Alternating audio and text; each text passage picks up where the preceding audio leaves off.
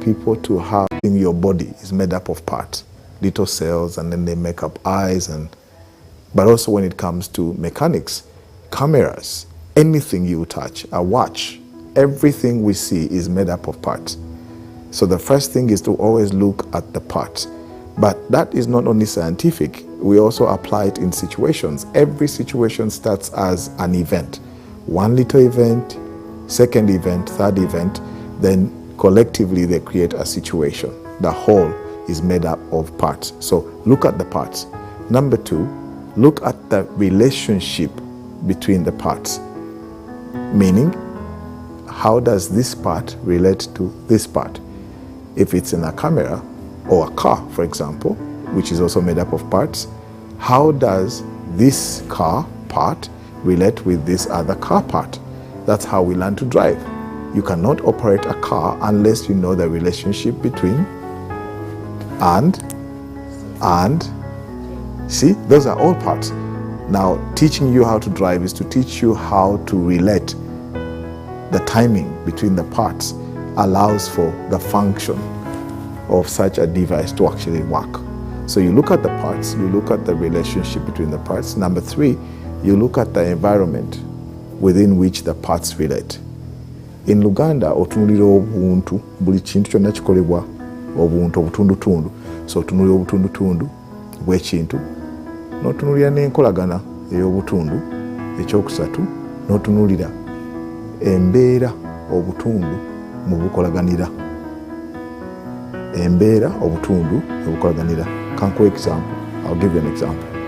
You imagine you've seen a beautiful girl. You're in a taxi. She's beautiful. You could say, yeah, she's beautiful and move on. That's one event. It's a part. However, if you decide to stop the taxi man and say, stop there, and you walk back to meet the girl, hello, my name is so-and-so. That's a second part. Before you know it, you've created a third event. Then there's a situation. She's your girlfriend, but you're married. Oops. You're married, but you don't also have what? Embeera, financially. The environment is not conducive for you to add another part to your relationship that you already have with too many other parts. Your kids, your mom who stays with you, and your wife. Now you're adding another part and you're creating a relationship within an environment that is not sustainable. You see? So you look at the parts, you look at the relationship between the parts, you look at the environment within which the parts relate. Now, what's the fourth dimension? The fourth dimension is about you putting yourself in the shoe of somebody or a situation, then remove yourself. Then you put others in that situation, then remove them, then stand back and observe how your mind creates solutions. Those are too many words. The simplest of words would be, think of what if. What if? What if this girl that I add to the part in a relationship of a new environment that makes me a side XY, perhaps if that happens, it causes XYZ, then what do? I get into problems. My wife discovers that XY is happening. And perhaps part of the money we've been as a family comes from my wife. She has a better job than. Then now you have a situation where the other girl now is not interested in you. So it's now our thief. So before you start to talk to the girl out of the taxi, stop back. Look at the parts, look at the relationship between the parts, look at the environment, then say, what if that what if in Uganda is watya. Watya ngo mwana onandetedde ebizibu. That thought of watya is what causes you to be fearful, okutya, nootya. And then what happens? You let go, you stay in your taxi and continue to your destination. So what have you done? You've solved a problem before it even began, because that problem is what you call a situation that takes place after a series of events that you did not intend, but you were just acting emotionally on your feelings, and now they become a burden on you. And therefore your vision, your intentions, which is the fifth dimension, what do you intend? Mu Luganda kyekinyumenyo bagamba ogenderera ki? Kiki kyogenderera? So let's go back to our situation where you brought in a side friend into the relationship. So I would ask you, if that's the fifth dimension of intention, what did you intend? Wabadde ogenderera ki? Mu Luganda, the word okugenderera comes from the word okugenda, which is a verb. It's a doing word. The thought and action are related. So if you are seated in that taxi using critical thinking, the 5 tools, you know what you will say? What is my intention? Okwesanyusa oba mirembe mu maka gange. You see how that is different? So what if I bring in this woman, okwesanyusa, will it also add emirembe to me? If the answer is no, then ekigendererwa kyo si kyakwesanyusa but mirembe. Therefore, let the girl go. Continue in your taxi. That's a very simple situation that can turn ugly, and a lot of people's lives have become havoc to themselves simply because they didn't have tools to allow them to assess and achieve the intended outcome. Critical thinking, 5 parts, 5 dimensions. Can we repeat them? Number 1, look at the parts. Look at the relationship between the parts. Look at the environment or context within which the parts relate. Ask yourself, what if? Intention is basically your feeling. How do you feel? Because also feelings are feedback mechanism. And always remember, every time you think about the 5th dimension, think of this scary thought. What you make others feel is what you mean to them. Think about it critically.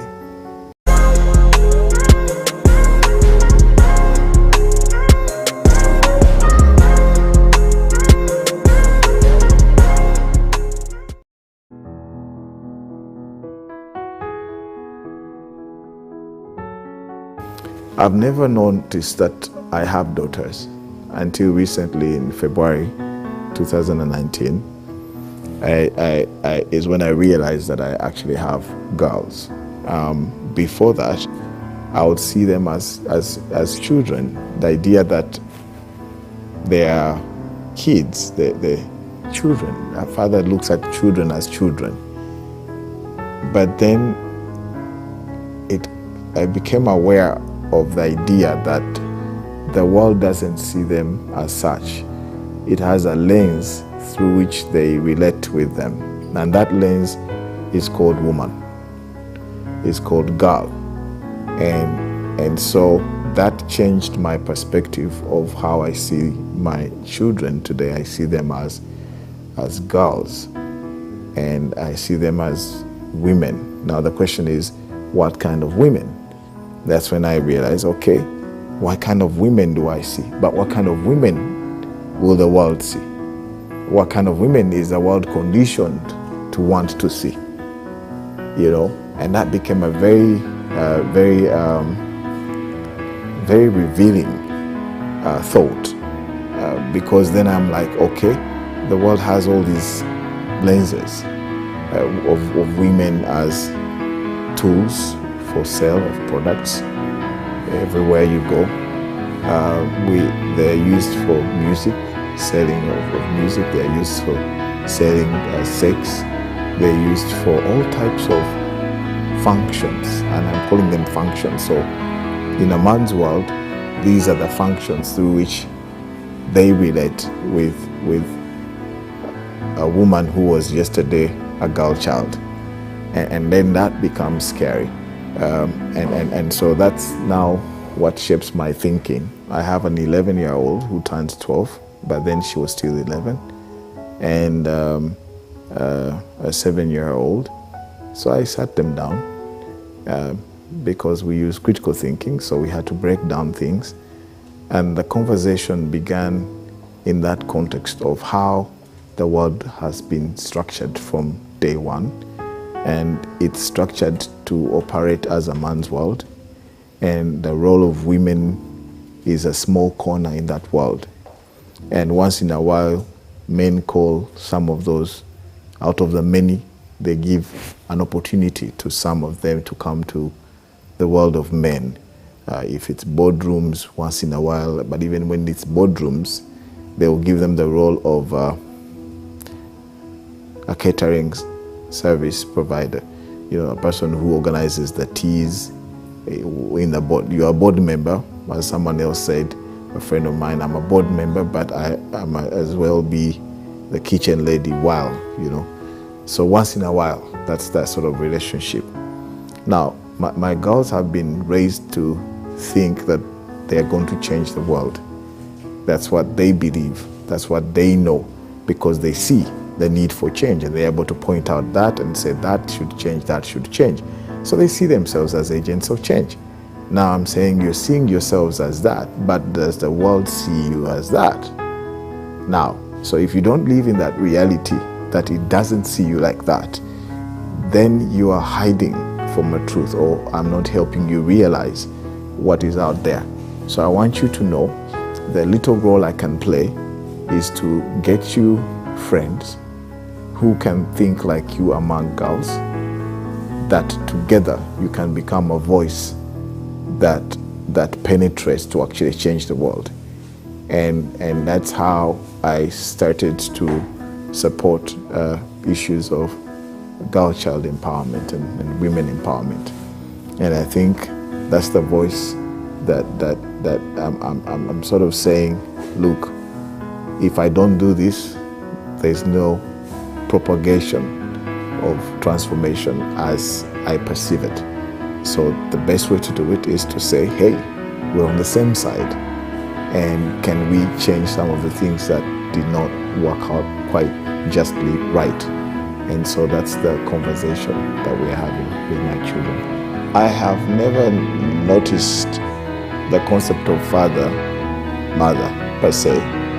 My relationship has always been about me aligning myself to a force that I think is more universal and broader than the context of the biological context of who are responsible for putting your biological form together.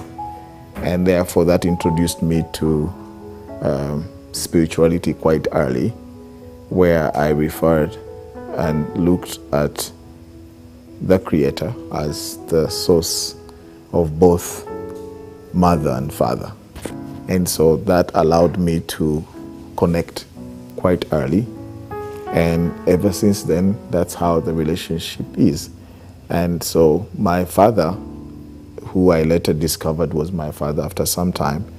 This is the biological father now? That's the body form father. And therefore I am like, oh, okay, so I can account for the idea that this body form carries the body type of that particular person. But as for my mom, I spent most of my first 5-10 years with her. But again, we were not close. We became close more when I started my journey to Nairobi and start a few of the passions I had. And I saw a different side of herself, which was a side of always, with the little she had, she could always, work towards ensuring. Like one time she got on a bus, she got a taxi to pursue a bus, an Akamba bus, because she knew I only had money to take me to Nairobi, but I didn't have pocket money for any emergency.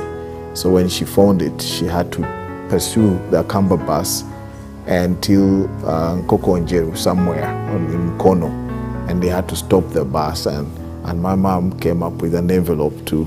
That's the first time I realized, oh, my mom cares. But before, she was struggling with the idea that this is a young man who has no father, and therefore the relationship wasn't really lovey-dovey. And so that was my first introduction of her as a mother, was when I was about 17 years. So as I said before, the biological dimension of myself in relation to the question you asked is limited. that I can't speak of it that much. I never thought of my mom as a person who doesn't care. And neither did I think of her as a person who cares. As I mentioned before, that side of myself was blocked. I had no opinion for both. And it was funny because the other source I was tapping in sort of fulfilled both sides. The female side of nurturing and love, I could feel it through that force. I could also feel that masculine sense of direction and purpose and being driven and intention and stuff. I could feel that strongly. So I developed both sides, but not through the biological parent. And I could also find elements of a mother in other people that were not directly related to me. One particular person comes to mind, a lady, my mother, Muchala Luwama, we call her Mami Robina, in the orphanage where I later on grew up. And I could see the other dimension of that. And that was even more powerful because it wasn't conditioned on biological relationship. Therefore, it introduced me to the idea that love is a universal sort of force. And so, yeah, that's how I relate with that body of knowledge. My daughter lives in a different dispensation than I did. And therefore, perhaps the tools of my upbringing might not be practical for her. So rather than giving her that, I thought that perhaps I need to give her something that is more user-friendly for the generation coming. Something that she can use, but also quickly pass on, and it becomes timeless. And so I'm not raising my girls to be great workers. No, I'm raising them to be great thinkers. That's all. I think in this information age, yeah, you don't want to get your children to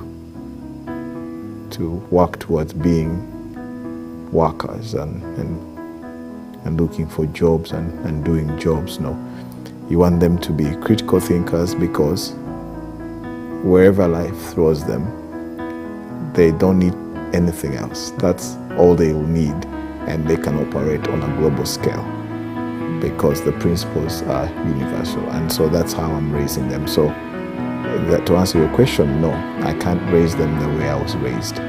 It's absolute. It's a gone thing. I benefited from it to the extent that it's created and shaped my thinking. But a lot of my thinking is shaped with the future in mind. And I draw only from history beyond my history. So I read very widely from the Battle of Hastings in 1066 and its impact on the world. I read about the 1681, the laws in America that created. I read about aggregate efficiency in relation to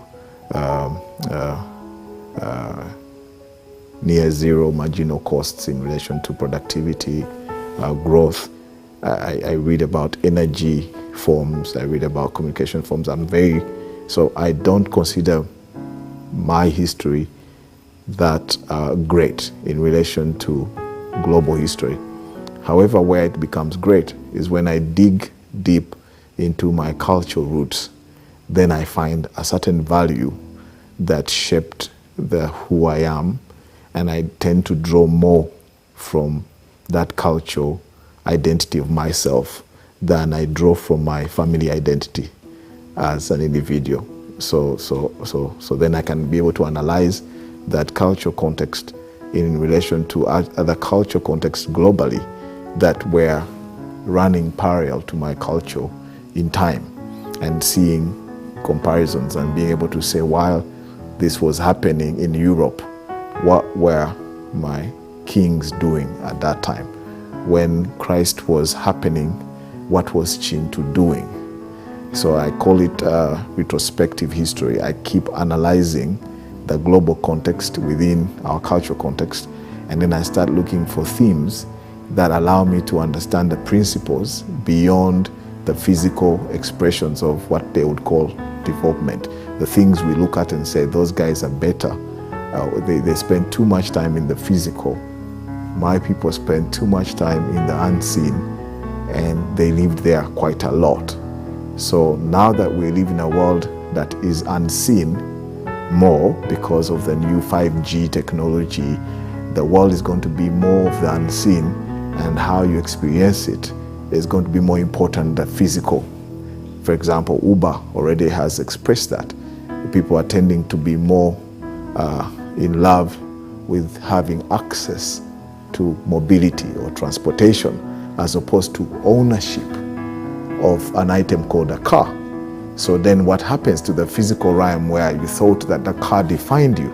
So that's from the perspective of Western history. The physical manifestation of their greatness dwelled within the physical realm quite a lot. And in Africa, the spiritual stayed deeply embedded in our psyche, in our music, in our expressions of forms of expressions. And now that we are in a world where it's 5G, then the African spirit is going to become the spiritual property, whereas theirs was intellectual property. So you see now, intellectual property protection, Africa, spiritual property protection. And that's where the future is. That's 5G. That's critical thinking. That's where I'm more focused on. Yeah. So I draw from my history, but not simply from my 1977 to this Kawesa. That's too narrow to sort of bring context.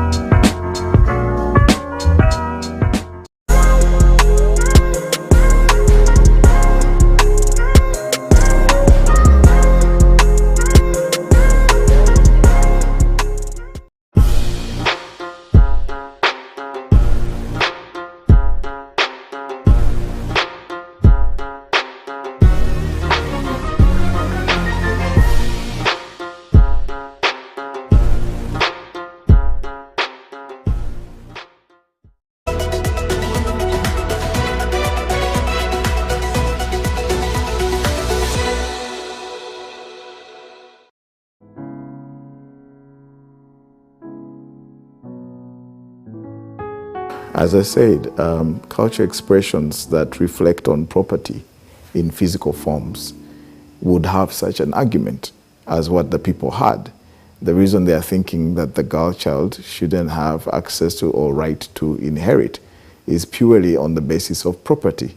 The idea that she would marry somebody and therefore property loses ownership through the male seed is what society is fighting for, which goes back to the historical construct of the world through the male dominancy. And so I understand that. I understand how they would feel about that. But on the other side, when you come to spiritual property, where it's not intellectual property, then what you're inheriting was already done. That gentleman, the prime minister you mentioned, had already transplanted his mind into the daughter. And that's the greatest transfer. That's the spiritual property I'm talking about, which then now resides in that girl, and he is able to account for it and say, that's the one that should therefore take all, because everything else can fit in.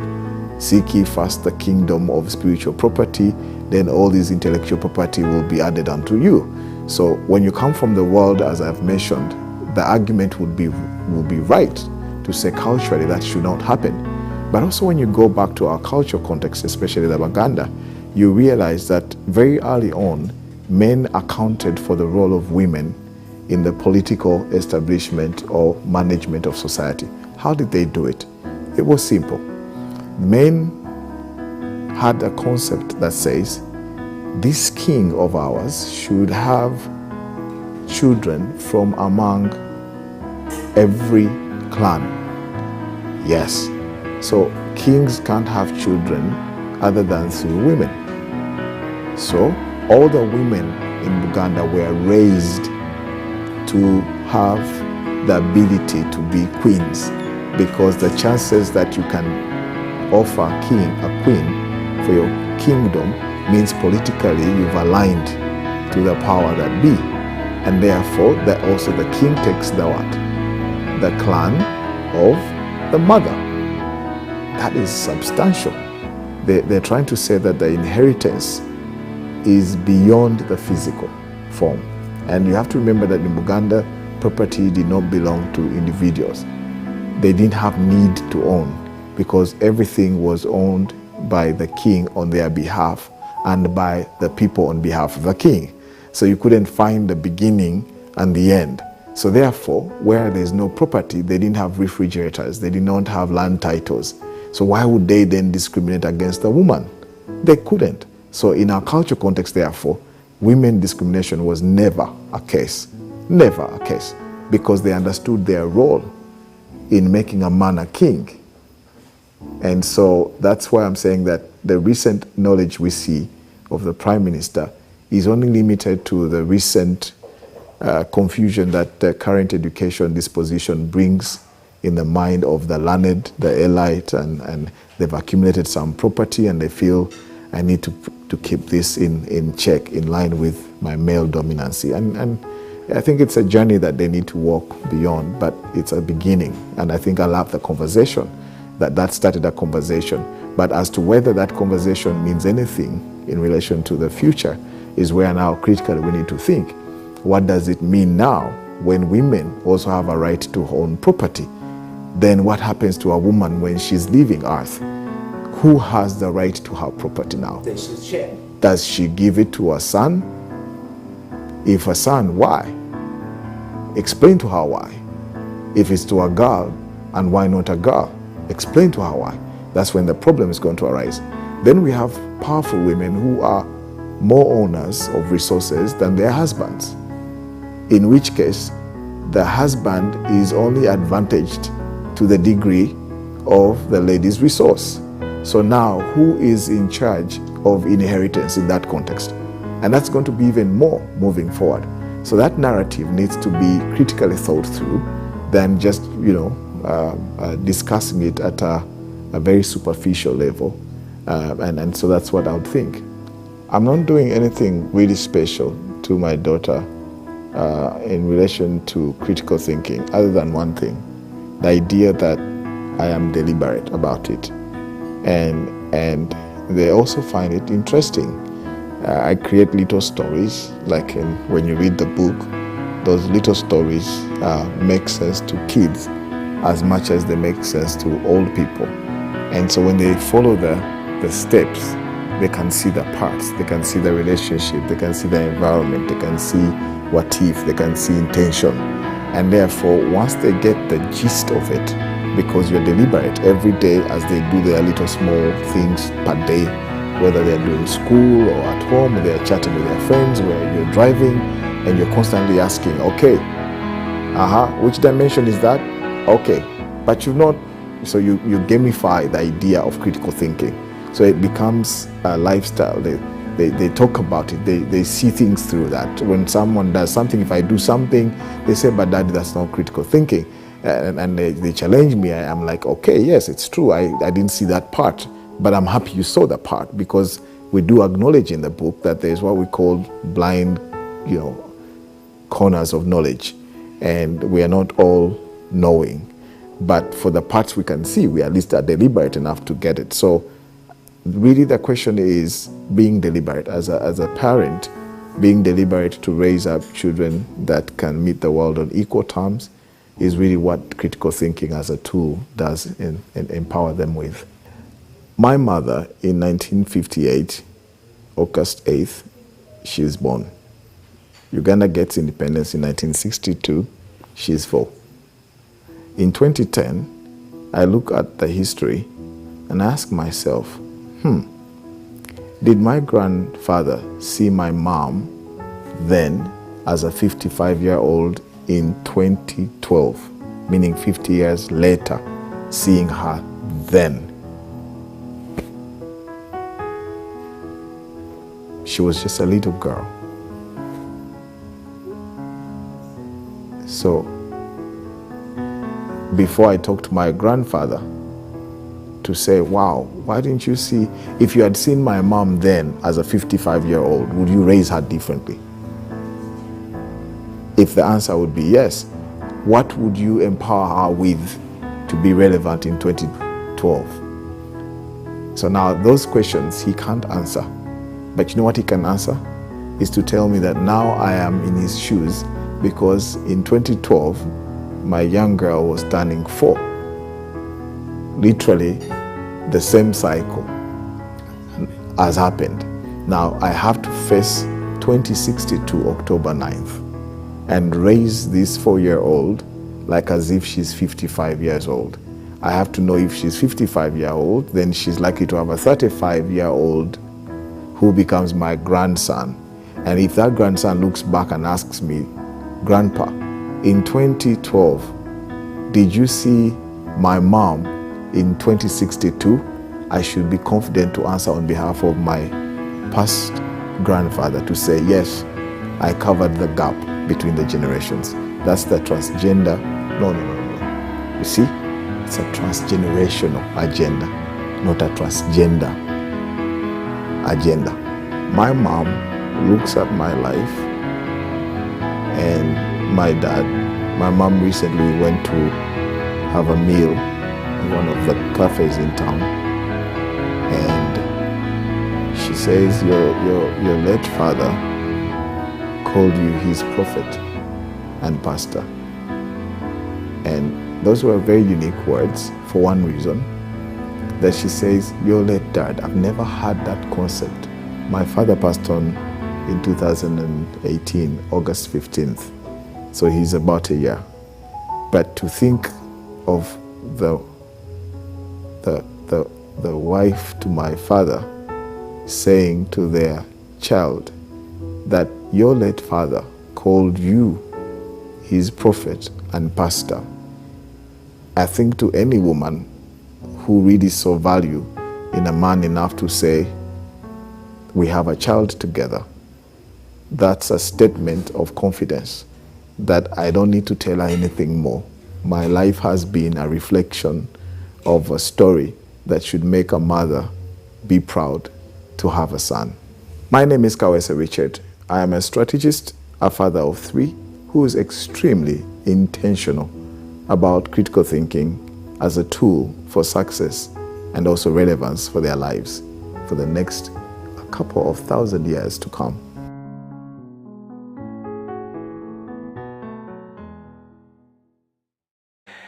Hello guys, welcome to my video this week where I get to talk about health and fitness for you and for me and everyone out there in this pandemic situation all across the world.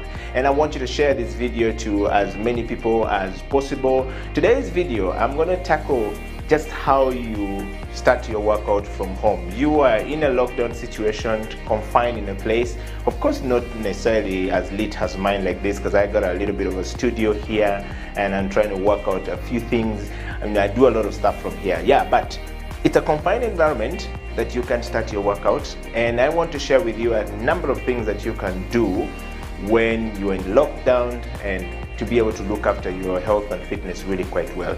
Now, without any further ado, today's video, I want to focus more on number 1, how do I do the workout from home? For example, we're going to just do everything about jumping jacks, and jumping jacks exercise using your body posture and using your body weight to actually really work out. But more so, I'm going to be focusing on what we call cardiorespiratory capacity. So the cardiorespiratory capacity is really the ability of our body to take in oxygen, which is respiration, use that oxygen at the cell levels, which is circulation of oxygen to the rest of the skin walls or body walls or to the rest of the body. And that oxygen and the circulation is used at the cellular level, which is the conversion of food to energy, what scientifically we call bioenergetics, right? And the bioenergetics, when you go deep down in it, is going to be something that we will refer to as glycogen levels, okay, energy levels. Now, the virus affects you in so many ways, okay? And the virus we're talking about, just like most viruses that come, affects a person from the lungs. And this particular one is affecting our really red blood cells, capacity of oxygen flow, distribution and stuff like that. And as well as, the fluid path in the body, okay? What we say that if your body breaks down the fluid, of course, if the electrolytes in the body is not functioning very well, then the electrons that a body are wired with a lot of electricity, so signals are not moving, so somehow fluids are going to break down and you don't know what's going to go, and before you know it, we're in like a situation called mucus and all this other stuff. But this video is really to help you build that capacity from the confinement of your sitting room or your living room or your, one bedroom apartment. And so I start this video by just warming up.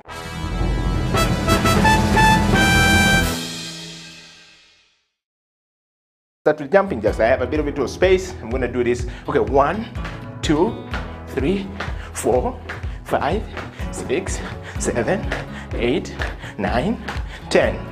1, 2, 3, 4, 5, 6, 7, 8, 9, 10, 20. 1, 2, 3, 4, 5, 6, 7, 8, 9, 10, 30. 1, 2, 3, 4, 5, 6, 7, 8, 9, 10, 40. 1, 2, 3, 4, 5, 6, 7, 8, 9, 10, 40. 1, 2, 3, 4, 5, 6, 7, 8, 9, 10. Okay, so I've done 50 jumping jacks.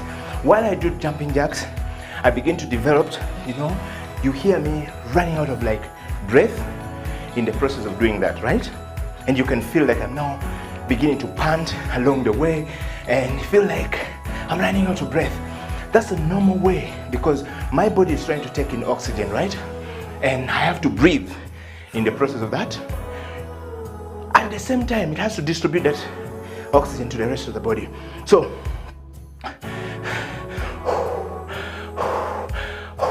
some people will be breathing like that, right? Now I'm just helping you build that capacity, right? So that's the first set. Now to build that capacity using just jumping jacks, you can do this from home, guys, and you can begin to build your capacity. Assuming tomorrow there's no movement because coronavirus, everybody's saying stay inside. Some people are going to run mad, and these are some of the things that you can do for yourself and to build that capacity. Okay, so I'm trying to increase the capacity of my lungs, okay? The capacity of my chest to my lungs, first of all, to take in a lot of oxygen, all right? And do a physical exercise. There is no better way for us to do this to be able to survive from coronavirus. Short of this, we're gonna go down very quickly, down the path very quickly. All right, so you're gonna do this 3 sets. So that was the first set. We're gonna do the second set, okay? Jumping jacks all the way up to 50. Simple. You can start with 25, 3 sets, okay? 25, counting 1, 2, 3 to 25 while you do it. That's 1 set. Counting 1, 2, 3 again, 25, 2 sets. 1, 2, 3 up to 25, 3 sets. Take a bit, okay? In between, have a moment, just gather some breath a little bit, recover, and then go back again. So we're gonna do this, all right? Second set, ready to go? Jumping jacks is the focus of the workout today. And again, I'm just helping you build the capacity of your lung. While we do jumping jacks, you notice that my muscles are moving, okay? So my shoulders are moving, right? Because I do this to allow the capacity. The lat muscles, these muscles here are moving. They're expanding and contracting, expanding, contracting, right? Now, when they expand and contract, I'm helping my muscles to build capacity. Right? So the more I give it like this, the more space is going to be in my veins for my body to continue taking oxygen and the flow, flow of blood to the rest of the body, making it much easier for circulation and respiration to happen normally, okay? While I do that, I build what we call, increase my metabolism so that the rate at which the food is going to burn from my body is also faster. But the one most important thing that we need to do is that our body develops new cells every single time we do exercise. Right, guys? So let's go back to the second set and then I'll come back and explain the third set. Ready? 1, 2, 3, we go. The reason why we're counting 1, 2, 3, we go is because mentally you need to prepare yourself for what you're going to do. Okay, so mentally you prepare it, physically you activate. You get it? So 3, 2, 1, we go. 1, 2, 3, 4, 5, 6, 7, 8, 9, 10, 11, 12, 13, 14, 15, 16, 17, 18, 19, 20, 21, 22, 23, 24, 25, 26, 27, 28, 29, 30, 31, 32, 33, 34, 35, 36, 37, 38, 39, 40, 41, 42, 43, 44, 45, 46, 47, 48, 49, 50. All right, that's a 2 sets. As you can hear, I'm breathing hard, and you can hear that I'm breathing hard. Again, we're just a warm up, but it's going to help us build a lot more capacity in the chest. You're going to start feeling like your chest is having some weight, or there's something going on, right? There's a burn, you're running out of oxygen. Sometimes you're going to feel some bit of headache, all right? You know, headache, you know, headache coming. And so that headache, when it starts to come, you begin to feel like it's just a normal process. Your body is trying to adjust to, you know, taking in oxygen, circulation of that to the rest of the body. There's a normal process of you building oxygen flow. All right, ready? So we've done the second one. All right, now we're going to go back to the third set. The third set is where the real workout is. All right, is where the real workout is. The real workout has never been on the first set. It's always on the third set. Third set is preparation, and you can do this up to the 10th set. Ready? Let's go.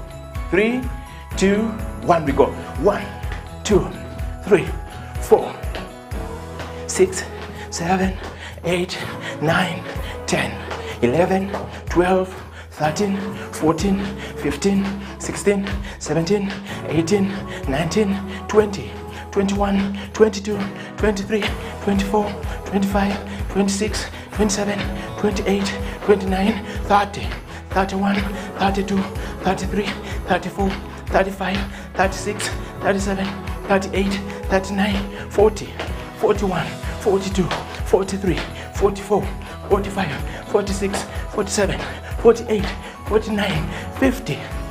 That's 150 times I've been doing jumping jacks. Now, how many of us are able to do jumping jacks up to 50 or 150? That's the number of times I have exercised my heart muscles, okay? All right? That's the number of times I've worked my shoulders, okay? That's the number of times I've created space. That's the number of times I am expanding and contracting, all right? That's just one set of the workout, one type of the workout, just using that called the jumping jacks. So you can start from the jumping jacks position and do up to 10 sets. So I've done that. Again, you can do this from home, and you can make sure that your workout is effectively done from home if you're concentrating. So you must concentrate during the workout. All right, guys? So I'm going to take you to the last set of the jumping jacks, all right? And then that will be a wrap for today. I know this video shouldn't be long. Share your comments, your kisses, and your disses. I want you to subscribe to my channel and actually make sure that you share this video as far as possible, as wide, because we're in a corona situation. Coronavirus affects the lungs of a person, and so we really need to build our capacity now than ever before. Now, if you have been doing this and you get to corona and you get attacked by coronavirus or you contract a disease, you need to get back to working out. It is worse when you're not doing any physical work exercise at all. You get it? All right, let's go, guys. 1, 2, 3, 4, 5, 7, 8, 9, 10. Get better. 1, 2, 3, 4, 5, 6, 7, 8, 9, 10. Let's go. 1, 2, 3, 4, 5, 6, 7, 8, 9, 10. That's 30. 1, 2, 3, 4, 5, 6, 7, 8, 9, 10. 40. 1, 2, 3, 4, 5, 6, 7, 8, 9, 10. 50. All right, it's a wrap for today, and I want to say thank you very much for joining in. Look out for my next video coming next, when I focus on a different part of the body, but just showing you what you can do home, what you can do in the comfort of your sitting room going forward, and how you can actually navigate the disease called coronavirus and stay focused. Please remember, no one can ever make money when they're sick, and neither can you wake up in the morning to enjoy your money when you're sick. Nor can your money save you when you're sick. But there's one thing you can do. One thing you can do is to always be fit so that you can enjoy your money. All right, guys? Again, I leave it with this. I always say this. There are two combinations you cannot have in life. Two combinations that you shouldn't have in life. Two combinations you should never have in life. One, you cannot be unfit and broke. You cannot be unfit and broke. You cannot be unfit and poor. God will reject you. You get it? Thank you very much. Until the next video, share it far and wide, and reach out to me. My Twitter handle is @AudioKiller. Please reach out to me, write to me. Please reach out to me. My Twitter handle is @IamAudioKiller. @IamAudioKiller. Write to me and tell me your story and how you're doing. And you can reach out to me on my Twitter. Just go to my Twitter. My Twitter handle is my Twitter handle. Please follow me on Twitter, on Facebook, and on YouTube. Of course, my Twitter handle is @IamAudioKiller is my Twitter handle. Please follow me on that one. And of course, on Facebook, go to Okilla Fitness and be a part of that family growing big and better. Okilla Fitness is the page, of course, on Facebook. And of course, on YouTube, go and subscribe to my channel, which is Okilla Fitness. And I will be sharing a lot more information there. Until next time, stay blessed and stay focused to your health and fitness.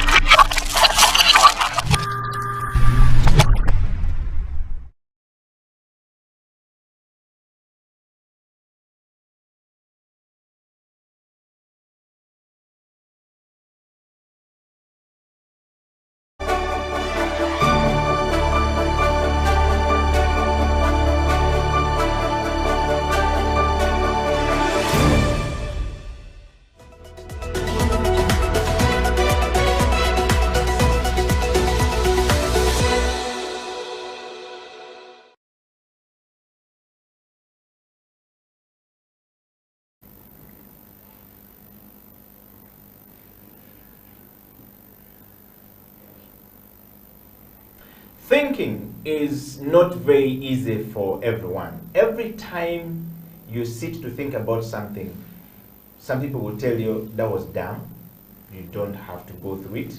And some people will tell you, or maybe, have you ever thought about thinking of something and you don't find a space or where to sit and do something? And maybe even your father doesn't allow you to have the garage at home, or even sitting under the tree at home, or in the kitchen to try and create something. And then they say you are not being sharp, you're not thinking out of the box. But the problem is, everybody needs somewhere and where to actually start the thinking process. Ladies and gentlemen, the thinking space in Uganda is very narrow for a creative. Have you seen these guys who have cornrows walking on the street with a backpack, and then everybody thinks that they are mad? They enter a restaurant and everyone says, you know, like Alex Mukulu, please vayo, or something happens. So today on the Creative Industry Talk, we're talking about spaces and places where people who think and create things can go and actually have a place for them to do something. Well, those places are usually not very, very much available. We don't know whether it's only in Uganda, but it seems to be the case in Kenya, in Rwanda, in Burundi, in Africa, in Europe, and everywhere. Young people are often described as crazy people. Discussing and dismantling this topic on the show today are a group of people who have done it. Ladies and gentlemen, all the way from France back to Uganda. The last time was saying light on, just light here. Is Stella Atam. Stella, welcome back to the show. Thank you very much. First of all, welcome home. Thank you. I'm happy to be back home. I'm happy to be live in the studio. Yes. Not lights on, left, right, center. Yes. I'm so happy. And of course, the judger of camera work in Uganda, the judger of film, the judger, the man who set the bar. You know, he appeared on the show last week, and I was told that, did you remember that we used to be paid 25,000 shillings for camera work? And we went from 25 to 50,000, from 50,000 to 100,000 to, you know, and then one time Musta chucked a wire for everyone on the set and says, going forward from this set, I want 300,000. You don't have it, you don't call me. That's how the camera people started being paid. Now we have 500, we have 300, we have 500 and infinity. That's why we call him the judger of camera. Musta, welcome back to the program. What an introduction. Yes, yes. And then so you appeared on the show last week and everyone was saying, yeah, your description was right. Musta is really the judger. Every camera person seems to think that you set the record right for them. But there were many people before you who did camera work. Yes. But we are comfortable at 25,000. Including myself. 25K was order to pay. But welcome back to the show. Thank you. And ladies and gentlemen, we want to hear a different perspective all the way from Paris. The one and only Noah Robin, who is also an engineer for textile design in France. She's a student in one of the universities in France. Here with Stella Tal on a project. And of course, she's going to be doing something amazing with Stella. Noah, welcome to the program. Thank you so much for having me. Bonjour, ça va? Bonjour. Ça va bien? we don't want Stella to start. The way Stella is sitting, she might start speaking French when we're here, but we are lucky to have you on the show. I'm so glad to be here. Thanks for having me. You're welcome. And so, guys, this is called the Creative Industry Talk, where we have a discussion about the creativity and the creative minds in Uganda. And today on the program, we want to start this program from a very interesting note. Most of you appeared on the show last week, and we're talking about creative spaces in Uganda and the future of the creative spaces in Uganda. For the very first time in the history of Uganda, we have a creative space, or we're beginning to think of creative spaces. Yes, we've had National Theatre, we've had the amphitheaters, this is where people go to showcase their work. This is where people go to do the drama and the plays. For those who are in the playwrights, for those who are in the, acting business. Now, for those who are singing, they don't even have places to go to think, first of all. Those who are doing camera work found themselves doing it inside their bedrooms. But there has never been a space for somebody to say, you know what, I want to create something where I'm thinking I'm crazy. Everybody is born with the DNA of creativity in them. It is only when we allow them to practice them that they come out. So last week on the show, we've received enormous over 500, responses on Facebook Live, on Facebook Messenger, making references. All sorts of emotions came out from the last week's show. And everybody was talking about the camera. You talked about it. If there was a space for them to go and sit about the pay of the camera operators in Uganda. Somebody talked about, they always call us the cameraman. I don't want somebody to ever call me a cameraman. I'm a camera operator. And could there be a space for us to discuss this thing? And Musta knows this very well. When you're a camera operator and it says a cameraman on the show, if you call this gentleman running the cameras here as cameramen, literally for a common person is understandable, but they don't just sit there and hold the camera as a man, they operate the camera. So, but there's no space for these people to sit and have a discussion about their fees, about the things they want to do. So that's a recap of what happened last week.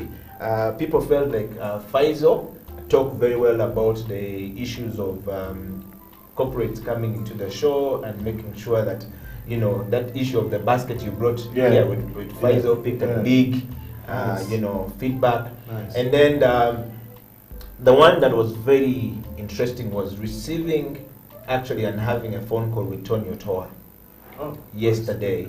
And the Stanbic Bank Business Incubation Limited or Incubator Limited had a very interesting review of the show, and Tony Otoa requested for us to have a piece of that and send it to him because you guys were making references, and I think that people are beginning to learn a lot from the discussion we had. Picking from there, Musta, the first question to you would be, what did you learn from the show last week, and how many people talked to you about last week? But just before we get into it, we're going to take a small break, and when we come back, we will dive into that conversation right away. Stay right there, Creative Industry Talk. We'll be right back after this break.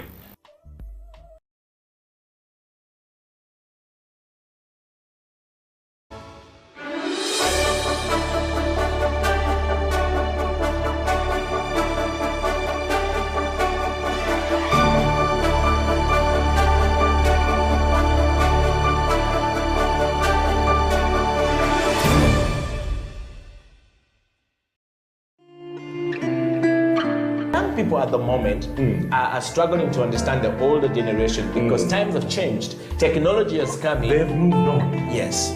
We're the ones sitting back and wondering, what is my child on to? TikTok has surpassed WhatsApp.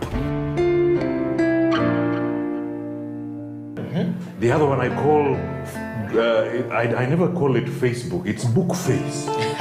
Why are you on Bookface? Dad, it's Facebook. Yes.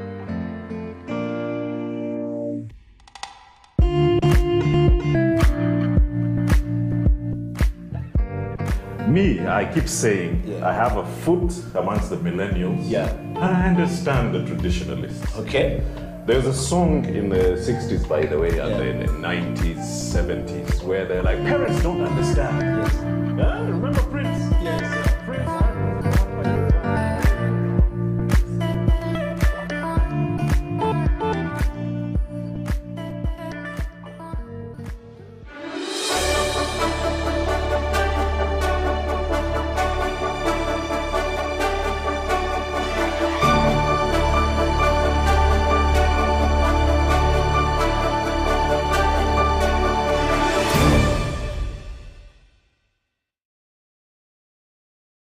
Okay. Yes. I want us to talk about the corporate entities, the corporate society. I mean, the money comes from there to the creative art.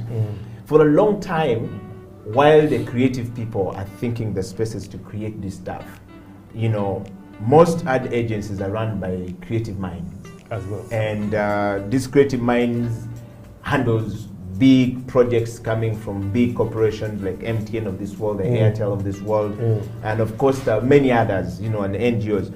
But quite often they don't quite appreciate the process of creativity. And if the creativity is not paid, is not rewarded by being paid, it becomes difficult for a creative person to even meet the bills of the process of creating or thinking creative, for whatever they are trying to do. How can we, with this new invention of the creative spaces now for creative minds, for people who think, for people who write, for people who are thinking, for people who are, inventors, to now be appreciated by creative people, by corporate people, by people who consume our product? How can we motivate them to say, look, you now need to pay this thing. I'm no longer, staying in my bedroom to create these things. I'm now sitting in this place where it's called an office, where I have a space. The rent Bills to in pay, there, bill to pay is this, and I need to pay this. How do we motivate these people, given this new, space that we now have, which is an investment in itself in the creative industry? I don't know. I think what we have to understand that the corporate world has not done justice to creativity. Yeah. Let's be honest. And yet they're the biggest beneficiaries. Yes, they are the biggest beneficiaries. And for me, my observation over these past 15 years I've worked in the arts, I've not had a very successful engagement with any corporate company. Why? Because first of all, they follow populism.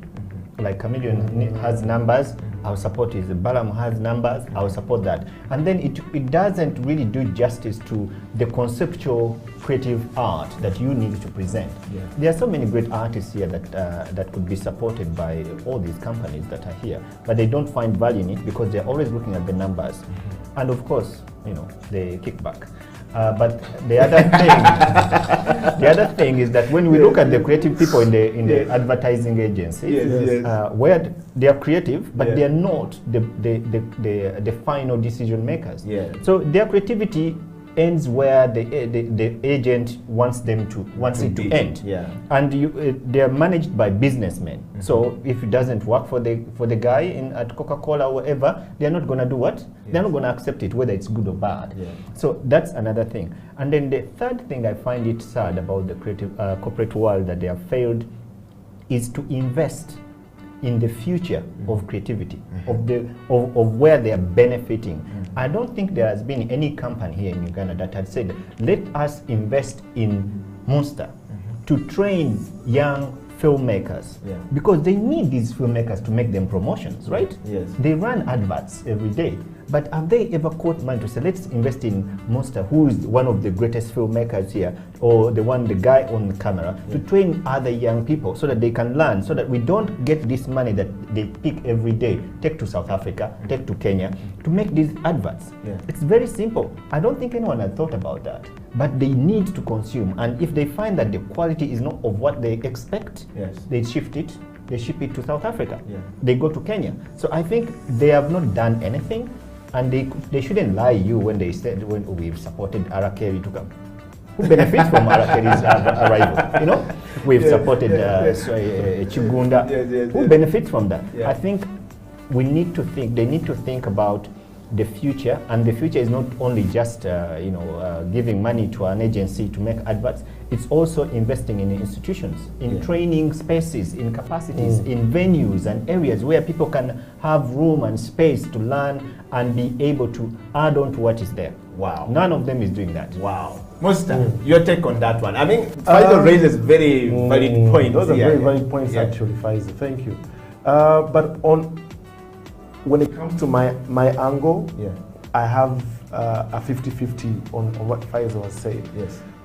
There's a lot of information out there, as for we creatives to consume, or to any other Ugandan, by the way, to consume. I can give you an example of the Stanbic incubator. Yes. That's something that we registered for this year as Ebony Heights, and we are attending. The course, and it's amazing. It has opened our eyes to so many things that we did not even think about. Even us, when we're responding or talking to them, we tell them things and they're like, oh, wait a minute, because I think we're the only filmmakers there. I don't know if there's any other that has been there before, but at least for this year, we're the ones there, and we're asking them or telling them things that they had not put into consideration, especially when it comes to our sort of business. So it's amazing. All the creatives should actually think of such courses. It's free. It's free, and we've learned so much from it. That's one. Two, the corporate world itself have got a way they do things that might not be applicable to most of us in the industry. One, most of them want to work with an institution, or let's say a registered company. They want to come to Faisal, and Faisal is Bayimba, but they want to talk to him as Bayimba. You know what I'm saying? So there's a way they do their things because of probably how their structure is designed.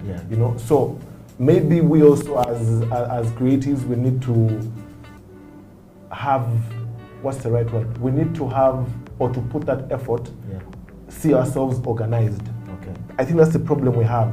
We're everywhere. And nowhere. And nowhere at the same time. When Faisal suggests that, hey guys, I have given you a week, come to the island, let's brainstorm about how we can make these things work. One is going to go like, I don't know if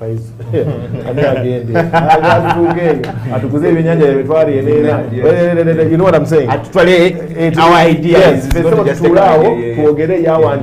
goes whatever. You see it. So we've got all these kind of hurdles. And I think why the corporates are probably not even coming in to give a hand is because they don't even know where to start from. They don't know what to do.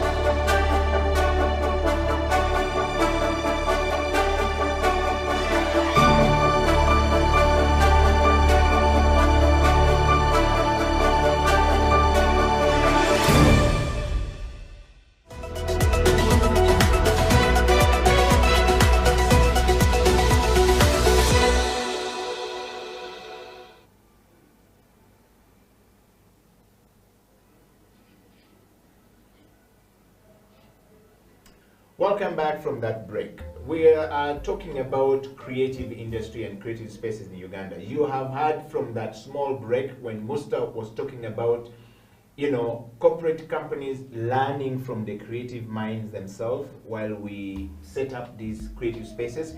And you've heard from Faisal talking about they need to join in now. So as a corporate company, you don't want to come much later when we have moved many steps forward. Faisal said you will find no space in our creative spaces to create your work. So Stella, Faisal, and Noah, welcome back to the program. I want to just go straight to Musta from where we started. A lot of comments came in for you from last week. What did you learn from the discussion last week? One, I learned that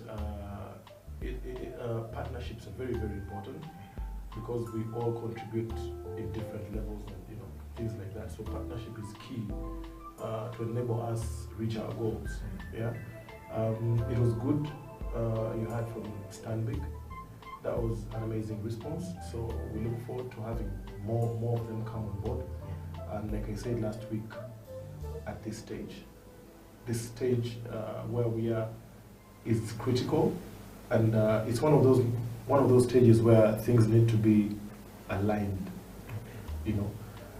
Align better for a much better future and better results. Yeah. So if they come on board, we know that where we find or where we have hurdles, we have different teams of people, not just we, the creatives that thought of the plan. Because you see what happens is this: all these things that most of us as creatives do have come up as a hobby. Yeah.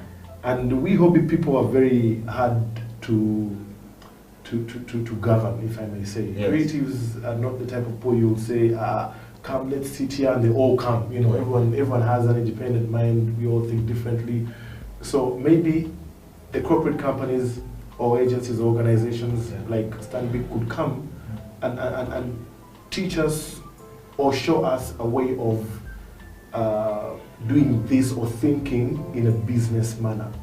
It's very, very important. There's nothing as odd as you having very good works out there, but you saw negatives financially. Yeah. These things kind of like have to balance. It's very, very important. I'm telling you. Yes. Like your name is all over the place, but unfortunately you don't probably look the part or anything. So it's very important that when they come on board now, they also teach us, like I was talking about the study how we guys went there, and we've learned quite a lot from there. Yeah. So this is us now trying to balance the hobbies that we have and trying to see that the bank balances. We monetize or get the skill of looking at it as a business. Yeah.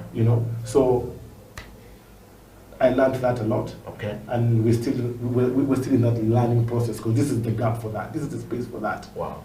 So anything beyond this, then it will be hard for them to come. And then that means we have to go back and realign a couple of things, which then becomes a problem. Okay. Yes. And when you came on the show last time, you were still in prison. You are now free from prison. Yes. Ugandans are free from prison. Yes. And Stella, welcome to the program. We just want to have a small, part from you. You watched the show last week. If you were not running, we're talking about creative spaces. What do you think about creative spaces in Uganda, Stella? The new idea that there is a place I can go to as a creative mind and sit and create, or go to, for example, you as Stella, you find a place with a table already put there for you. You have a paintbrush already, everything is set there. You're just going to enter. You don't have to think about, I need to get 5K to buy this thing, or 10K or 20K. The masters of this place, of the creative spaces, as inventors, have already put these things in place. All you're going to do is sit paint your thing, try your ideas there before you can go out and actually make it bigger. What do you think about the idea? I think I like the idea and the fact that before we had the National Theatre, but then the National Theatre, it was just a plain place given to us behind. There was nothing actually like maybe materials for different creatives. It was just an empty space. But then if we come up with the spaces, like he said, he's created one. Yeah. I think that's a very good way of helping out the creatives. And if it is already installed with everything, all the equipment that is needed, yeah. I think it's going to attract and it's going to motivate a lot of creatives to think even more, think out of the box. Yeah. Personally, I hate working from home, much as I have my studio at home. Yeah. But if I'm not on the machine, if I'm just doing my other work, like sketching, yeah. I really want to be outside my house because I need that thinking outside my house. It gives you like a lot of creativity when you're in this space that is, you see a lot of things around you, yeah. And your mind definitely changes. There's more of thinking, okay, I wanted to do this, but with all this around me, it gives me more opportunity. And the people you find there, you share like knowledge. Yes. You help each other, and that helps us like to grow and perfect and become more creative because we have like assistance of other mindsets behind us. Wow. I wanted to go to France, to my little sister from France. Noah, you are a creative mind straight out of France. Yeah. Are there creative spaces in France? Yeah, sure. How do they look like? I mean, there is like different creative space. I think there are like the technical creative space where like it's kind of like workshops where, for example, if you're a photographer, you can go develop your films, or if like you build chairs or furniture, you can go and people help you to cut your materials or blah, blah, blah. And there is the other place that is more co-working spaces with artists, like artist workshop, where like some artists rent a big space and they all have their little studio and they work to their own stuff and they communicate a lot between them. Wow. So, yeah, I will say like there is the technical part yeah. and the more like creative thinking, yeah. Okay. And so, how long have you guys had this thing? We're talking about the creative spaces in Uganda and all across the world. We're going to share ideas on this show, learning from you coming from France into Uganda and learning from Musta. Stella, you already told Stella. Stella now lives in France, so she can add to my story. Yes. We can't pull her back now, but we want to hear from you. So, how long have you guys had these kind of spaces that creatives go to? I mean, I just realized that those spaces exist when I started to be a student. So it's been like 5 years ago. I realized there is those space that exist. But I think like co-working, for example, like where like it's actually industry that decide to buy a space and make like offices for people to come work, like open offices. I think it's something that is kind of new. Like I would say 4 years ago, because it's like going into a little bit the American way of like open space, people like sharing ideas and stuff. There is this big how to say, like project that is like called the Fab Lab. So it's fabrication laboratory, like that's the contraction. And this is spaces like that looks like association where people come and there's like all the machine they want for working. Like for example a 3D printer or like I don't know how to say in English, but like you have like wood board and you want to like wood carving. Oh, wood carving. Yes. So all those machines, and there is like 1 or 2 people that know how to use those machines, and you come with a project like, okay, I want to make like a chair, and you're like, okay, that's the way, and they just help you to. So it's your idea, they just help you to use the machine and cut and make the chair that you've designed and come with? Wow, Musta. There's actually something like that, I think, here. There's one of these spaces as well. is it Design Hub? Design Hub. Design Hub. Yeah, yes. Design Hub I think has Industrial, something. yeah. Has Okay. something similar to that as well, Okay. where different, where other creatives, Yeah. say woodworks and stuff like that. Yeah. Recently, I also saw a video. I think Swans opened up, teamed up with them, and they opened up. I think a recording. Is it something to do with recording, Yes. recording studios, something Yes, like that? yes, yeah. Something to do with audio. Yeah. Yeah, so there's these kind of partnerships, and that kind of format is here. Yeah, Design Hub is doing something like that already. Okay. Yeah, so Okay. I guess Uganda is literally almost there. Yes. We're Yeah. not being left behind quite a lot. The last time we Uganda had, is what's the name? The lady from the French embassy. She said, Lucille. Lucille, the last time we had Lucille here on the show, Lucille said that they've actually realized that some of the things that we have in Uganda here, they don't have in France. And he Yeah. said it looked like you guys are actually way ahead of us Yeah. in some of these things. That's the true. creative industry and the cultural industry it seems to be way ahead of us in certain areas. But maybe we're just not being exposed to, go through it. But I want to go back to Noah briefly because we want to learn from you. We're talking about creative spaces, in Uganda and across the world. And particularly, Noah, if I am a young person like you, and they say young people are usually very crazy, they have too many ideas. Most are saying that you just see us with our backpack moving around, you don't understand us, we enter the restaurant, you think we are mad, but in that mad mind of mine, I'm trying to think about something.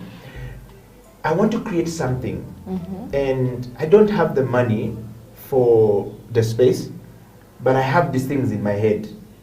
Is there that space in France that I can just walk to and sit, which is not called working space, but a place that I go, they have everything, I just sit and then think for like 2 hours or 3 hours without me thinking of rent or something. Does it exist? Like you mean if you're like a A student? space for me as a Separate creative, space. just allow me to think within Okay. my own space without me looking over my shoulder and somebody Yeah. says, excuse me, please move or something like that. I think like when you're a student and you're in a school, there is like places that are like created for you. Yeah. But if you're not in school and you just like want to create and just like think, like not being in practical like creation, like not like like Yeah, doing because you're machine. gonna have to think about it Yeah. before you go to the machine. Yeah. Yeah. Yeah, but also to add on that, Yeah. like in the middle of Paris, the mayor of Paris has a lot of spaces, free space for everyone who wants to come and do the creativity. Okay. There is room for everyone. You just come, sit, do your thing. There is internet. There is all the things you need. Okay. And there is also this big library, we call it, a library. Yeah, that is like the library of the Centre Pompidou, that is the museum Yeah. of like contemporary art, and they have like this big library where there is like a lot of books and a lot of like people So I can come go to there work. and research, do my Yeah. research on projects and Yeah. stuff like that. There is computers with internet access, Yeah. books from like, I don't know, like there is so many books. So most of here can, Yeah. say That's I want to go and do That's read something. about Yeah. film and Yeah. do this Yes. film and how people here do their stuff and their books are there. Yeah, there is like on biology, on cinema, on every topic you want. Like Yeah. that's crazy. And Wow. sometimes I go to do some research, and you can see it. Spend like all your day here. Yeah. It close at 10 or 11 p.m. So you can stay like long time. Wow. So And that's even nice. in the museums, Yeah. artists are allowed to go and you can go with your paints. You sit in the museum and then you do your painting. Wow. You are allowed to do that. I'm not sure if you can try that in a museum in Uganda. Let me ask Musta, do we have such spaces in Uganda where I don't think before you get bundled up by a security guard? I don't think we're at that level yet. I don't Yeah, think we're at yes. that level yet, but I think that sounds really interesting. Yeah. That actually has caught my eye when she mentioned about books and stuff like that. Yeah. Those are literally very good things to have for research purposes for the people that walk in. Yeah. And like I said, most of the people that are coming into, I'm really thinking a lot about the people that are coming into the industry. The Yeah. young guys that are new. Yeah. Like I said before, their creativity, their art is literally in a different, Yeah. quite different from, the way we do things, or the Yeah. way we think about things. Yeah. Yes, so ideally, I love that part, and maybe because of partnerships, all Yeah. that will be possible. Yeah. If we can have like the French embassy coming on board, for example, Yeah. Alliance Française. yeah, Alliance Française, and have things like that, Yeah. that's why I say partnerships will literally get us there. Yeah. You can imagine when you come to do your thing, there's books.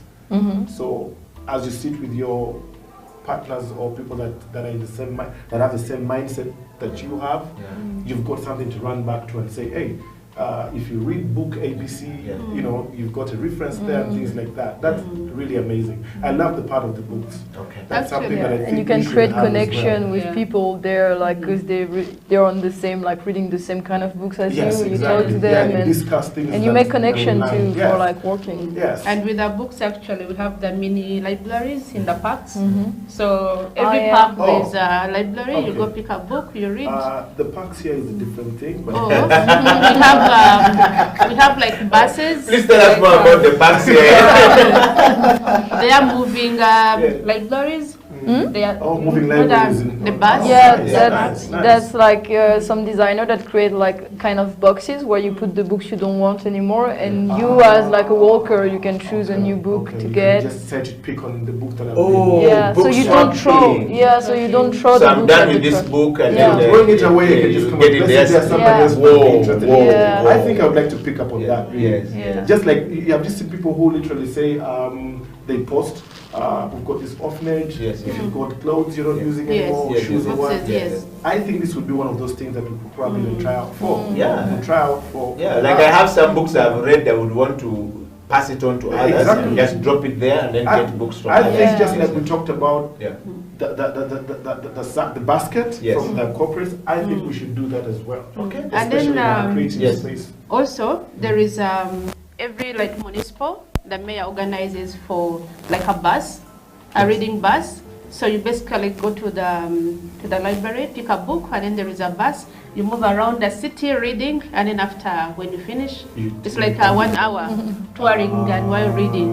So that could be Makes you like sick a for little even bit on the photographers. road. Yeah, photographers, Go so around, you're take taking pictures and stuff pictures. like that. Yes, talking about pictures, you know, recently, Yeah. you know, a couple But before you go there on the pictures, I mean, almost I just want to pick from you. Do you think this idea is good for us that here the guy might take off with the whole book in the bus and don't come back? No, it's a bus organized by, it could be by the standard bus yeah. tour. Yeah, it And that goes back to what you're talking about, Yes. you know, Tony. But I mean, I think the corporates are really learning something from us. Yeah. They even should be paying us for this show. Because They're giving good ideas. Yeah. having an MTN bus tour, reading Yes, bus. yes. Things like that usually help. And like she said, Yeah. she works home, but she thinks better when she's not in that Yes. zone. So Musta, why don't you know, come up with an idea with, like, say you who have just come out from the business Stanbic Incubator Limited to come up to state a bus, and let's do a bus test up here in Kampala and learning from these guys. That would you be know, awesome, actually. facilitated by That would the be by the really space. awesome. Yeah. And these are the kind of talks we're having, Yeah. or that we're set to have. Yeah. We've got actually quite a lot of ideas that.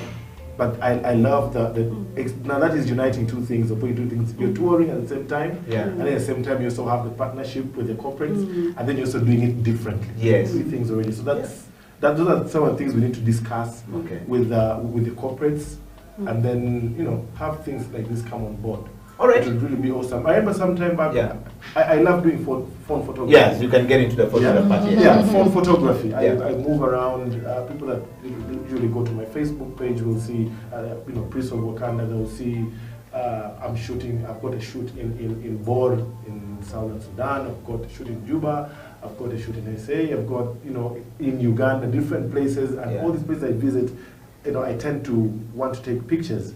So recently, after a very long time, I was taking a walk with my wife. Yeah. It had been ages since I last went to like Chikubo downtown, the taxi park. This is in a 42 lockdown. No. This is like 2 years ago before this whole mess came around. Okay. And then as I was busy taking pictures, everything was just wowing me. Oh, this is good.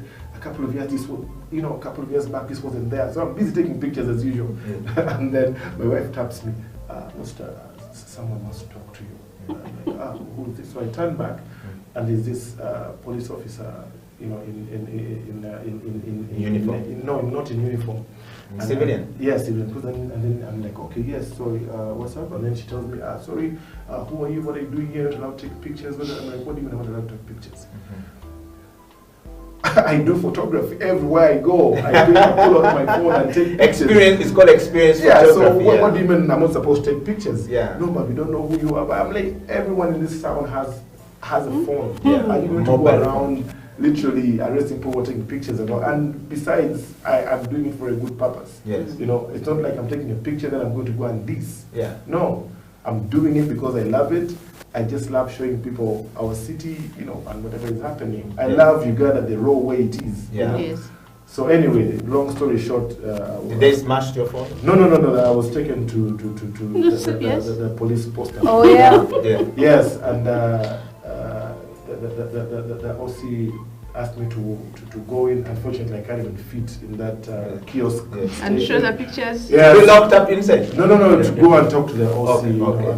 and I just asked him politely to come out because I can't literally fit in there.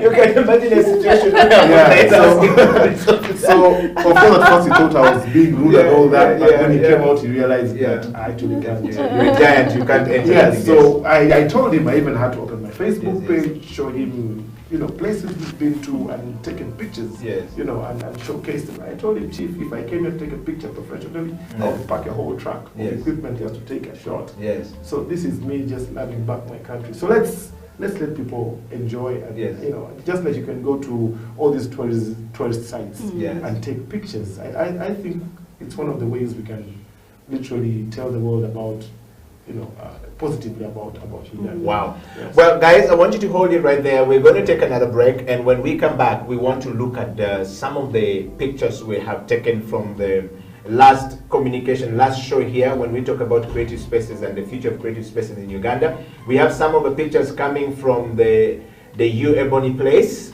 you know, the hub in industrial area right here in Kampala. You'll be able to see it all across the world. And of course, we want to check out the Lunkulu. Faizo Chiwewa is teaching today. He's not going to be with us, but we have Noah here from France, from France here. She's going to do some photography. She's also going to tell us some more about how the spaces in France is actually turning out for the young people. If you're 25, 20, you know, below, something like that, and here they don't give you space, please, you might want to listen to Stella Tal and Noah and Musta in this, you know, show. Otherwise, we'll be right back after this break. This is the Creative Unity Talk.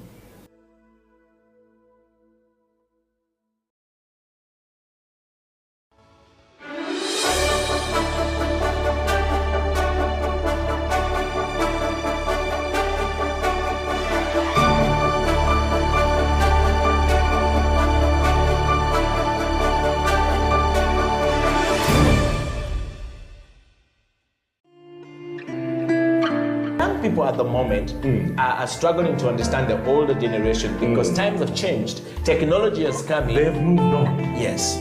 We're the ones sitting back and wondering, what is my child on to? TikTok has surpassed WhatsApp.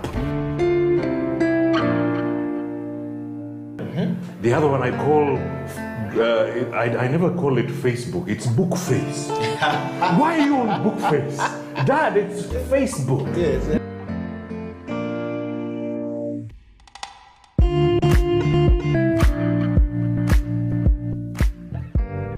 Me, I keep saying I have a foot amongst the millennials. Yeah. I understand the traditionalists. Okay. There's a song in the 60s, by the way, and in the 90s, 70s, where they're like, parents don't understand. Yes. Remember Prince? Yes. Prince.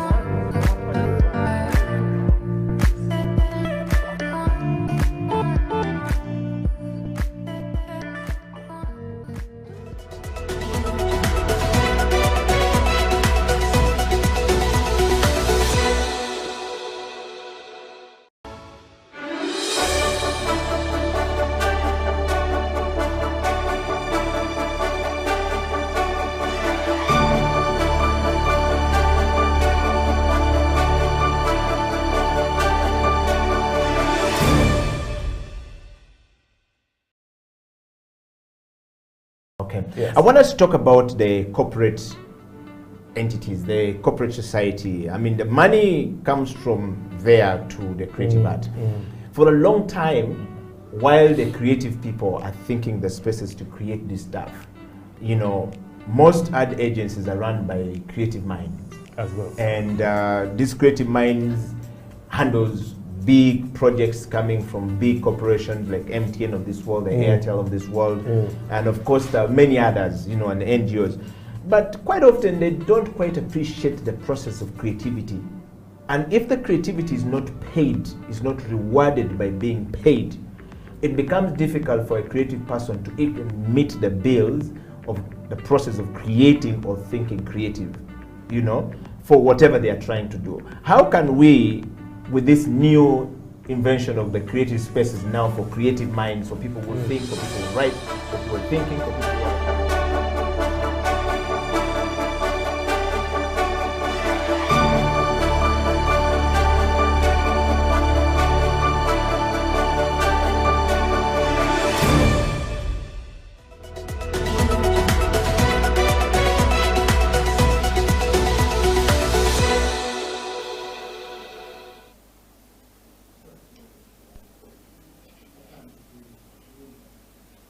Welcome back to the program. This is the Creative Unit Talk, and today we are discussing the spaces in Uganda, creative space in Uganda and across the world. And on the program is Musta, the judge of camera work in Uganda.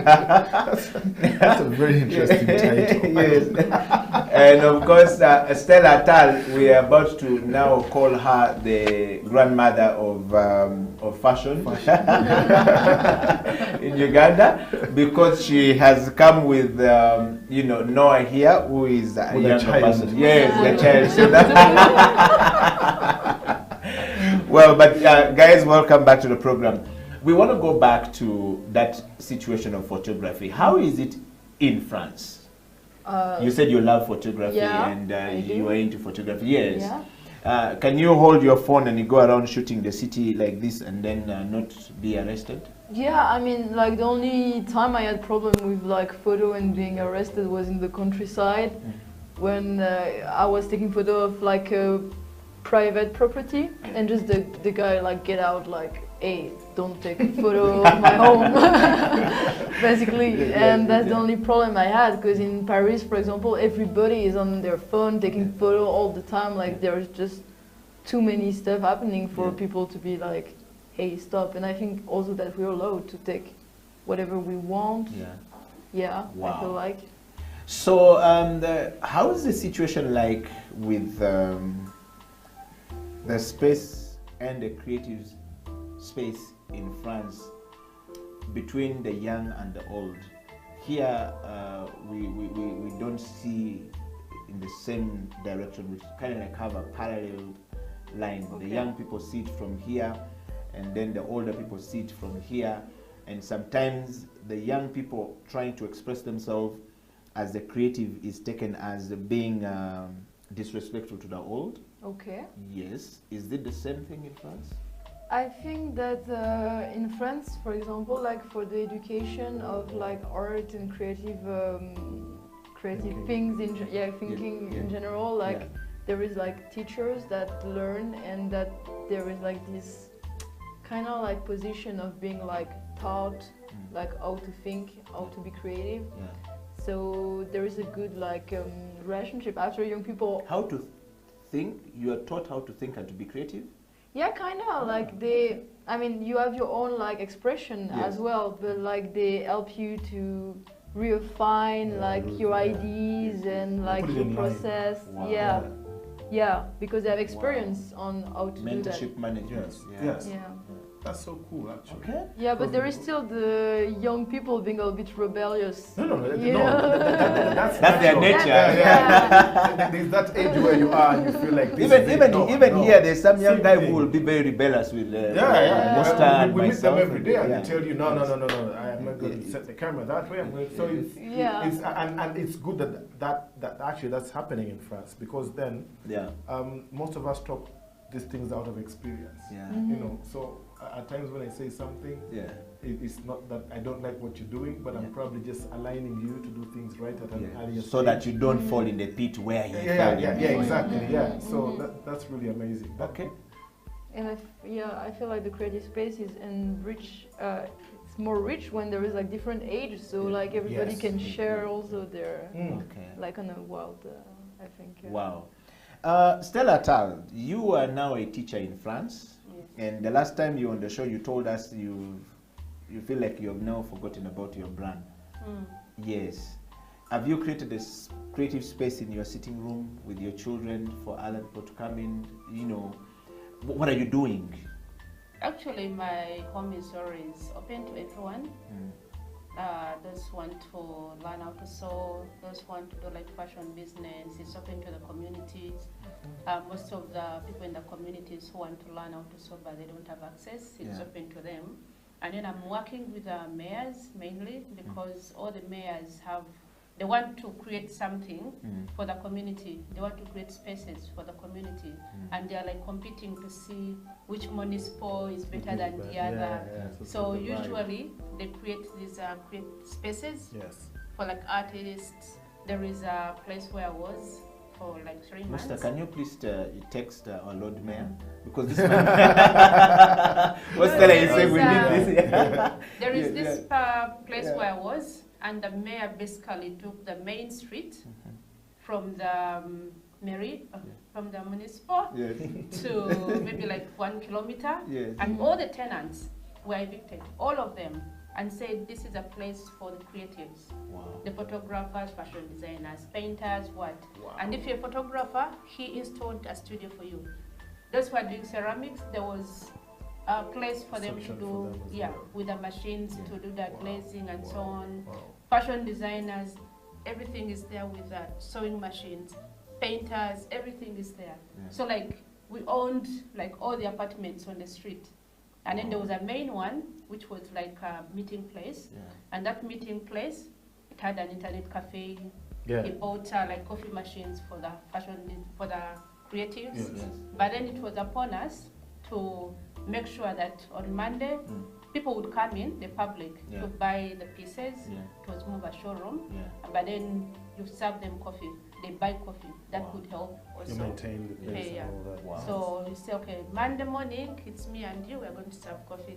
Tomorrow, it's you and you. So you learn how to be a barista and to do the service. Yes, people would come in and like, oh. Even management, you know, how to attend to people. It's very People were like, oh, can you come and work for us? I'm like, no, I'm not about. You just bought my business. This is a space for creatives. We're not working for anyone. Wow. Oh, nice. That's quite superb. So that's what we're talking about here. Creative space is what we're talking about here. If you're creative, are you getting some ideas from what Stella is talking about here, from what Noah is talking about here, from what Musta is talking about here? And we want to hear from you. Do you have something that you want to say to these people? Do you have a question just before we share with you? I want the guys to put up the topic of the discussion of the day up there as we, go back to that moment. We're talking about creative spaces in Uganda and across the world. And so what Stella just talked about makes a lot more sense. But, Musta, yes, we have had a run of, grazing everything down and grading everything down and running everything down in Kampala. But I'm hearing from Stella that in France, mayor took off 100 meters, evicted everyone. If you try that in Kampala, I think you'll be dead before you try it. Even dreaming about it. Yes. But what lesson do we pick from there? What lesson are you picking from there, you as an investor in the creative space in Uganda at the moment, as a pioneer? One, go back to the same thing. Partnerships. Those that are into these kind of institutions, places, positions, even from the government line, let them come. Because at the end of the day, this is us. You get it? Last time we talked, when we were here with Pfizer, we talked about them trying to implement these things, yet they don't have the expertise or experience to do them. So they come up with them, and then 2-3 months down the road, it has drowned or has sunk, simply because they're not the ones supposed to do these kind of things. So if we are investing in them right now, the best thing they can do is to come and partner with us and see how we can make these things happen. And it should happen at this stage. I'm going to insist on that, at this stage.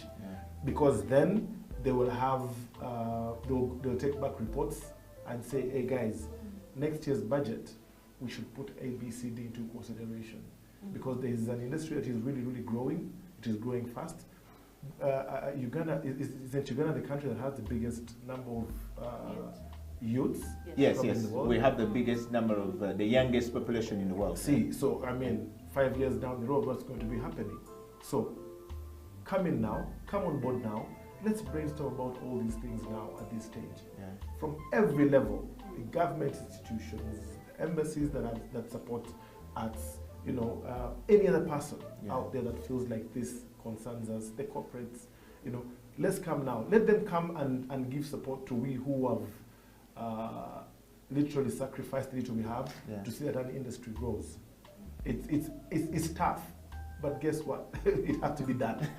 And if we have decided to start doing it at this point, despite what we're going through, I can imagine what would happen if they came on board. Wow. We would have that kind of setting, for example, where people just walk in and you look left, right, and center. There's just creatives all over the place, you know, and they're there because they're not worried about where we're going to get this rent from this month, where we're going to, you know, things like that. Like I was talking to Stella a few minutes back, and she was talking about people coming in and doing, what did you call it?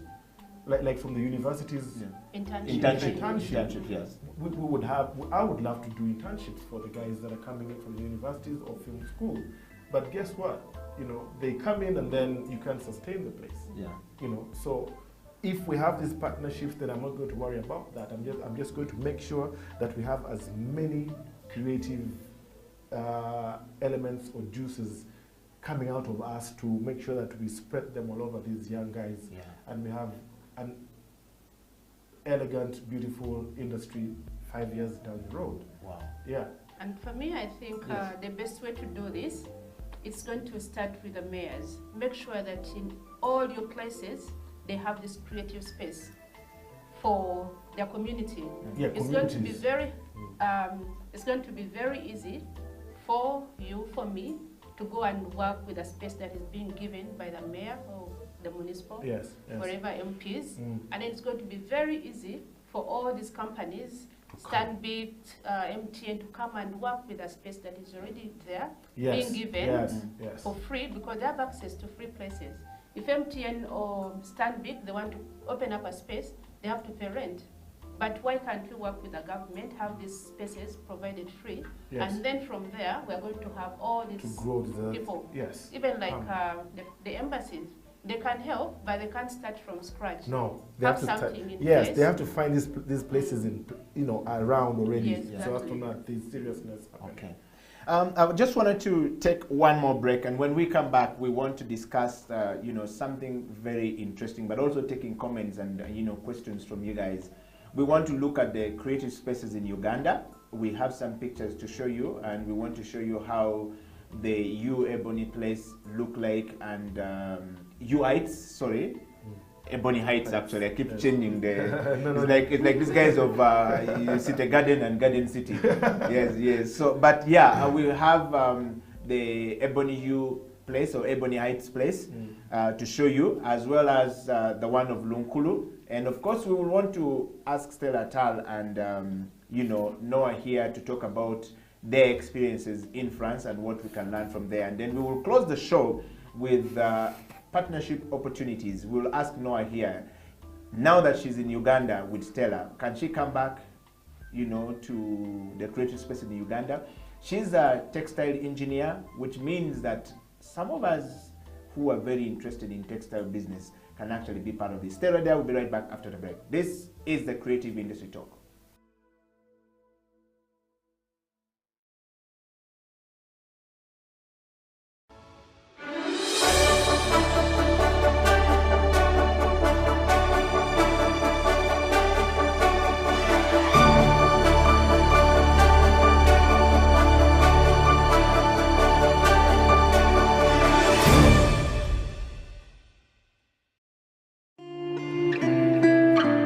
People at the moment are struggling to understand the older generation because times have changed. Technology has come in. They've moved on. Yes.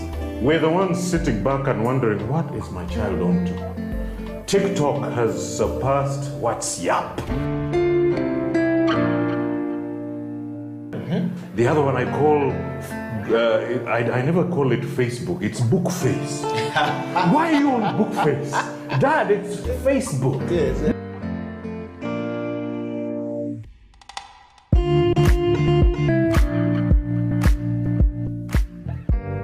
Me, I keep saying I have a foot amongst the millennials. Yeah. And I understand the traditionalists. Okay. There's a song in the 60s, by the way, and in the 90s, 70s, where they're like, parents don't understand. Yes. Remember Prince? Yes. Prince.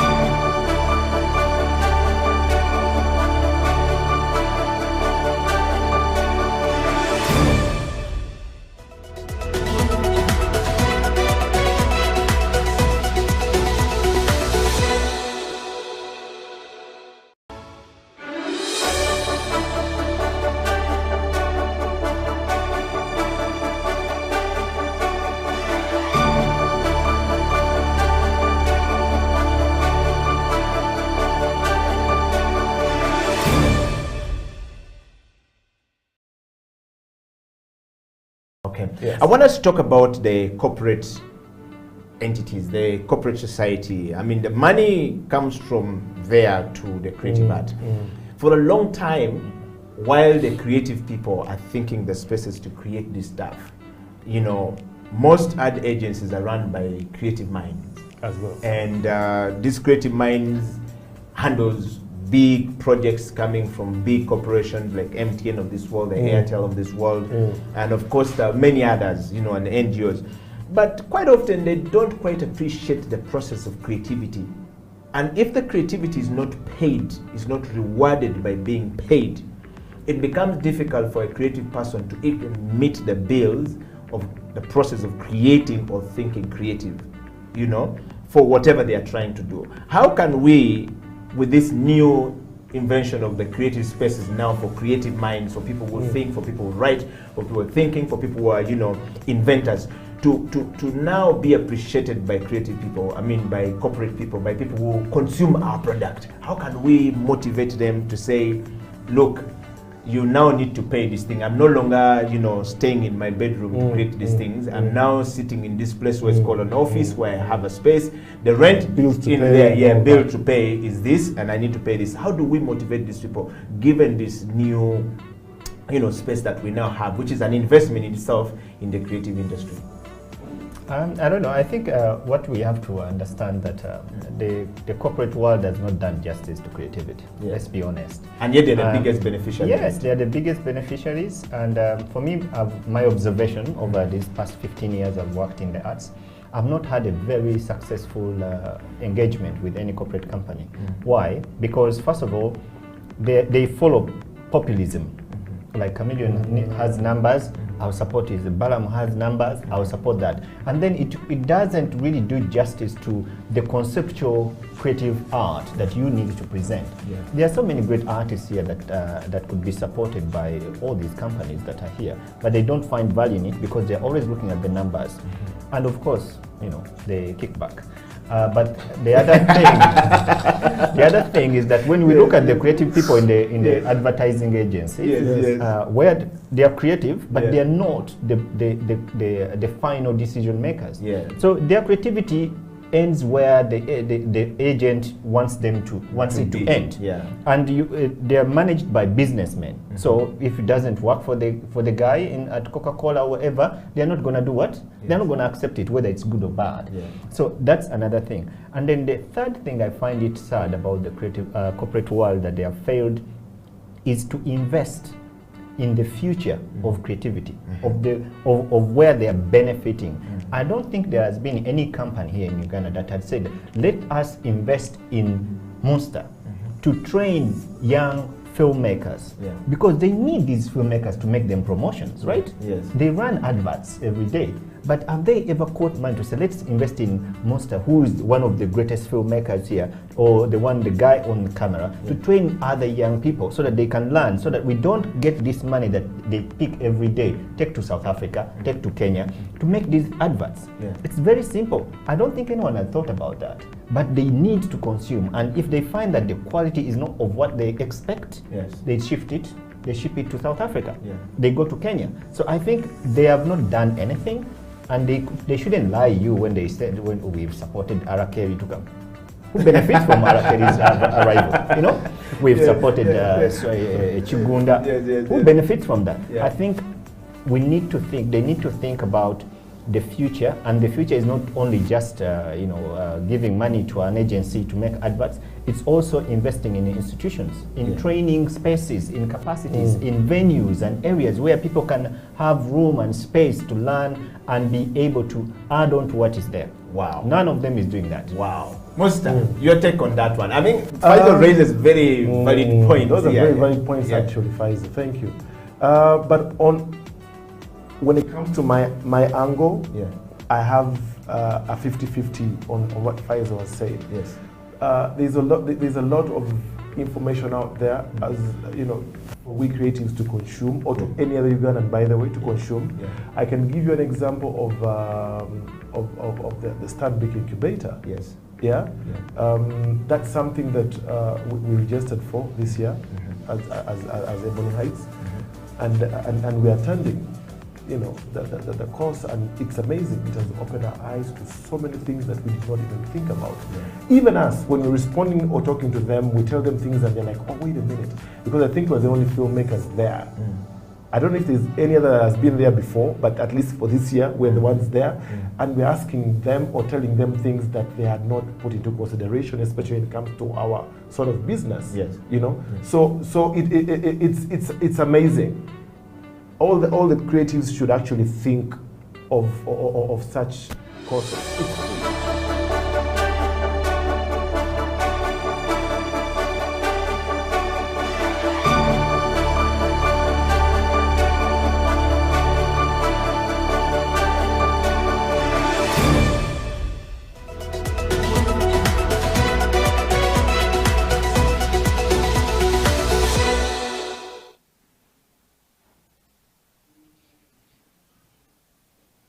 Welcome back from that break, and I hope you're enjoying the show. I hope you're enjoying the process of thinking and sharing ideas. We're talking about creative spaces in Uganda and, of course, across the world. Do we have some of those places in Uganda? Yes. Are they working? Yes. And can we pick a lesson from some of our friends and our colleagues from all across the world? Yes. And of course, on the program is Musta, the Jaja himself. If you don't know Musta, then you have not done any commercial or film in Uganda. And if you don't know Stella Tal, then there's a problem with you. You have not been able to look very well. And Noah here represents the younger generation of creative minds who is here in Uganda, first of all, to document a project. And I think they are working on the international music day, not so? No, it's not a music day. It's Season Africa. Season Africa. Where we are presenting our culture on the French platform. Wow. So you can imagine what, you know, she's already doing at her age, and you're wondering, you're already 42, you have not ever presented yourself to the world stage because you're not thinking. So also knowing who to be around with is very important. The young people in Uganda and all across in Africa needs to know that mentorship management, most has talked about, is very important. Stella Tal has talked about it, very important. Now, for this part of the show, we want to take you straight to Lunkulu, one of the creative spaces built by Faisal Chiwewa and the Bahimba team. Guys, we're going to look at these pictures and you'll be amazed. I don't know whether you've been to Lunkulu. Lunkulu is a couple of kilometers away from here in Mkono. And when you branch off from Katosi, you move. So that right there is in the middle of, that's an island, by the way, in the middle of Lake Victoria. It's the only island there, 100 acres, 100 square meter, 100 acres of an island alone by itself. So that's the plan that Pfizer has. Pfizer talked about this plan. Pfizer Chiwewa and the Bayemba team talked about how they're going to develop that place as a creative hub for the creative people and have creative spaces. And when you look at that, that would be the entrance in between the place. You can see the, I think that's the, accommodation. And you can see there's a small hanging out place where you can also be doing your creative thinking from there while you sit and enjoy the place. And if you go to the next picture, you'll be able to see, artistic impression of people enjoying. You could see Musta and Alice right there enjoying the walk in the park. And you see down here is Noah and her colleagues sitting in the compound. Then Stella Tal right there with her daughter moving. So that's the space that we're talking about. That's the creative space. There's a Ugandan thinking like that. That's Pfizer Chiwewa. Nice. Right there. What do you guys think about, Noah? I mean, this is not Noah's children. Noah hasn't yet. But this is Musta's daughters walking there. And my son who is going to come, Stella Tal's children. There's a play area for them. So it's a whole park for everyone. That's a creative space for everyone. If you go to the next picture, you'll be able to see, that's right there. Noah is seated trying to take the pictures. So Pfizer's done a place for people to order food and stuff. So he's thinking, you get it? That's nice. He's thinking, and you can see the space. If you flip to a next picture, you'll be able to see the whole, highland. So that's Lunkulo right there. That's the plan. As to whether he's going to achieve it today or tomorrow, we don't know. But you see, he's thinking. The first thing is that there's a space for people to go. Musta, as a film creator, can go, a film developer can go to Lunkulu and sit and actually develop a film from there. I think there have been so many people who have gone there to shoot their film. I saw some guys came from Europe and they've done a skit of a film already there. They've done some scenes, shots of the scenes from there. I've been there to document some of Doa Doa with Pfizer in that place. An amazing place. You go catch fish from the Lake Victoria. You do whatever you want to do with that fish. They grow their cassava from there. Everything is within that island. Organic stuff. Yes. So organic stuff. So that's Lunkulo right there. That's a creative space in Uganda coming up for you who is a creative mind who is thinking. What do you guys think? Let's talk about this. Musta. It's epic. It's amazing. Amazing thought. And we pray that all this comes to life. Well. Yes. What does that make you feel like? That makes me feel that it's really, really interesting and going forwards, because I think that if those places exist, it makes it's so attractive for people to come and the place look also good to be in, and I think that it can create also for example having Ugandans, but having one or two spots for international students, then it makes it really attractive and people wants to go there, and so it's just put the sponsor also on it, and it can just go on a good circle of grown. Yes. So it's growing to be something better. Yeah, because I think that once you have that, the sponsor wants to be there, and once you have the sponsor, you have more money, and it's just to me it sounds really nice. Wow. Stella Tal, what do you think of Lunkulu? Have you been to Lunkulu? Perhaps you may need to take a ride to Lunkulu if you can reach out to Pfizer and just eat fish and cassava from there. Yes. For me, it looks like home away from home, and full of creativity, and the fact that he has space for all people, the children, the big people. So it doesn't limit you when you go with your family. It doesn't limit your creativity. You have something a place where the children will be. Exactly, and then they leave you to do what you're doing. Yeah. And the fact that he's planning on these international collaborations, it's really a good space to have collaborations with international people, share ideas, have workshops. Like she said, we could come, as school, we just come and then come there. And they share their knowledge, each to each, Wow. That is really amazing. Wow. Having everything That's in one special. place. I've never really saw something, I heard stuff about that, but you have the space and also the nature around is just so attractive for creative to come. Yes.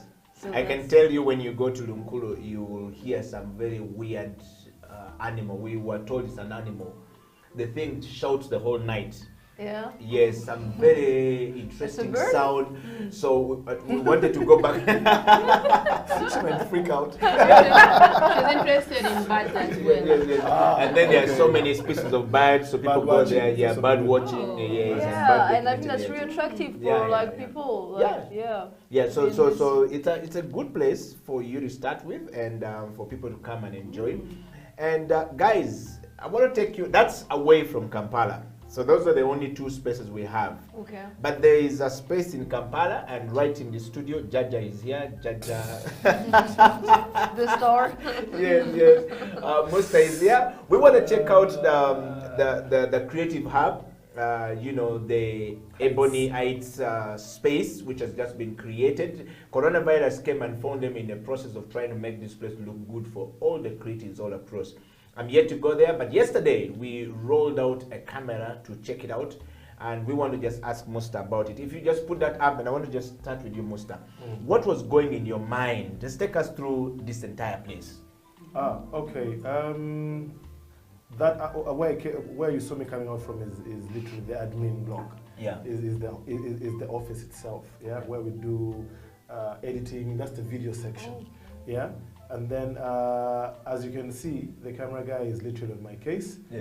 And that's the exterior. It's not yet done. We've Yeah. not yet touched the exterior. We're supposed to have a roof over that as well, like a shade.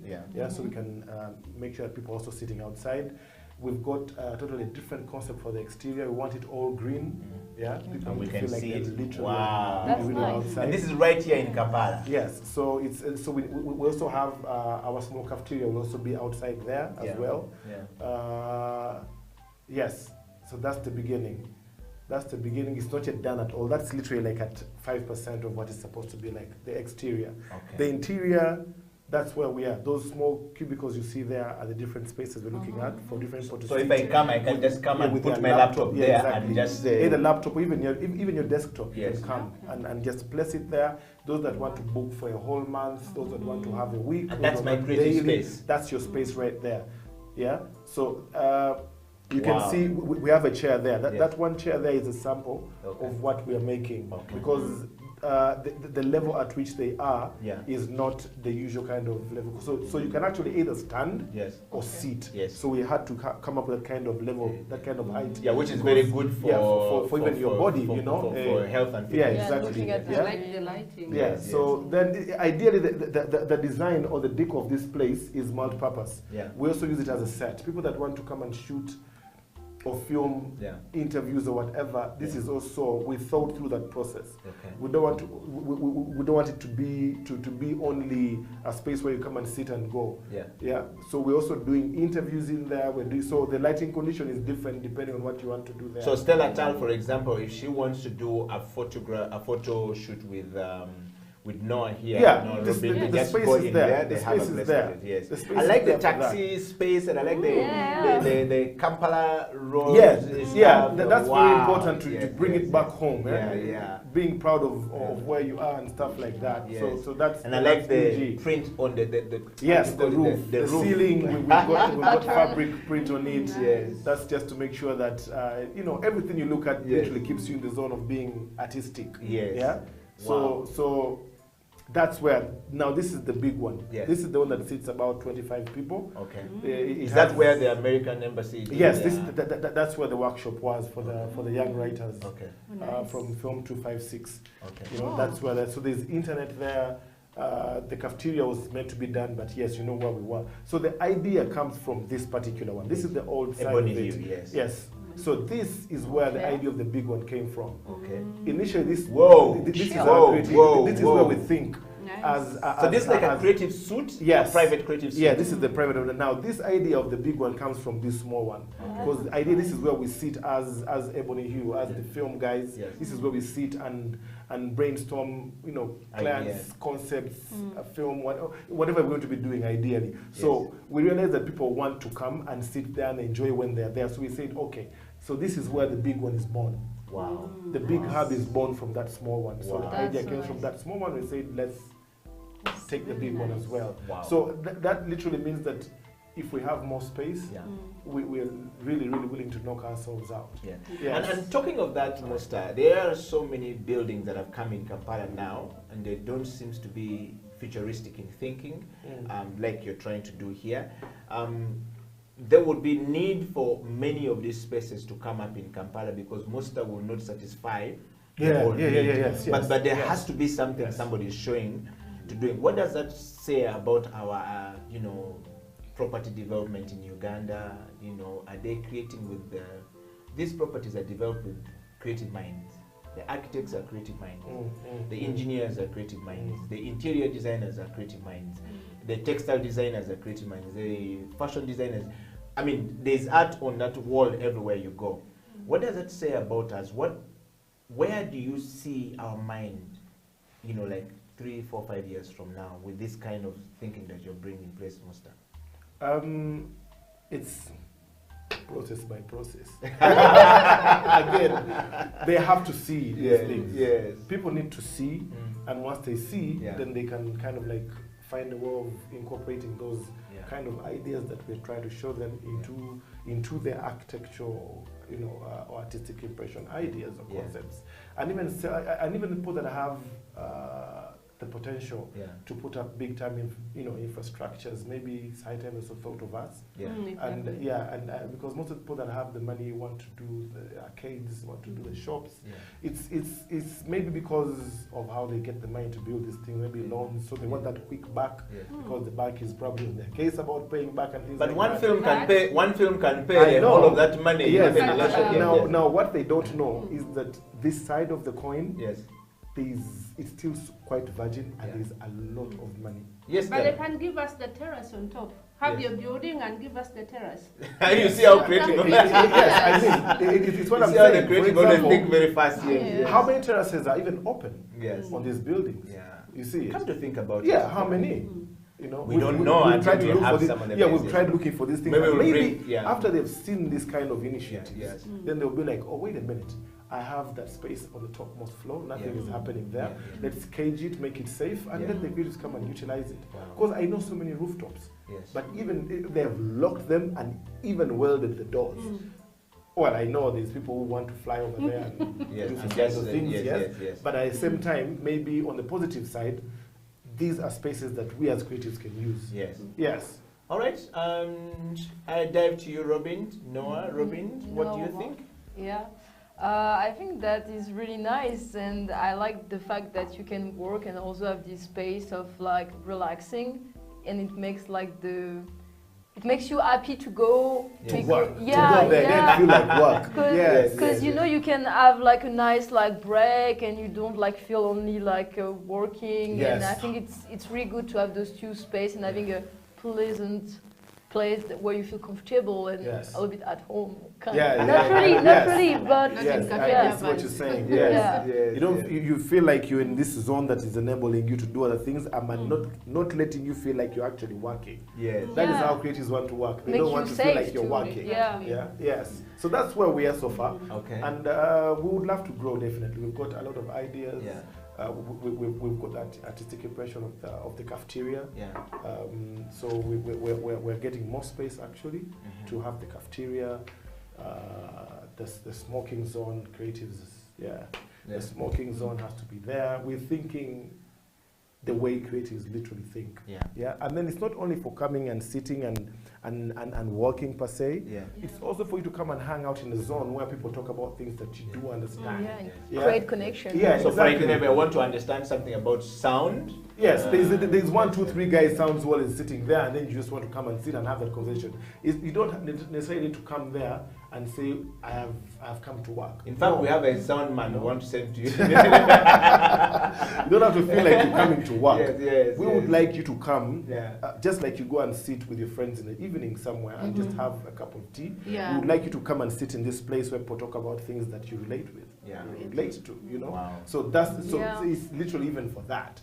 It's not just coming and say, oh no, if I go there I have to work. No. Come sit, have a discussion. People have laptops, they're going to show you. And if the atmosphere is like good, the creativity exactly. There's creativity juices all over the place. And then also like if I have maybe like a contract I'm working on, and maybe I need some information, Guidance like and all guidance that. from others. Yes. I know when I Oh, go to this place, actually, I'm going to meet so and so. That and actually reminds me. Yes. I've got a friend called, when you brought about that whole contract thing, Yeah. there's a friend of mine, she's called Saad, she's called Asmahani Saad. Yeah. We've had a discussion with her before about... She's a lawyer. She used Yes. to be my health and fitness student. Yeah, 5 years she's- in class. yes, Yes. she is a friend.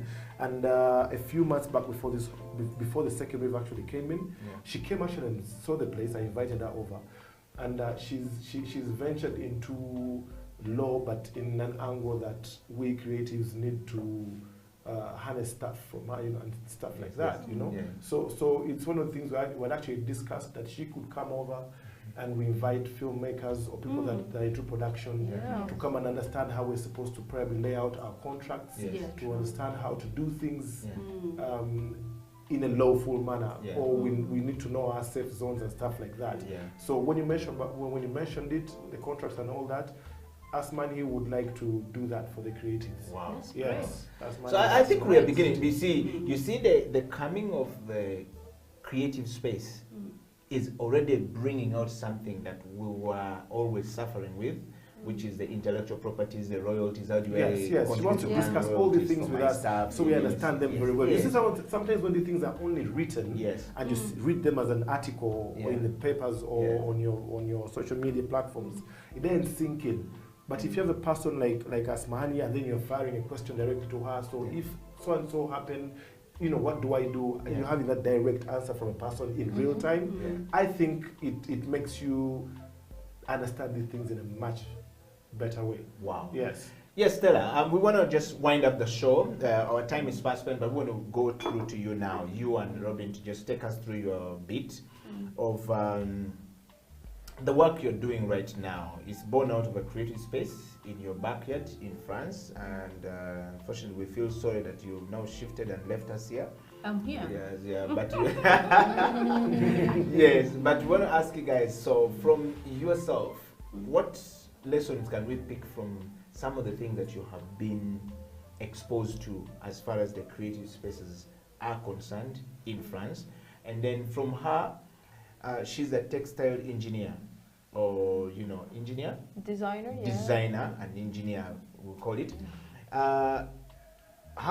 What lessons can we pick from you? Why are you studying the course? That's number one. Two, what problems do you want to solve in the textile industry? And who do you want to work with? You also said you're in photography. Can you just run us through very quickly what you want to do and what are you doing in Uganda at the moment? Okay. So actually, I'm just graduated from my school in Paris, called École du Perret. And I'm a photographer, and I also like the point of what I do is I'm taking photo, and after once I have my photo, I print them on like different materials. Okay. And I met Stella. Okay. And she had this project with the bar clothes, so I started to print my photo on bar clothes. And at this moment, there were like new materials happening, like this bar clothes with a printed image. And the way I printed it was with a laser engraving. So it's like a burning laser that burns the photo through on the material. Wow. Yeah. And that would be very interesting for Musta's grandmother who is a Muganda. I know how you're tampering. Back clothes. Yes, back clothes, yes. Continue. Yeah, and so from that, we started to collaborate to make a dress. Yeah.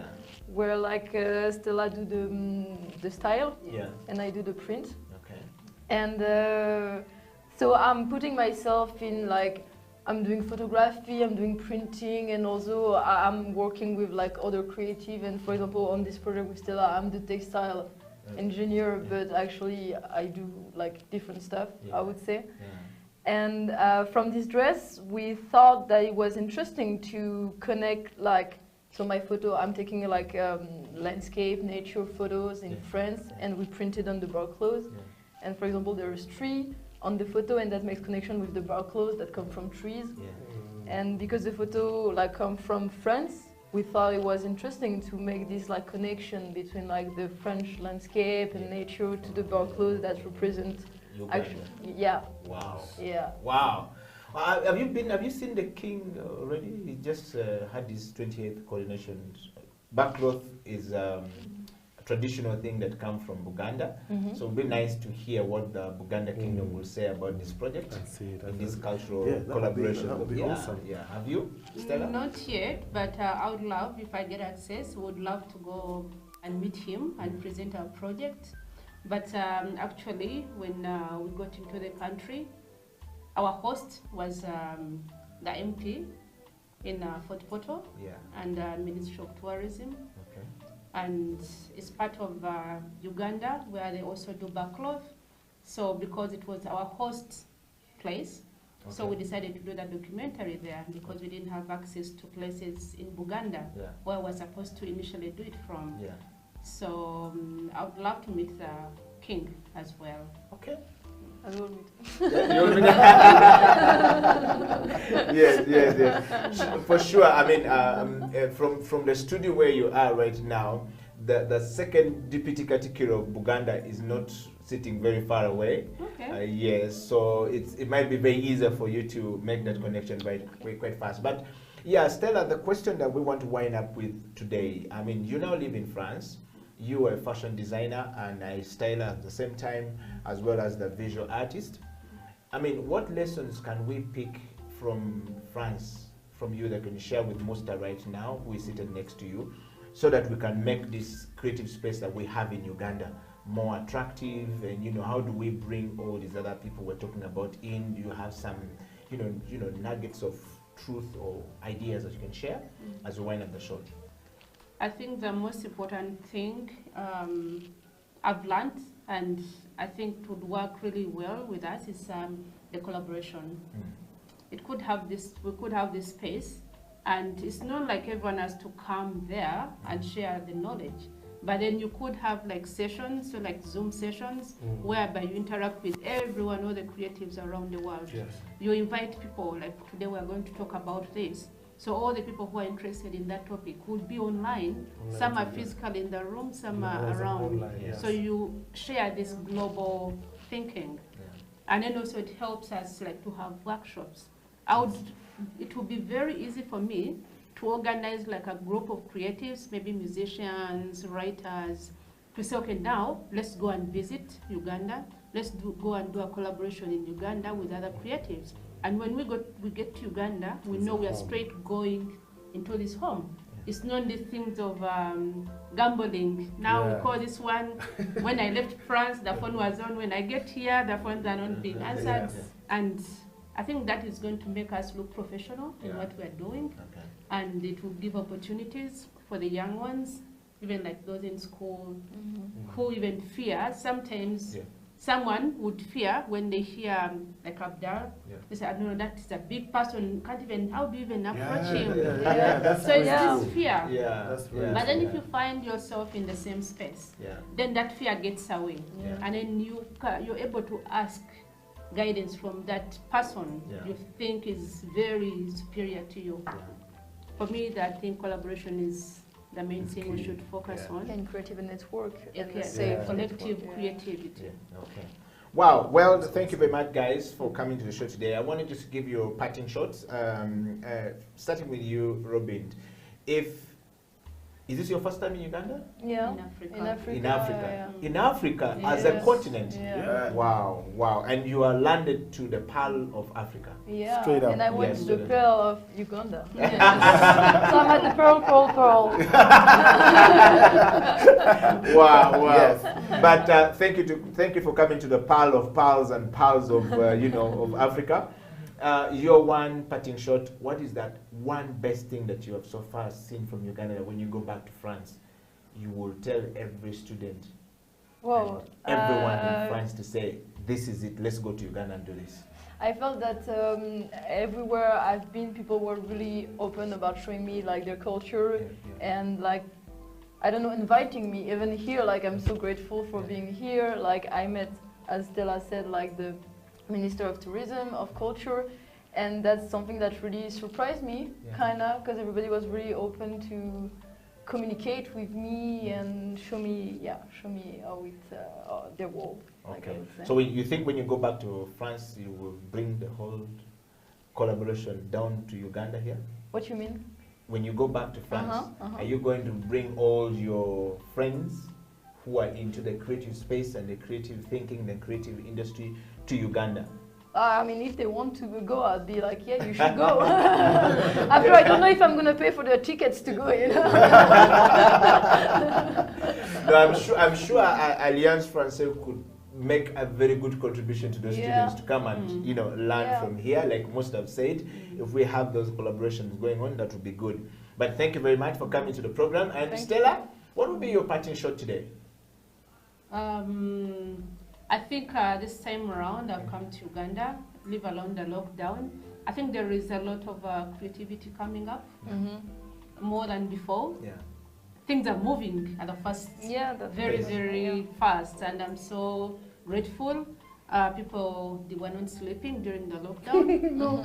Yes, and I can't see post-COVID what it's going to be like when everything is open. The musicians are allowed to sing. Everyone is free to do whatever they're doing because there is a lot that is being prepared for the after the post-COVID. Okay. And Musta, what's your parting shot from today? My parting shot today. Just like musicians are receiving help from the government. Did you see that list of only 17? The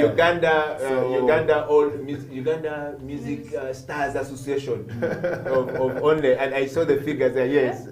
So ideally, I'm thinking and suggesting that if an endorsement can also come up to this particular side of the creative industry, that would be awesome. Anything to keep people's heads up, especially during this time, people are frustrated. Others are, so anything to keep their spirits up there so they can still have those great concepts running through their minds, or even coming down to note them because they're sure that I have a meal today or tomorrow, things like that. So maybe they should think of how they can come in as well and give a hand. Wow. That's my parting shot. Wow.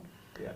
Well, thank you very much for being part of the creative industry to growing bigger and better. Musta here, given you that one parting shot that that if you could just share the invoices with everybody and reach out to everyone and make everyone feel happy. And of course, until next week, we want to say thank you very much to Musta and thank you very much to Faizo Chiwewa, Lunkulu, and Stella Tal, and of course Noah for coming into the program today. And we're wishing you the very best of your program, of your project going forward. And to all of you guys, today we're not going to read your comments, but we want you to keep it coming. We will be able to read the comment next week. And if you have an idea for Faizo Chiwewa and Lunkulu, please share it. If you have an idea for Musta, please share it. If you have an idea for Stella Tal, share it. And of course, my sister from another mother right here, Noah Robin. If you have an idea, please share it, and she's open for collaborations. To all of us here, to the camera crew, thank you very much. To the sound guy, thank you very much. We love you. We're going to buy for you malakwang, okay, today. And of course, to all of you guys out there, keep creating and keep doing like Stella says. Until next time, we'll be right back here. This is a space for us to talk and talk and talk creativity until the chicken cross the road and go home.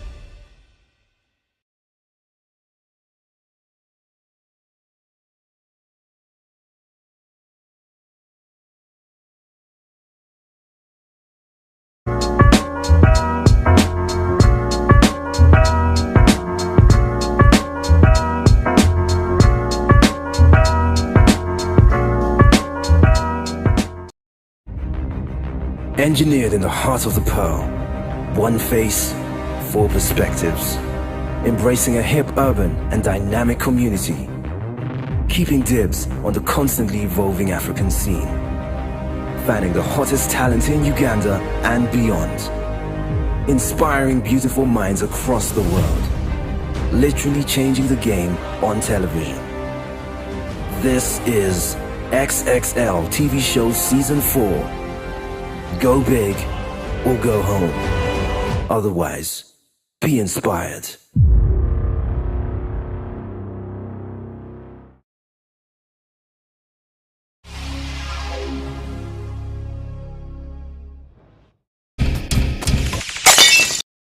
One face, full perspective, finding the beauty and the talent of the people of Uganda. This is XXL Season 4.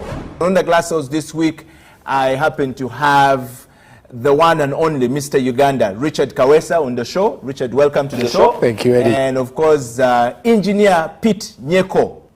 Pete, you're welcome to the show. Thank you very much. Are you Ugandan, Pete? I couldn't be more Ugandan.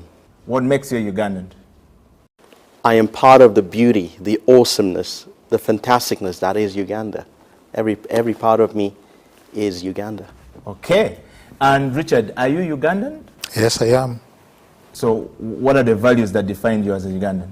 For me, is every time I think as a Ugandan, I think in terms of being just, of being productive and orderly in what I think, say, and do. The topic of the discussion is a Ugandan on a global stage for economic relevance. And Richard, you have been writing a lot of stories about Uganda, and so is Pete. Are we fit to be on the global stage as a country, as a people? I am certain that we are very positioned to be relevant. There was a global entrepreneurship institute in Europe that did a study to understand what the most enterprising nation in the whole world. Okay. And Uganda came out to be the most enterprising. I liked the definition of their definition of an entrepreneur so that they can then qualify their study. And they defined one as a person who takes a financial risk in hope for a financial return on their investment. Mm-hmm. And they looked at people who have earned out of that risk at least in 3 months and not more than 2 years. Okay. So that was their parameter of defining an entrepreneur. Wow. So they go out to the whole world to look for who qualifies there. And it turns out that 26, I think, point something is what we achieved, meaning out of 100 people, 26 of them in Uganda, they fit perfectly. Now, it's not only the person who has invested and actually works there, but they also earn from the investment. Yes. Yes. And you know the next country that came number 2? I think Indonesia or Malaysia. Yes. And they were at 16 point something. That's almost 10. Huge difference. It's a huge gap. 50%. So then, do you know the first world country to appear on that list, what number they took and what country it was? No. It was Australia. The first world country. First world. Which was a former prison. They used to send people there. The world it was a prison. Literally. So that country there, yes. That country, Australia, came at number 26 on the list.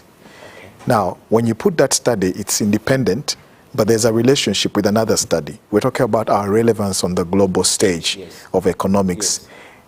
If you put another study that was done by Harvard Business School for 10 years, they also carried out a study. Now the question is, you wonder why Harvard Business School would do an anthropological study. What's the relationship between culture and business is what you should be asking. Ultimately, if you think of, so business is a word which you can use to mean many things. But if you mean business as in entrepreneurial or economic endeavors, then obviously the culture of a nation, or of a community pays a lot of importance to that. Yeah. Take, for example, a country where you've got a culture of people coming together, people communicating and people sharing. That probably has a consequence to how people will do business. A closed-off society will probably have a different one as well. For example, if you compare, let's say, Uganda and let's say, I don't know, Antarctica. You've just got ice, you've got penguins, and you've got So if you're going to do business in Antarctica, you've got to think, what's the culture there? A few scientists, maybe, a few explorers. So it's a different environment. But in a place like Uganda, you've got lots of people. It's a warmer climate. So obviously, culture ends up determining what type of business you would do, how you would do the business, how you'd sell, and how you'd grow, and how you'd make your projections, and so on. Yes. Okay. And that's why I wanted to bring that comparison, because that's one study of entrepreneurship, and then this is another study of culture, which means one study of business and one study of culture, but done by a business school of Harvard. Yes. And who turns out to be the most culturally diverse nation in the world? Uganda. Aha.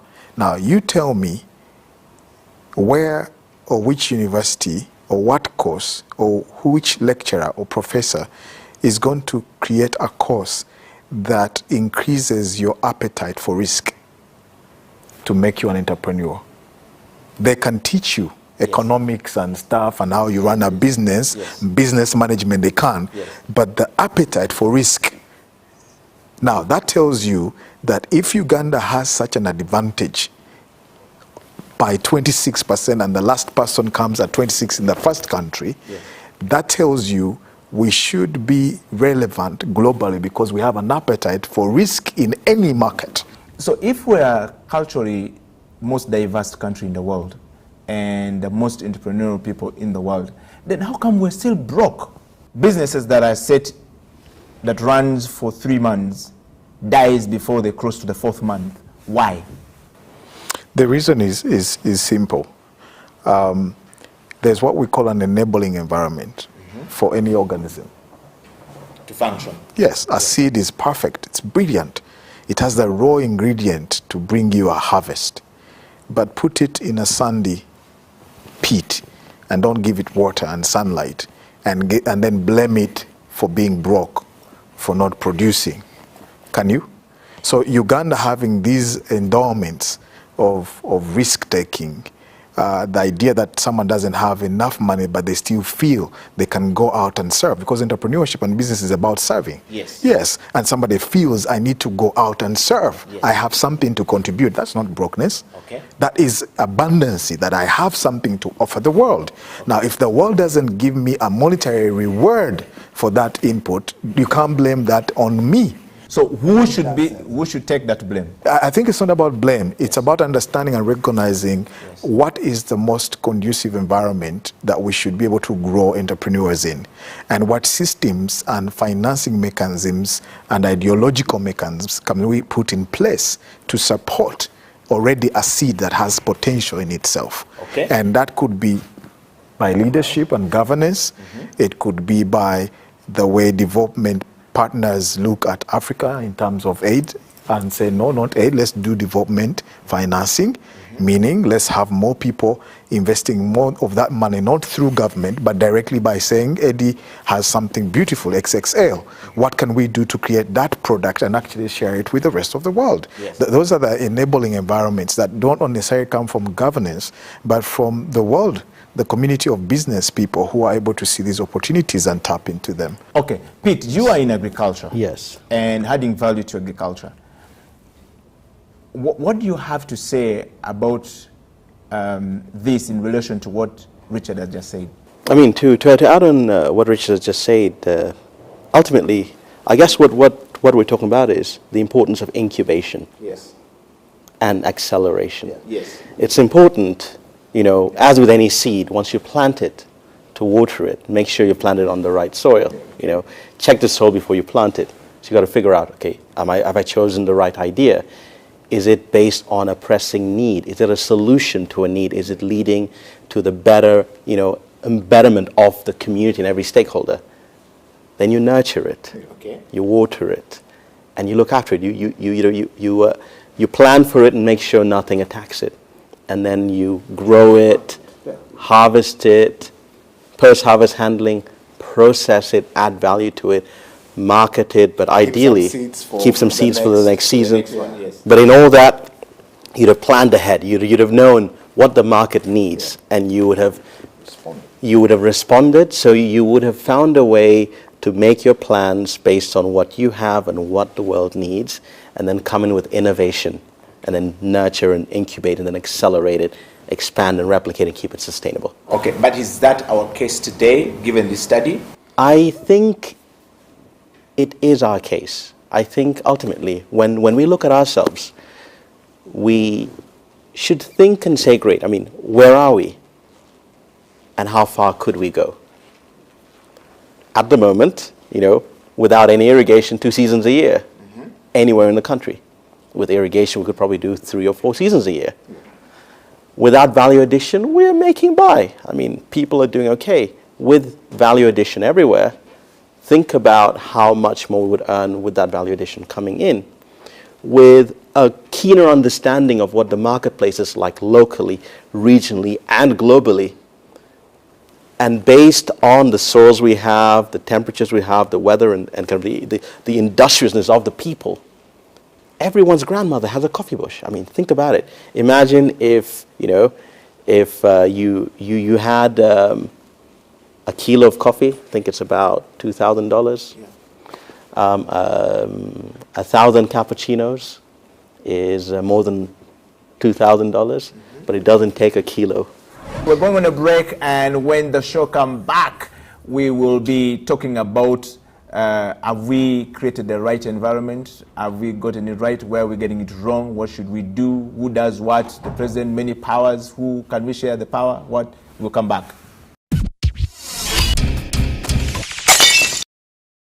Welcome back. This is XXL Season 4, and this is the Glass House. Of course, with Richard Kawesa and Engineer Pete Nyeko.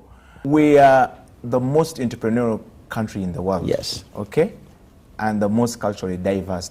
Are we taking the advantage of this? Let's stop beating around the bush. Just get to the point. Are we taking the advantage of this in the global stage? I don't think we are. Yes. Because the people probably who sit in positions of leadership do not necessarily appreciate some of these studies. Not necessarily even appreciate. Probably some of them don't even know these studies were done. Yeah.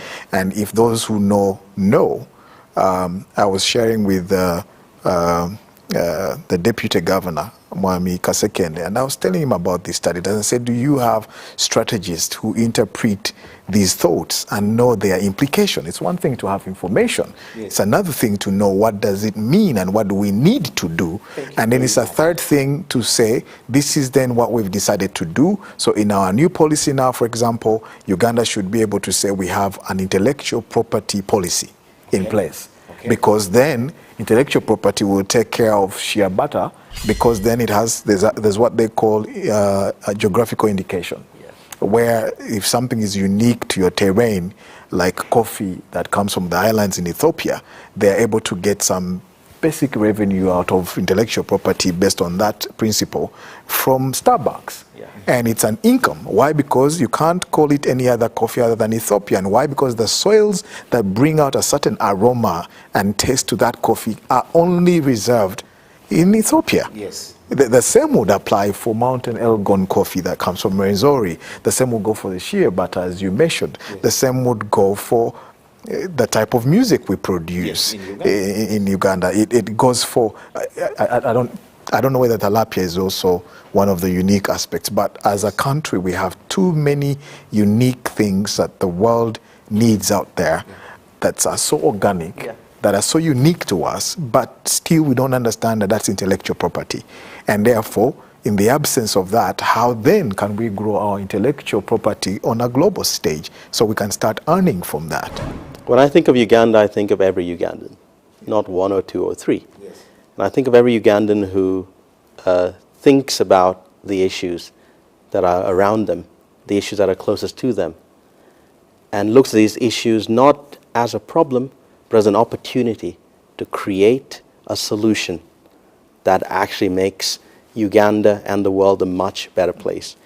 And if I take an example of what has happened in the US, it's a great country, Silicon Valley. Think of how the private sector has actually led this. It is possible that with private sector intervention, benevolent private sector looking at conscious capitalism, looking at social entrepreneurship, looking at a sustainable future, looking at sustainable development, and giving a helping hand to the public sector and civil society and the community, and actually setting up incubation centers. There are a few already in Uganda, but I'm building up on that and saying, great, what are we good at? What can we be good at? What could we be good at? What does the world need? How can we meet that need? Think of it, one crazy example. I mean, we've got lots of amazing young people with great, bright minds. Could we possibly be, an interesting place where everyone comes to get their algorithms and their mathematical equations solved for the next space launch? Uganda could be, a backup to NASA and ESA. It could be. Why not? Okay. And there's so many things which could happen. All it needs is that nurturing and so on. And I honestly believe, as someone in the private sector, that we in the private sector should actually take that baton and run with it. But there is the political environment, yes, that I don't want us to look at very lightly. You could say, yes, the mother should support their child, yes, to create a lovely home. But when the father is drunk, okay, half of the time, and yes, comes back in a certain mood, I don't think it's achievable to say that you would have peace in that home, even in the presence of a mother who cares and the fun-loving kids who are there. And so I still go back to the environment that, yes, the private sector has played its part. We've seen the private sector. We've seen WBS, yes, is private sector. They came into a space where no one was. For 10 years, yes, they were bold enough to whatever. But then what happened when they faltered on their what was the caning aspect? And when it was taken, who took it? Was it a Ugandan environment that took it on and said, okay, we understand you had a problem on that, but this investment was so critical for our information dissemination as a nation and for growing our own in the TV, whatever, that we need to actually put more money, make it work, then you will recover the taxes and the money you put in. Yes. So that mindset that does say, this is my own, that the child who's misbehaved is still my own, and I have to make a commitment to work with them through their gambling. If that happens in the financial sector with banks, if that happens with incubators, and say we're going to create incentives to make sure that those who come in as private sector, we give them an incentive. We missed an opportunity with Kanye West. When he came in, there was an investment moment right there. There was an investment moment with this gentleman, Forrest Whitaker, because he got his first global award as a result of a film he played and acted in Uganda. So he feels a sense of relevance, of sacredness that is attached to Uganda. How have we benefited from that by creating, for example, the 27 Guns as a movie? Have we gone to Whitaker and say, sir, if you created this as a platform, could you design it in such a way that it makes us globally relevant? You understand what I'm saying? So the opportunities we keep missing is like rain keeps coming, as you mentioned. All the things you're mentioning are gifted by nature. They're different gifts. But what are we doing about enhancing these gifts? And the political environment, why I say the political environment, because when you read the Constitution, you keep seeing the president has a lot of power of appointment at every level. At every level. He is the authority on everything. There seems to be no one else. It's the authority. So have we harnessed that opportunity that comes with that and be able to say, have we created an environment that allows these private sector players to actually do what you say they should be doing? We have come to the end of the Glass House with Richard Kawesa and Pips, the engineer himself.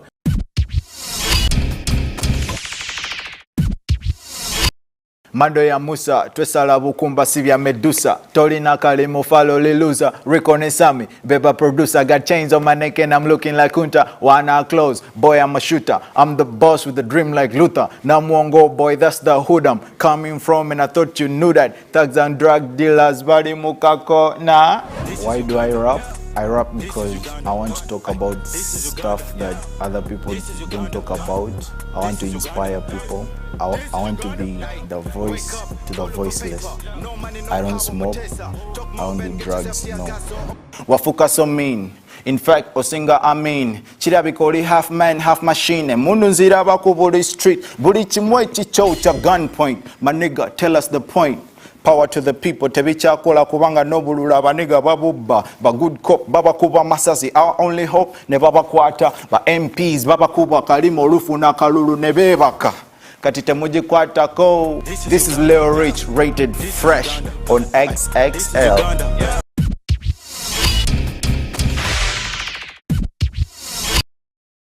Hi, my name is Edward Ochom, and I'm here to tell you 4 things that Uganda should fix. Number 1, time management. I reject this notion of African time. This business of starting meetings 2 hours late should stop. We have many things to do in our life.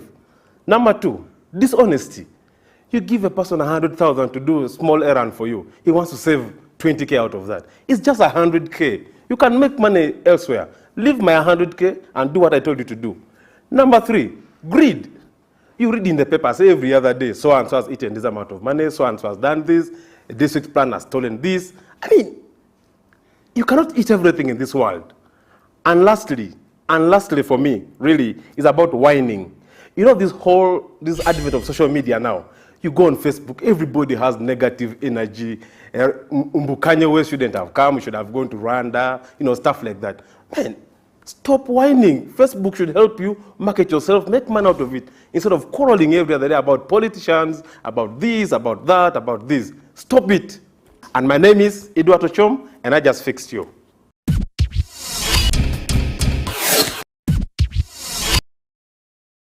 Coming up on the show this week, I catch up with my long-term friend, Sylvester Kabombo, a man of great value to the hip-hop industry, the man who is turning around lives of young people and young girls and giving them a positive life and a life to live. And this man has been all over the place, trained so many young people, but also he's transformed his life from being a rapper to almost a philanthropist.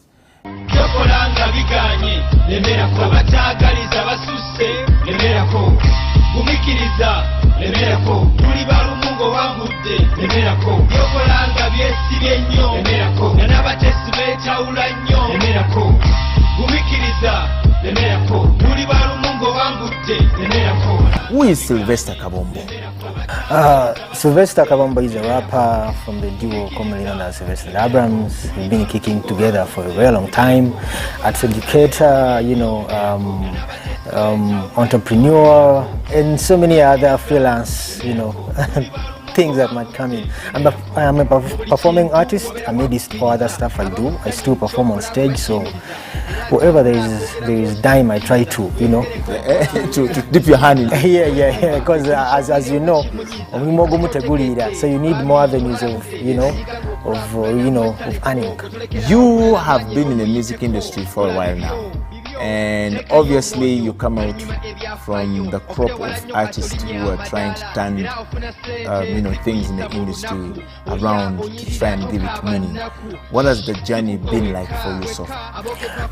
It hasn't been an easy one. Nothing is really easy. Music is like any other business. You have losses, you have gains. You persist. Of course, there are successful stories. You wake up one day and you feel alive. Then the next day you're like, I wish I didn't start this, you know. So, you know, those moments when power goes off on stage when you're performing, you're like, oh my God. Then the next day you get a gig, you paid a lot of money. So there are success stories and non-success. Basically, there are lows and highs. Yeah, they are there. It has been a bumpy ride from way back, you know, to now. A lot has changed to support the arts. You know, so many platforms. You know, so many gigs now. You know, so many connections. You know, then social media. You know, which took over the sector. You know, so many TV stations. So there's so many of everything now. So many artists. Yeah. Okay. Which you guys didn't have when you were coming up? Yeah, I mean I might not even take you way back. Just the early 2000s. You know, there were a few stations, a few radio stations. Facebook wasn't there then. MySpace, you know, because I got to know Facebook and MySpace around the mid 2000s. So you can see just close there. If you compare now and just early 2000s, there's a huge huge difference. Now, so many things are done on phone. Your phone has everything, the email, the what. Yes. It also has everyone. Yeah, I rarely visit an internet cafe. So all that has changed. Like, the gadgets they have put, almost everything that, in our hands. At times you used to walk a distance, do something. Now you do it, within, your place of comfort. So there is so much that has changed. Of course, for the good and the bad. So yeah. Okay. Music as a business. Can an artist run music as a business? It is, because there are many who are really getting paid. They have gigs every week, outside Uganda. Concerts sell. What you can say that is not selling right now, or just a few copies, are the physical CDs. Physical CDs, because people know they can get the music for free. Even if you lock it, people who create these websites are the same who create the apps. So CDs, yes, you can sell a few copies. You can make copies. For record keeping, you cannot keep a flash. So you need something that you can put in a shelf at home that is a CD. So some artists still make them, but there's not so much money you can really get, from physical copies. But downloads now, it's like anything now. Someone can download just one song, two songs, 3 songs.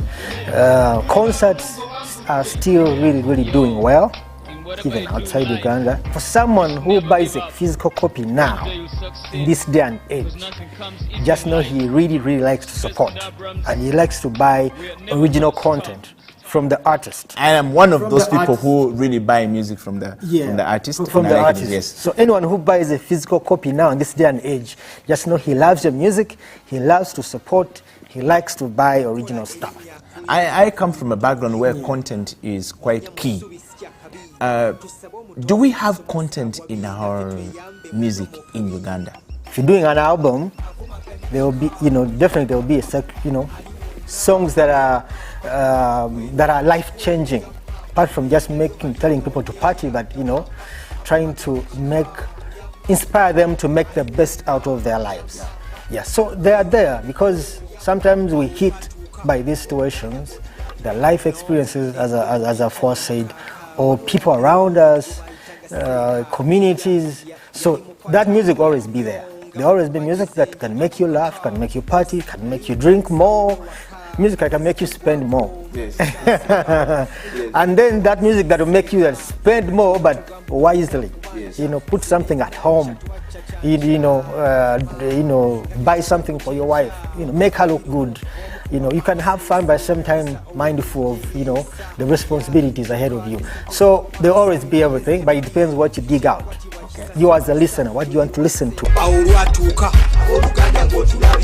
Long ago echanda mukaka waliwo landiro digo bayitanga seeka yali mukwata mpola nnyo nga mukubanjeze njuta kukaka.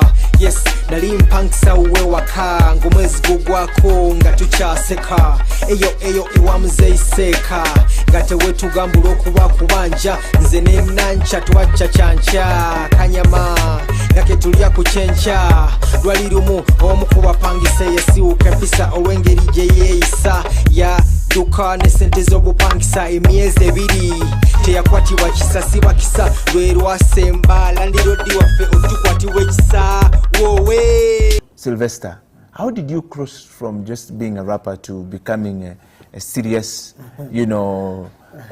clothing line and It started in 2012, actually. I didn't know the direction. I was just printing T-shirts to push my music further. Yes. I had a day job and a few performances as an artist. So I wasn't looking for money, but I was like, instead of complaining about airplay, I think I can do something. So I was like, okay, let me make a few T-shirts and get song titles, print on them, post online, and promote my music. Just that. Yes. I didn't start with a business idea, and I never knew that it would really get this far. So even the first t-shirts I did were online. You take a picture, you post online, you give it to people. Then some people were like, oh wow, this is nice. How much? You know, some people bought, a few bought, you know. So that really made me reconsider. I was like, okay, maybe if I produce more t-shirts, maybe it can be a business, because already people are interested, and I was just using Facebook, post pictures. So that really, ringed, a bell, In my mind, I was like, I need to sit down and see how far I should take this. So I started getting serious, printed more t-shirts, partnered with the first partnership I did was at Equatorial Mall, because I was moving all the time, doing workshops up country. And some people are like, you need to get a point where anytime, any day, people, come and find it. Yeah, find your stuff. Because I was on the road, always on the road. So I partnered with a friend of mine at Equatorial Mall, started putting t-shirts there, started advertising on Facebook, shop, this number, you have to go there. People goes to, they got used to it, started buying items there. Then from there I went to Kamu, then from Kamu Plaza to Mavidi's complex where I am now. Yeah. Wow, well, thank you so much for being a part of the show. And thank you too for being a part of the show. This is Double XL, of course, with Sylvester Kabombo.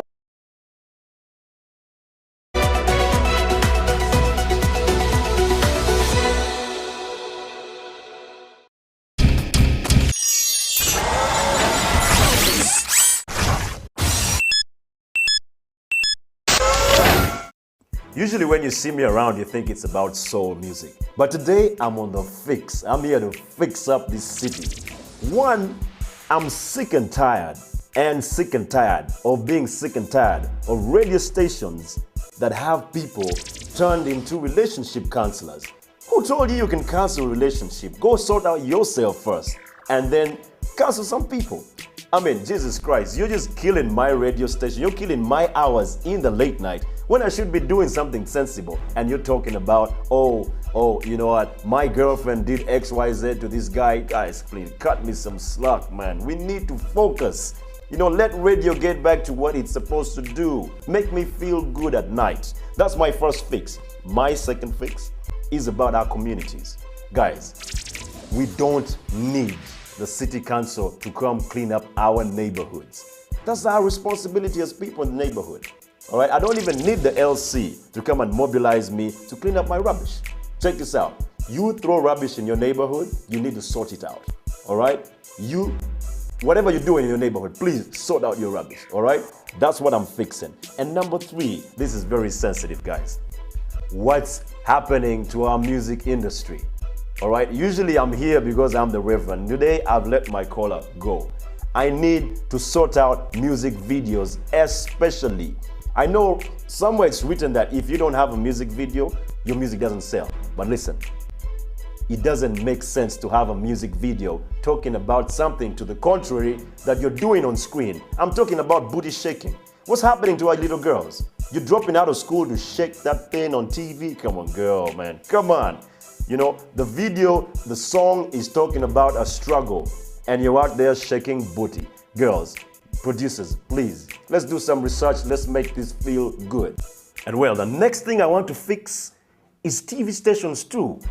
Guys, what's up? Why are we running out of ideas, man? Listen, we need to be as creative as anything in the world. Stop cut and paste game. All right, you see something on BET, you cut it and paste it on yours. The next thing is another guy does the same. And you know what? That tells a lot about our business too. We rarely, invest in intellectual property. What's happening?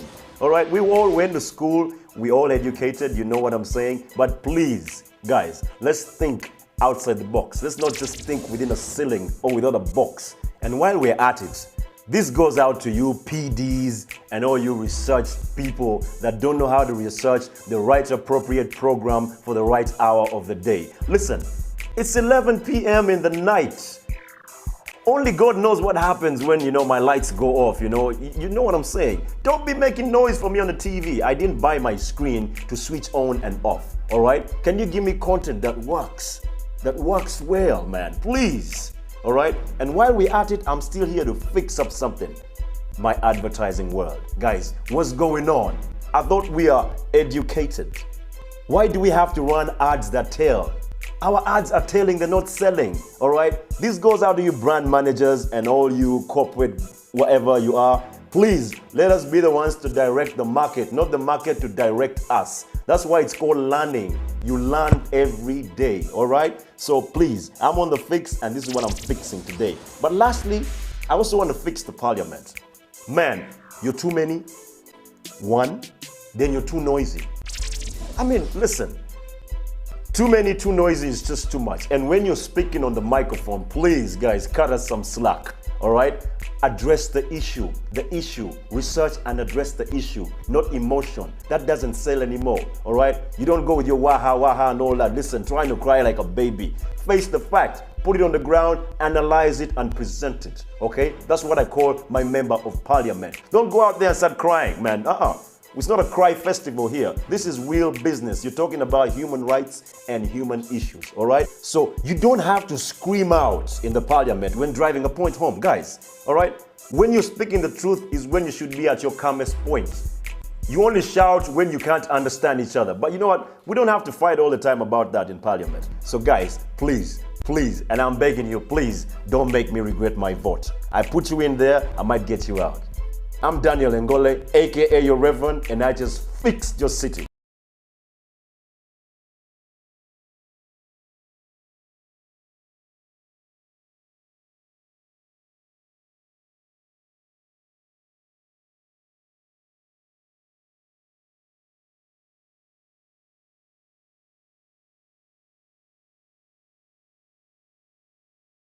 Raised right, so we were always culture boys, but boys would be boys, so sometimes we'd be them and soldier boys. Had quite a few friends were army dads, real soldier boys, red top status. They walking in, you better hold your voice and tongue and watch your mouth, cause they could be drunk or packing, no time to stomp you out. Just throw you in the back of the pickup or ghost your whereabouts. UG, KLA, home of the Impala, we're all different tribes, but everyone's bound to speak some Luganda like Mugamba G.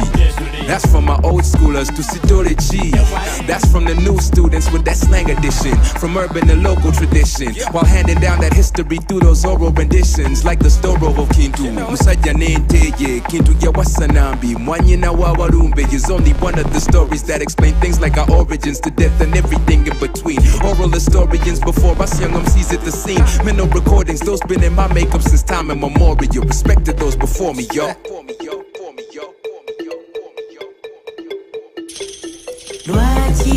Lwaki mu bisudde kali ebyali bituyamba bajjajja bali bagezi ngamba batuyigiriza empisa nyabo lwaki mu bisudde kali ebyali bituyamba nga bajjajja bali bagezi ngamba batuyigiriza empisa anti tuteredde entende tugamba gyebala okuva ekyaddondo paka mu kyaggwe ne bugerere amasaza ndabya asatu ng'ate obusozi musanvu anti akabbiro mu kuya ate emmamba olw'omanya enzira nkuba jjejjerebu anti buganda nza kulembera okukuza ku nnono ng'ate oluganda lwenkulembeza sisimba lukono ku mmere esira namanja yuyanca olujjuliro gye lwadda tetumanyi naye ate tukkuta mpaako ku mazinyweko byali bya buganda abazungu be bajja kati ensiwa ate zituswaza biseera byali bya nnono tubuuza tufukamidde nga twalula abalongo saako n'okukyalira ensiko kusoma kwabwe n'ensi n'oluzungu ne luwamba tubuuza watagwani gyebale mbu ly'abakadde ettofaali tukwebaza lisonze yeebale magulu nnyonda awangaale nange embeewo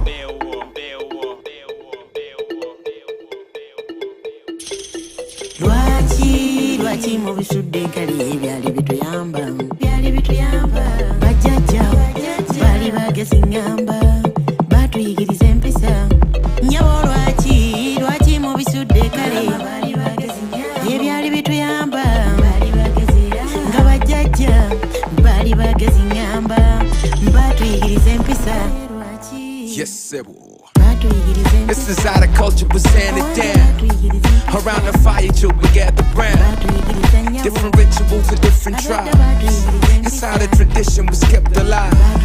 Spiritual emphasis behind the drums. The old voices here that guide the young. So it's me and Nelly say trade them balls. We give respect to those that came before us. Chadondo bugedede maokota busiro chagwe fenna batugunjula dda abemamba balangira nakinsige enjovu katimvuma abefumbe n'omutima fenna batugunjula dda ruyonga ku ngoma kugambye bamugunjula dda Isaiah kapiti kakabi kugambye bamugunjula dda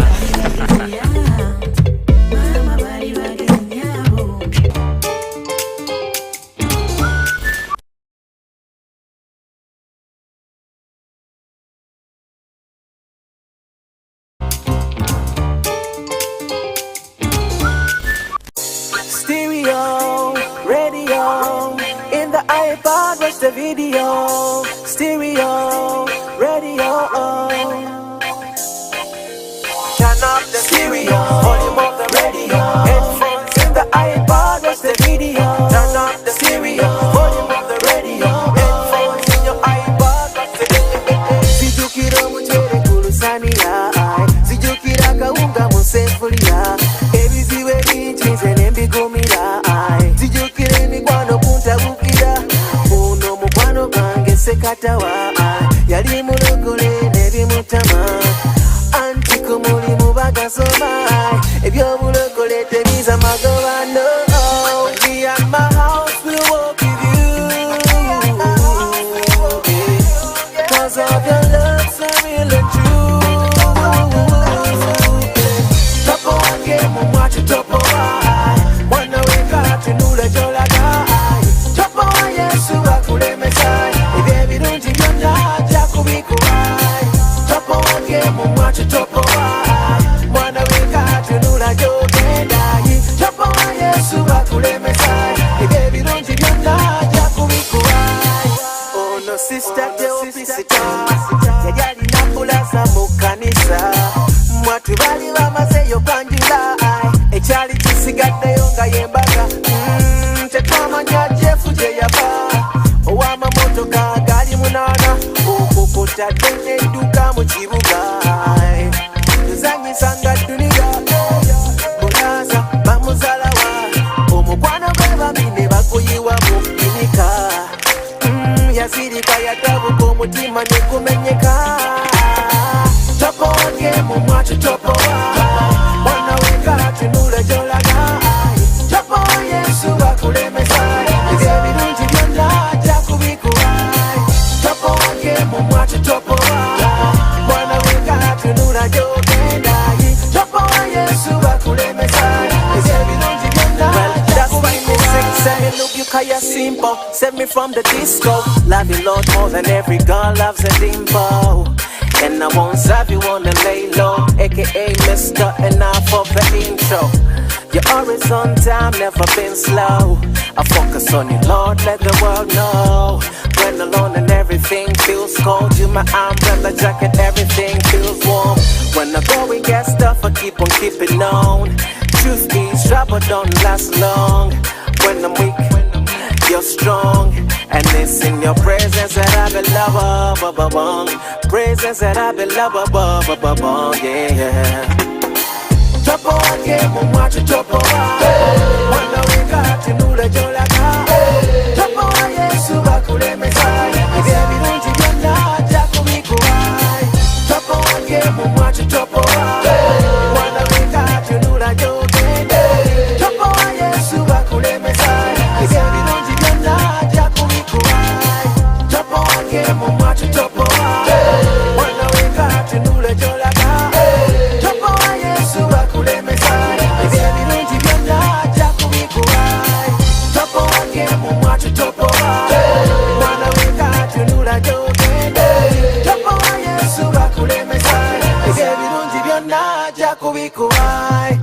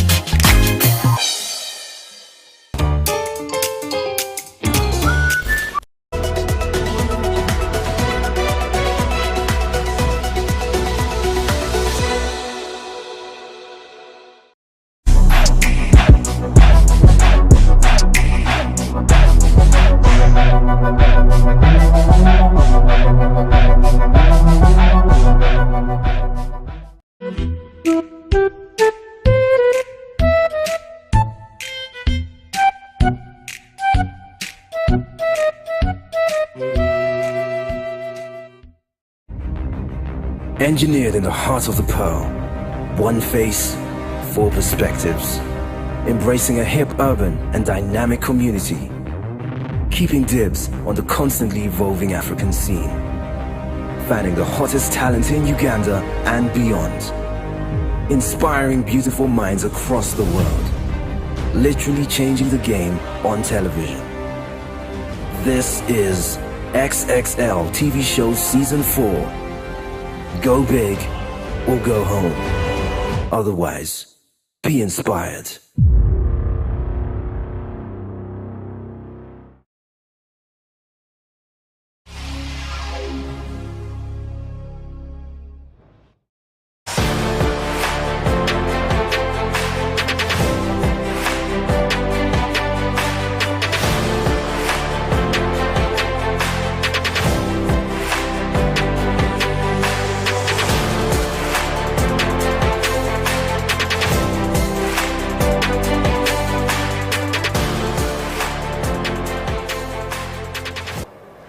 Welcome to the CEO Bench. My name is Eddie Okila. On this fourth edition, actually not fourth edition, it is the fourth episode, right? Yes.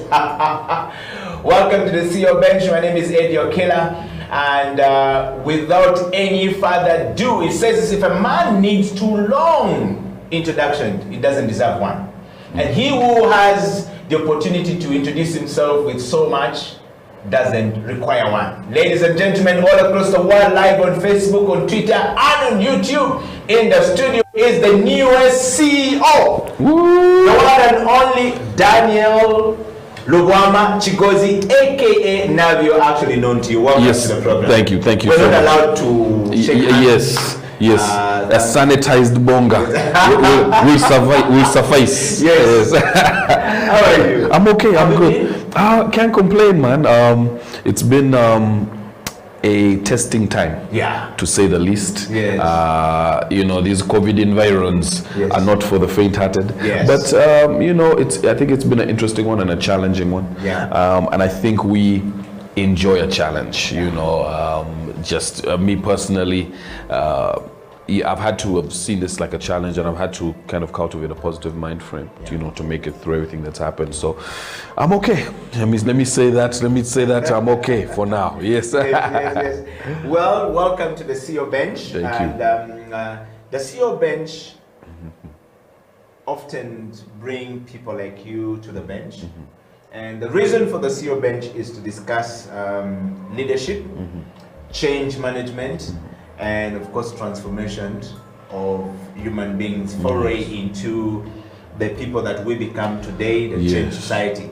And you are of course the newest CEO, I would say, from the top. Yes. And we thought about you. We often look for the CEOs. We ask people to vote and say, who do you want us to bring on the CEO Bench? Yes. And this week you actually won the vote. Thank you. My fair people of Uganda. Yes. And the world, actually. Because this show so you are talking to over 1.8 million people in yes. These are Ugandans. Yes, absolutely, and man. about 15,000 people on Facebook that are looking forward to this interview. Nice. So welcome to the show. Thank you. Etienini, Etiabe, Jebale, Ariamabe, all of them. Yes. So Danny, let's start from this. Yes. This is actually Navio. Navio is known to you as Daniel Lugwama Chigozi is the real name. Yes. But he's actually known to you as Navio. And he's a musician. He's the CEO of Navco. And we're here to talk about Navio as the CEO. And we're looking at the leadership abilities that determines the level of effectiveness of a leader. Yes. And we're looking at the success stories of Navco. Yes. You have built Navco from scratch to where it is today. Yes. And we want to know what have you been through, what processes you've gone through, what you've done. But to start with first, we'd like to throw you to the deep end. Who is Daniel Lugwama Chigozi in a nutshell? Yeah, Daniel Lugwama Chigozi, I think, is I won't say competitive individual, but I'd say one that has been shaped by upbringing, has been shaped by a lot of other factors in my life have shaped my trajectory. So if you talk about business, the fact that I played sports, the fact that, you know, I was very in tune with what my family were doing, and they were older than me as far as business is concerned. I think all of these factors kind of chipped in and helped to shape the person that I am now. So I can say I'm a person who, I think my brother is the first person I ever heard say work hard, play hard. You know, when it's a play hard scenario, you know, that is what will happen. When it's a work hard scenario, I expect people to switch those caps with me, you know, so I've always seen myself as kind of a train, you know, and I'm on that train. I'm heading in a certain direction. It's incredibly hard to stop a train, and I hope people jump on with me to see that common vision. I think that's kind of, in a nutshell, you know, who I am. I like to kind of work hard, push my abilities. I don't have to be number one, but I do like to compete using my full experience and my full wealth of knowledge and my full physicality to kind of complete any task, which I get into. If you had to rewind the clock back, to, let's say, a certain age when you are still young, back the days of clear cuts, which age would you be and why would it be your very favorite age? I think age 14, turning 15. Why 14, 15?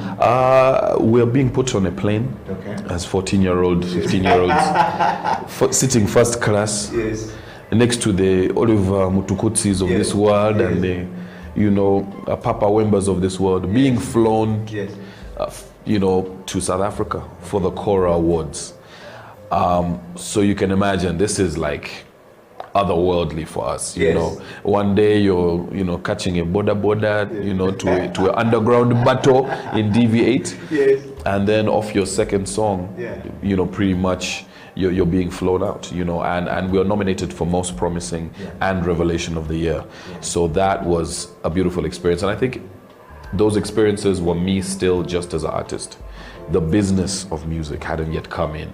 The challenges, the supply and demand, the building a brand, none of those factors had yet come in. So it was me literally just as an artist on a plane, you know, just enjoying myself, you know, with all my boys. And feeling good. Yes. So those moments when you look back down the road to that moment, when you guys were going for Call Awards and you were nominated, what was running into your mind? Particularly you, and of course we can't talk for many other people, but I'm sure you shared the group. You, Papito, The Myth, Tom, JB, and then Langman. What was going in your mind? I thought, you know, this is going to be a really cool story. And because, of course, I started in a group basically kind of as like a hype man, you know, I was like, wow, you know, we've done something really cool.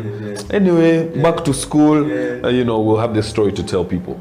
I had no idea that I'd be sitting here, you know, 59 awards later, having toured over 30 countries. It must be close to 60 cities for music, having had accolades, having performed for my king several times, you know, whether it's, you know, his 60th or, you know, there's a lot of small things that have happened that I could have never imagined, and things I would have seen and countries I've been to, all because of that moment, you know, music and how it began. And then, of course, you know, now changing me into the businessman that I am now, I had no idea that it could start from something like music. You know. So at 14, on the flight going to South Africa, and did you ever see yourself becoming a CEO of your own corporation? Definitely not. That I didn't even know what the CEO. I'm sure I was calling it OEC by then, or EOC or something. I thought it was the East African Commission of Offices or something. I had no idea that the business role would take on a life of its own. So I always had music at the back of my head, even in school. And because of that, I knew that I was dealing with a dynamic, ever-changing, and in Uganda, a non-existent industry. just as far as music was concerned. People were releasing music, but in terms of like hip hop and people breaking the mold by then, it wasn't really done consistently. You had very talented individuals who put their best foot forward and inspired us. But in terms of consistent work, you know, I'm like, what are the frameworks that make this work? So I felt myself coming back holiday after holiday, learning a bit more about music, then going back to school, and I'd add a module of business, or I'd add a module of psychology, or I'd add a module of political science. And all of these things were kind of feeding back into the roles that I wanted to do. I thought I would be in the line of UN work. You know, aid work, that was really my focus. I thought I'd move into that international relations space because I've always wanted to change lives and do something positive.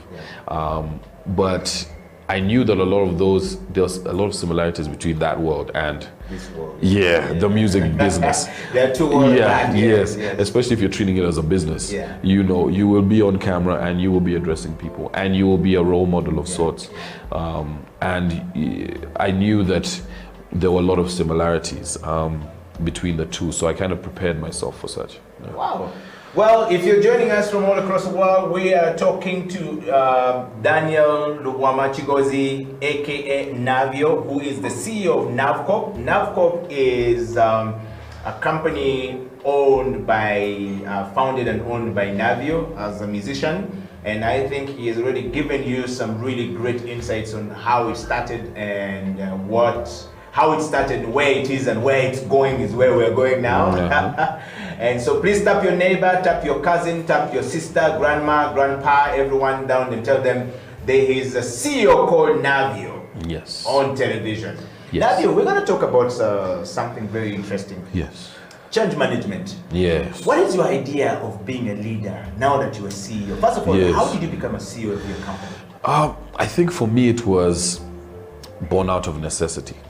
You know, there's only so long you can stuff money under your mattress. There's only so long you can you know, stuff money in your kabada and your shoe boxes, and eventually, if you're growing at the rate which we were growing, then you have to make allowances to expand and do them in the right way and a safe way. So it came out of necessity. First of all, setting up the company, you're doing tours all across the world. You know, a personal account is great, but how these things are taxed becomes important for your business later on. As soon as you cross that threshold of 50 million a year, you know, you're now in the interest become more shares. Yes, they'll be like, can I see your documentation? So as soon as you cross that threshold, you know, you can't just be trying to balance things from your own account and such. So it really came out of necessity. The industry and my personal career had moved to a point where I had to be doing business professionally. You know, you cannot just be directing 20-30 ma into your personal account and you know, not really keeping track of what's going on. And two, setting up a framework, I think, protects you at the end of the day. You have all your books and you've ticked all your boxes. There are a lot of people running around who do promotions companies, but you're actually supposed to get a live show component to your company that has to be written in your memorandums, all that stuff, you know. So there are a lot of people who can get shut down at a moment's notice. People can walk in and be like, do you have permission to do this live show? You know, do you have permission to be on stage? Whose songs are you singing? You know, your copyright and such. So it was really about necessity for me. And of course, you know, the role of CEO, it's not one that I thought I could take on at the same time as being an artist. But I think it makes sense because you have the legwork that a lot of the management does, and you see the world, you have that inside view of the world of music yourself. And a lot of people want to meet you. You know, a lot of businesses, you attract people and attract clientele, sometimes using your marketing. And unfortunately, the marketing is tied into me. Yes. So because you're the product, you're yes. the brand, and you're the product. Yes. Yes. So they're like, so where do we get this quality? Moving into the event space, for example, where do we get this quality of image? Where do we get this quality of sound? And the fact that we had the studio and we had the film angle and the event space and everything from weddings to a lot of things we're involved in. Yes. People could see that as a marketing tool, and we were kind of that thing that brought a lot of clients in, and then we could hand them over to management. So I think playing that CEO role was kind of important for me. Yeah. I want to just know from, if you're watching and following the show from anywhere, wherever you are, we're live on Twitter at HTV1 Uganda, and of course on Facebook, House of Talent Uganda /HTV. You will be able to find the show there. And we're live on our YouTube studio, House of Talent Uganda /HTV. Navio is talking to you. Now, you dream to become a CEO. You're a musician, first of all. You don't even know where to start from. And the role of a CEO is not for every, person on the planet Earth. Not everyone who walks on the street can become a CEO. The role is quite very hectic and requires you to have a very specific set of leadership abilities as well as management skills to lead. And we're gonna go for the next 2 minutes before we go for a break, Navio. Mm-hmm. Yes. And I just wanted to break it down. Yes. What is it like to be the balance between the CEO, yes. Navio, yes. and the artist, the CEO Daniel, yes. Wamachigozi, yes. and the artist Navio? Yes. One is the brand, the other one is a leader, yes, and this one is a product. And they are together. Yeah. How do you balance this equation? It's really tricky. It's really tricky. I mean, getting a team who is used to that dynamic work, and of course, House of Talent. You guys have been part and parcel of even my earlier career, and things were very dynamic, and you kind of have to have those people you can rely on to delegate. Delegating, I think, should be, when they talk about leadership qualities, the ability to delegate should probably be in the first two of your priorities. The ability to look at something, oversee it, and then pass it on to a member of your staff or outsource if you must. Of course, everything happening in-house is better, but the ability to delegate, I think, is really important, because even though I'm handling whatever I need to handle, I could be in front of a stage trying to take a call to China, to sort out something, and my name gets announced to come on stage. If you do not have someone to pass that on to, then somebody's calling and saying, hey, by the way, we were looking for the CEO of Navcorp for big deals. This is Sony, and you're going to say, it's going the other side. It's really tricky to be on stage. Konnichiwa, konnichiwa. Switching from your Chinese to your Luganda can get tricky. So delegation, I think, is one of the most important tools that I've used to kind of balance the two. Okay. And then trying to, it sounds, of course there are other things before this, but I'll say healthy mind, healthy body. Trying to create a framework where my mind keeps working and keeps challenged, and I keep reading and keep trying to update myself is important. But also physically, exercising is important. I meet a lot of guys and CEOs of their companies, and they're like, yeah, man, for me, I don't believe in getting more than 3 hours of sleep, or I have insomnia, and I have what. That, to me, shows usually there's an imbalance in their life. Yes. You can't sleep and whatnot, you have an excess of energy. Human beings are supposed to exercise. It keeps the mind healthy. So as well as keeping your mind healthy, exercising and a balanced diet to a degree. I'm not perfect, but a balanced diet and trying to stay physical, it really helps. Wow. Just as far as longevity is concerned. Because as soon as the body tires, the mind tires, and vice versa. So these two actually work in unison. I'd say also in terms of keeping balance between, there's situations where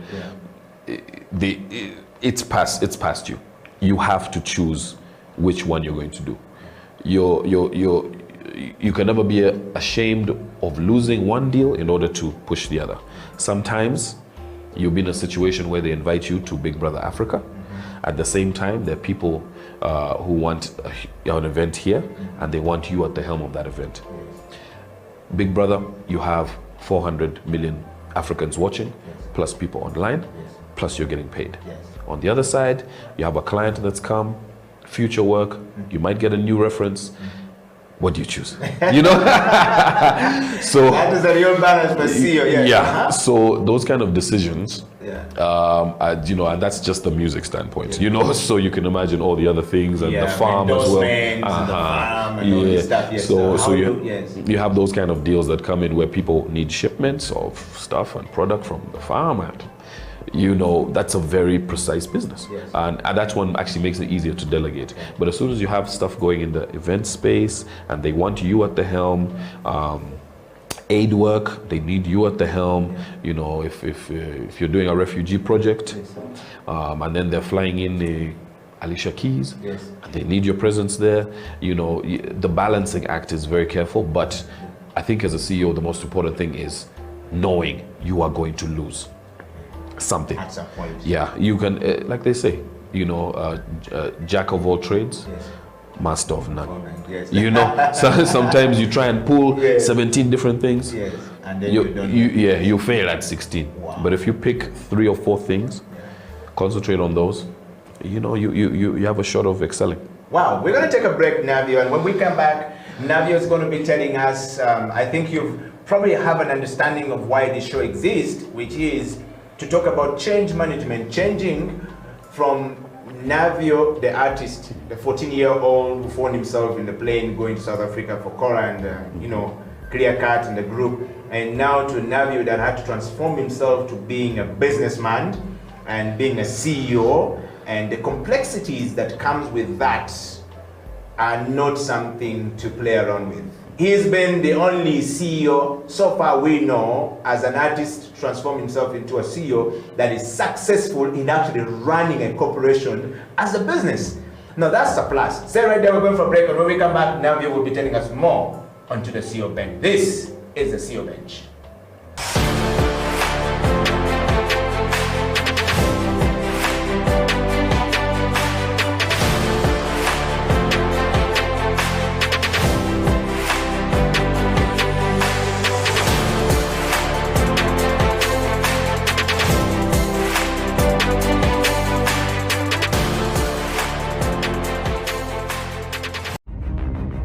Engineered in the heart of the pearl, one face, 4 perspectives, embracing a hip, urban, and dynamic community, keeping dibs on the constantly evolving African scene, fanning the hottest talent in Uganda and beyond, inspiring beautiful minds across the world, literally changing the game on television.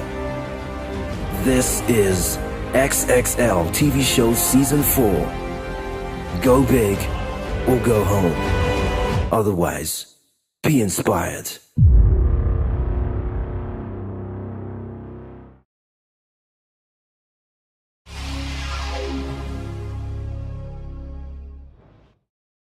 I'm a believer of functionality over form.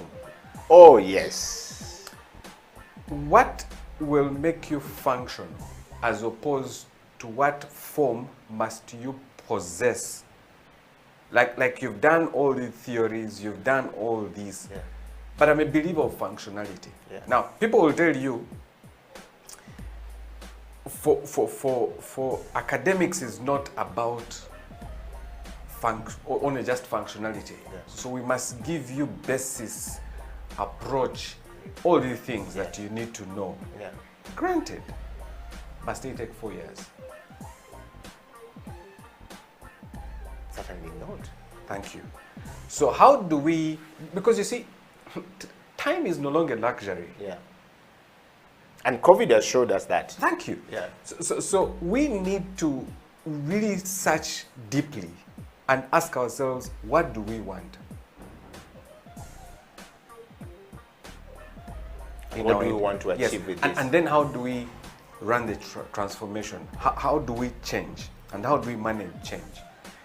I think for me, like I said, until it is painful, you can't.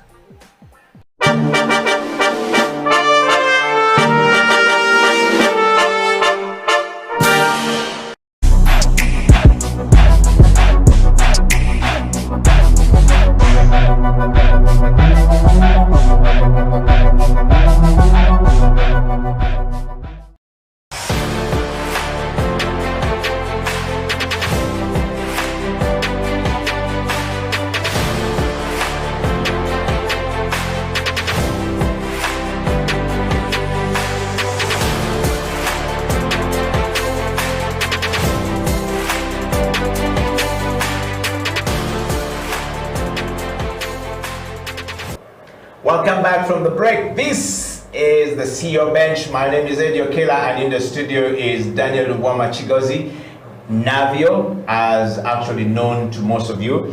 And if you're tuned to the show, I think you need to get a notebook now, because the CEO is going to give some tips on how you can transform yourself as a musician or as an artist into becoming a serious CEO with actually very tangible equity for your business.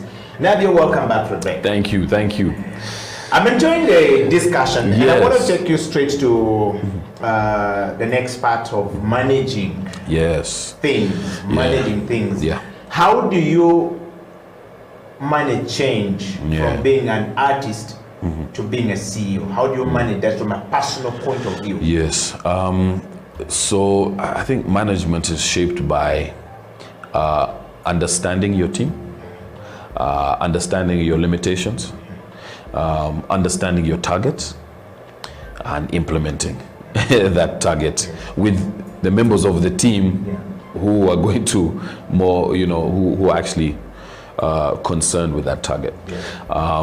So with any change that happens, for example, you have a situation where you have an online segment of your business, but you've had the physical. So with music, for example, you talk about you had the physical side, shows, tours, endorsements, ads, the music itself, the CDs, distribution. That's the physical side of it. And then on the other side, you had the online element, promotion, marketing, brand, a lot of the other intangibles that you had. So if, for example, you take the biggest change that's happened in any business in the last 100 years, apart from World War, those were quite relevant. But COVID has been that biggest change that's happened in the world.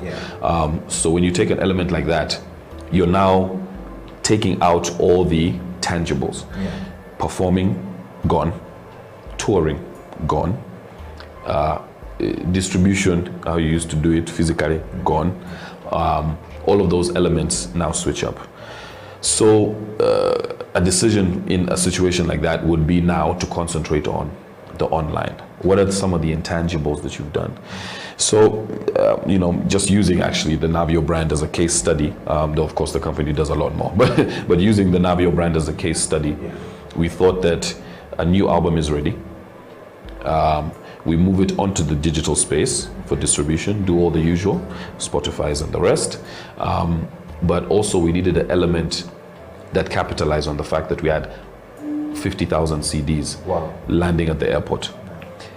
So you team up with other online people. For example, we had a border company. I want to mention it on the show as they are not a sponsor. But we had a border company that we teamed up with, and what we did in those first weeks was have them deliver it. So people who had the app, everyone who had the app would have that the Navio icon pop up.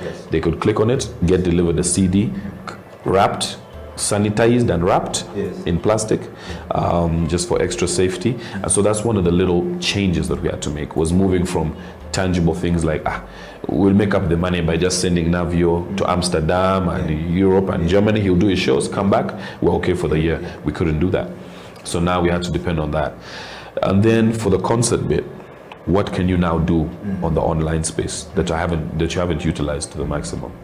Well, you create the virtual concert for the same album you're pushing. So now we were moved into the virtual space. We ended up being the first artist in the country to do an album launch online, a virtual concert. And by then, the sponsors that we had approached, and even some of the sponsors we had for the physical one, were like, no, this will never work. The same sponsor now is turn around and come back. Yes. Running with the format. Yes. Yeah, they're running with the format that we had laid out for the virtual show. Yeah. And so staying ahead of the problem has always served me quite well. Okay. Of course, you don't get to be in that wave at the peak of an idea, but at least starting the idea. Okay. Don't be afraid to start the idea and make the change. Okay. You know, so if a change happens and you make the change, don't be afraid to make the change. Yeah. Even though there haven't been any books written about it in any way. Common sense. Business should be called common sense. Yes. You know, there's some common factors that run through everyday life. Yeah. That, you know, A plus B equals C. Yeah. If I create supply here, demand will come, you know, or if I create demand here and the supply, you know, the kind of those value chains that run through everything from business to music to anything. So I think if we capitalize on those, don't be afraid to make those changes. Don't be afraid to start. Don't be afraid to lead from the front, because when it does pay off, first of all, you're maybe the only person who has begun it, done it well. And so people are inclined to come back to you for that repeat business, you know, of something that you've done. I mean, who is talking to CEOs? That's why we're talking to CEOs. You know? We want to know from the CEOs and what does it really take and feel like to be the CEO of your company? Yes, yes. What is your typical day like as a CEO? You've talked to this, do you have a vision, mission? Yes. And what's our goal? Where do we see you? Yes. What's the difference between Navio the artist when he's singing and when you finally come and say, guys, I need to communicate to you, the team, yes, that our vision for Navcorp is to do this, this, and this, and we're going to go. Yes. How do they respond to you typically? Yes, I think the response is always favorable, but of course there are always elements that you need to make sure aren't necessarily in the room when you switch back to business. You know, you don't need security in the boardroom. You know, you don't need your security there. So, you know, bule, we'll go, guys, relax. I will see you on the weekend for the show. But, you know, but those guys actually, you'd be surprised where you can get ideas from. You know, having said that, I get a lot of ideas from all my team, from security to marketing, to a brand, to my whole team. I get ideas from everyone, you know, driver. It doesn't matter where an idea comes from as long as it's good. That's typically not a typical thing for a CEO. CEOs, we think that CEOs are always just guys who say, I'm the CEO, so I'm the dreamer, I'm the person, so all the dreams comes from me, or you guys just wait for me to think for you. But you're saying it's not the case. It's definitely not the case. Where did you learn all this thing from? Being open-minded, I think. One thing about having a business personality, someone who knows as much of investment as my father and my mother. Being around them really helped me to see that. And just general respect, because like I said, business is that, you know, common sense. And I feel like it's also a lot to do with respect. You know, the way that you treat people and interact with people, you know, should really be, you know, fair and ethical. And business, you know, one of the main 10 points in business is to be fair and ethical, you know. So in the same way, I think we should try and live our lives like that. And what that means is when you walk into a place, everyone from the door all the way to the chef has a role to play in making your experience in the business better. So you disrespect the doorman, will your car be there by the time you're back? Who knows? The receptionist is going to tell you where to go. You know, the manager is going to set you on a path. The chef is going to bring, you know, I feel like there are a lot of people that you interact with and you see them just because you are paying for something. You feel like you have the right to be disrespectful, and that is not the case. You know, just because you're paying for a product, you should still be fair, ethical. And I believe that is what creates longevity. So the shelf life for a rapper, for a music artist, is supposed to be 3 to 4 years in Uganda, maximum. So the fact that I have been in it for 22 years, I think there's a lot of things that happen. One, with as far as royalty collection, you know, a lot of artists will have hits, but if they're not performing, you know, you become 45, 50 years old and you can't really be out there, you know, like the young guys are. You're supposed to be getting your returns of royalties, but what we have is a lot of radio stations that don't play, well, play the music, but don't pay.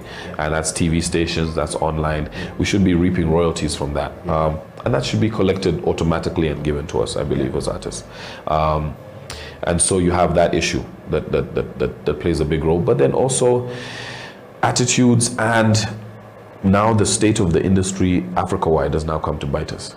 Back in my day, I mean, it's very few artists who have performed in Pattaya, Ouagadougou, Bobo Dioulasso, Accra, Cotonou, Zimbabwe, Botswana, Uganda, Rwanda, Kenya, Tanzania, Congo. yes. That's before we go to Europe, Germany. I mean, it's like 30, 35 countries. Nowadays, you have people performing like 3 countries. So we're not able to export our culture. The last barrier that has happened for artists now is also the fact that networks have refused to basically create an African framework for us to work in. So what this would entail is realizing that our diversity, and it doesn't matter how small a community is, they should be, their music should be judged for how good the music is. It's no longer about that. It's now become all about numbers. So it's very hard for a kid from Burundi to, you know, where they have 3-4 million to compete against Davido, where they have 190 million in the country and 40 in the diaspora. 240 million people. They, of course, they're going to have more numbers. That's like it's not even pocket change. Yes, you know, but it doesn't mean that other person's music is not good. So we have that issue as well. But those are some of the barriers, you know, we have to find a way around. So do we see NAVCOP, for example, you know, taking us, filling that space that you talked about, the void that we have? Yes. You know, the lack of the Africans coming together to try and create something. Yes. The platform, like you said, the network, creating something that will take us, you know, give us the platform to promote our culture and export our culture, you know, and our talent across there. Yeah. Do we see yourself working towards any of that as NAVCOP? Yeah, I mean, it's a big risk. You know, one of the fundamentals of business is minimizing risk, taking risk, but minimizing it. So what it would actually entail is a revolutionary announcement and constant, you know, in-your-face marketing that talks about these issues. And no network wants to play your video at the same time as you criticizing something they're doing. And so that is the balance. But I feel like at some point, we're going to have to just take a stand and say, hey, listen, you know, we have an amazing array of artists. People from Mozambique who will never see, because you just look at the numbers. Davido has 10 million. You look at you know, an artist from Madagascar and you say, whatever. You know, we have people from small countries who are doing amazing music, and I think as Africans, our diversity is what puts us there. So the way forward really would be to make an announcement, create that network, and maybe come together with a few acts to put that forward. But it wouldn't be a business move, more as just a ethical call, you know, to do it. Why wouldn't you make it a business move as a strategy for NAVCOP? Simply because the risk entails criticizing networks. So as soon as it would literally just be an artist, a standalone move, because as soon as you have companies going at each other, that is a problem. You don't want to drag a company, NAVCOP, into Navio's issues, or any artist that we work with. The company should always be standalone, and I think a lot of CEOs need to learn how to do that. Stand apart from your company. You know, Ruparelia Group should have nothing to do with Sudia's own lifestyle and what he does. It's a separate company, separate entity. Are you doing that yourself? Are you trying to separate yourself from Navio the artist to Navcop or Daniel Chigozie as a CEO who is also an individual and a business? Yeah, definitely. How are you doing it? Yeah, definitely. I think we've left Navcorp as a body that now handles production, music, anything in the event space. And now we're creating subsidiaries that are totally differently titled and stuff, just to create a bit of that space and differentiation. Icon Studios, for example, would be an example. People will be like, call it Navcorp Studios, people know what they're coming for. But at the same point in time, if Icon ends up signing artists or getting people on board, you want that to be a separate entity where it doesn't sound like artists are praising you. As far as the farm is concerned, that is also now a separate company. The real estate that I'm getting into this year, that is going to be a separate company. So I think when you're in the spotlight, all humans are fallible. All humans fall, but companies should be eternal. And companies should always be grounded. So keep them apart from your personal life. Wow. Now that we're going to dive into it, our time is coming fast spent. We're going to dive into some discussion about transformative leadership approach. Yes. And the leadership abilities that often defines a leader's level of effectiveness. Yes. On a scale of 1 to 10, rate the CEO of Navcorp.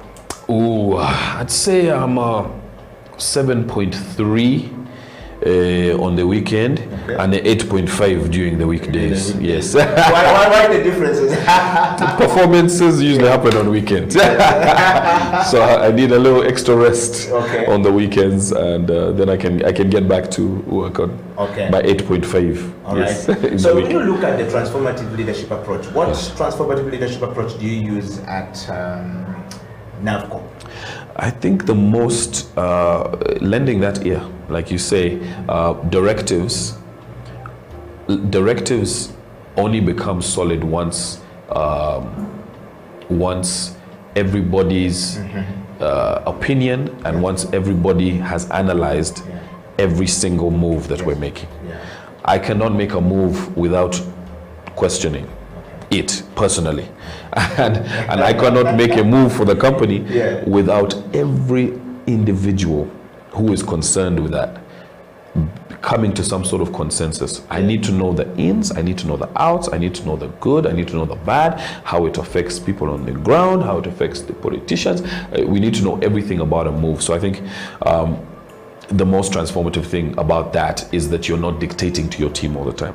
You have a symbiotic relationship in which you are fallible. Something you say can be questioned, because the last thing you need is you saying, this is what we should do. Everyone agree, and you walk out with it, and then people being like, oh, that won't work. You have your head of marketing, head of the GM and whoever. None of them are on board with what you're doing. That for me it's a waste of time, and you end up spending millions, going the wrong way. But Mr. Lubwama, this seems to be the modus operandi of operations for most leaders in Africa, and most corporate leaders, as well as from the political point of view to a corporation point of view. What sets you apart from this, which has been our way of practicing things? Yes, I think what sets us apart is our ability to change with the seasons. When you have an industry that's built up on between cassette tape and physical distribution on the street, and it moves online, it seems like a simple move, but you have hundreds of thousands of people, millions of people who instantly become unemployed. And you have these millions of people who have know-how about the music industry and knowledge about the music industry, but no way to now facilitate and move that forward. I think what sets us apart is our ability to stay versatile, our ability to respond to what the market wants. It should be, it's easy to change your music, or it's not easy, but we find we have practiced to the point where we can change our music to move with the times. You know, the fact that we can release stuff that we released in 99 and release stuff in 2009 and 2019, you know, that's like a 20-year, you know, so we will say 30-year differential that we managed to stay on top, you know, and getting album of the year 2018, it's not just about the music, it's about how we position and place ourselves in the new framework. So I think staying versatile would be that. All right. I want to take you to change management quickly. Change management, Mr. Daniel Chigozie, requires that COVID-19 has come and we have to change so many things. Yes. It is messed up, it has messed up a lot of things. Sure. And how do you manage that? So change management ordinarily requires that we think through the process. That's number one. Number two, it's communicated to the people. Yes. Number three, it is manageable. Yes. Number four, the relationships are managed. And number five, that we actually have the control, identification, and implementation of the required changes within self. Yes. Which means starts with you as the CEO of NAVCO, yes, a business which is NAVCO, yes, and a similar organization of the foray into becoming something that moved into a nation, yes, and affected the nation. Yes. Did you go through this when moving from an artist to becoming the CEO of NAVCO? Definitely. And was it communicated? Yeah, I think the ability to assess risk should be something on that list as well. Yes. Because nobody was really sure about the threat level that we were going, you know, that we were undergoing. So people were like, this is now being just put in our faces for political reasons. I'm like, it's hard to say that when you have 600,000 people who've dropped dead in America, who have more than enough ventilators and the healthcare to solve these problems. Yes. You know, and the same thing, I mean, our South African brothers, you know, close to 60,000 people fall dead on the street. And that is, remember, it's 1%. So it's 29 million people in the States who have had the disease and recovered. And it's just that, you know, 700,000 who passed on. So it's really a sticky situation, you know, but being able to assess risk, I think, should be also an important thing, because you get into that situation, you've made all the changes necessary, you make that shift I was talking about earlier from a physical entity to now going online and, you know, getting into some of those intangibles, and then being able to actually assess the risk. You know, can we go to that refugee camp? Can we perhaps travel to Tanzania, who, you know, at first had a policy of not putting on masks at all? You know, these are all small questions, and I think having the ability to assess risk versus reward became one of the most instrumental things. You know, it's like, can we Zoom it? Can we do a Zoom? Or do we all, 5 of us, need to go and sit down in the conference? So risk assessment, I think, became, for me, like, became pretty much the forefront. Can I really risk sending More to that meeting? Or should I tell her to Zoom? You know, small things like that, I think, came into play heavily when COVID came through. But the ability to change and stay versatile, I think, is ingrained in us because of the longevity we've had in the career. So we may do. Do you think that is available to everyone out there, to every CEO out there at your level? Do you think they think that way? No, I think it's such a divided thought process. You know, you walk into one meeting, you still have CEOs throwing their hand out, even wanting to bizu, give you a trick, you know. You meet those guys from the islands, the guys are doing the forehead thing, they rub noses, you know. So you're meeting people in those business capacities who, some of them really don't care. And these are CEOs in their 60s, they're in the target group. And so also managing those relationships, like you mentioned, is very important. If someone puts his hand out to you that you're making a deal with, do you refuse? Do you recoil? Do you say, coronavirus? There's money here. You know, you know, because now you're in a framework where you're dealing with their how sensitive they are to the issues and their own assessment. They have assessed that the risk is nominal. You know, so All of those little things, I think, came into play. Okay.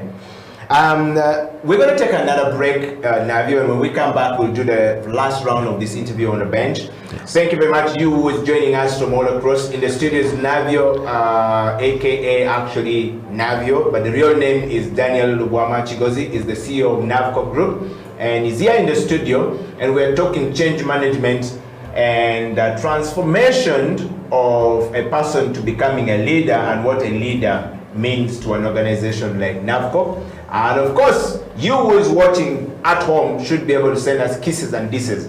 Please diss if you think we're not doing very well.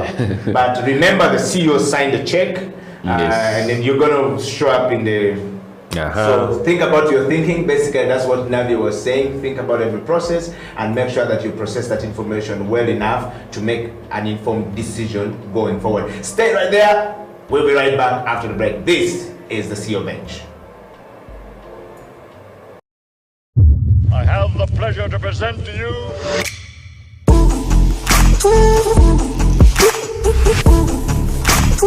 KCCA has taken a number of steps to address this sanitation challenge, which include, but not limited to the following: the setup,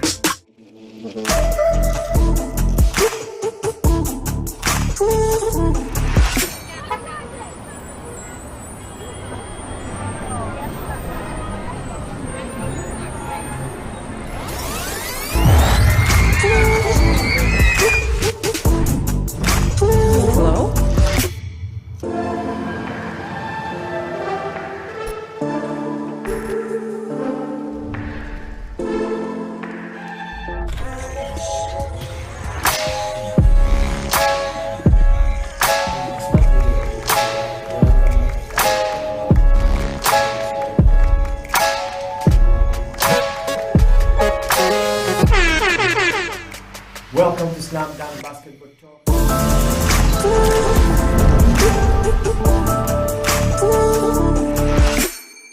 A wise man once said, "The future has a name, and its name is hope.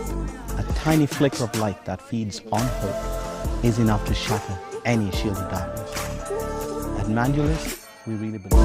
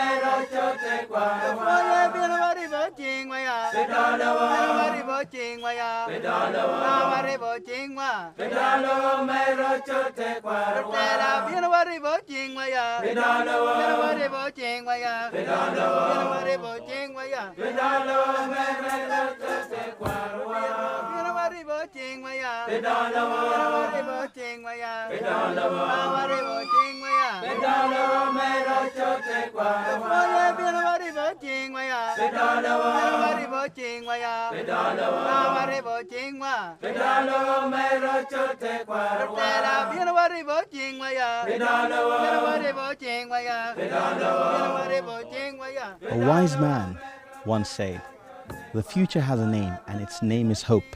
A tiny flicker of light that feeds on hope is enough to shatter any shield of darkness." At Mandulus, we really believe in this. We're a clean energy company that also focuses on agricultural value addition to help improve the lives of farmers in rural Africa. Something that's close to my heart, having grown up in these communities. I was born in northern Uganda, in such communities that we've seen today. I spent my early childhood running around these roads. You know, I've lived this, but so has almost every other Ugandan, because 80% of us are linked to the ground through farming. And now what today has been about is figuring out how farming can not only be productive for food, but rather how farming can be productive for the entire ecosystem and the economy. How crops once grown can have residues that can be turned into energy to process those same crops, can be turned into energy to cook those same crops, and can be turned into that flicker of light that can shatter any shield of darkness, economically, developmentally, and otherwise.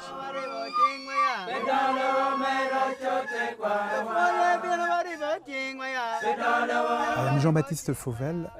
I work as a program manager at the EU delegation to Uganda, and I'm in charge of working on inclusive green economy.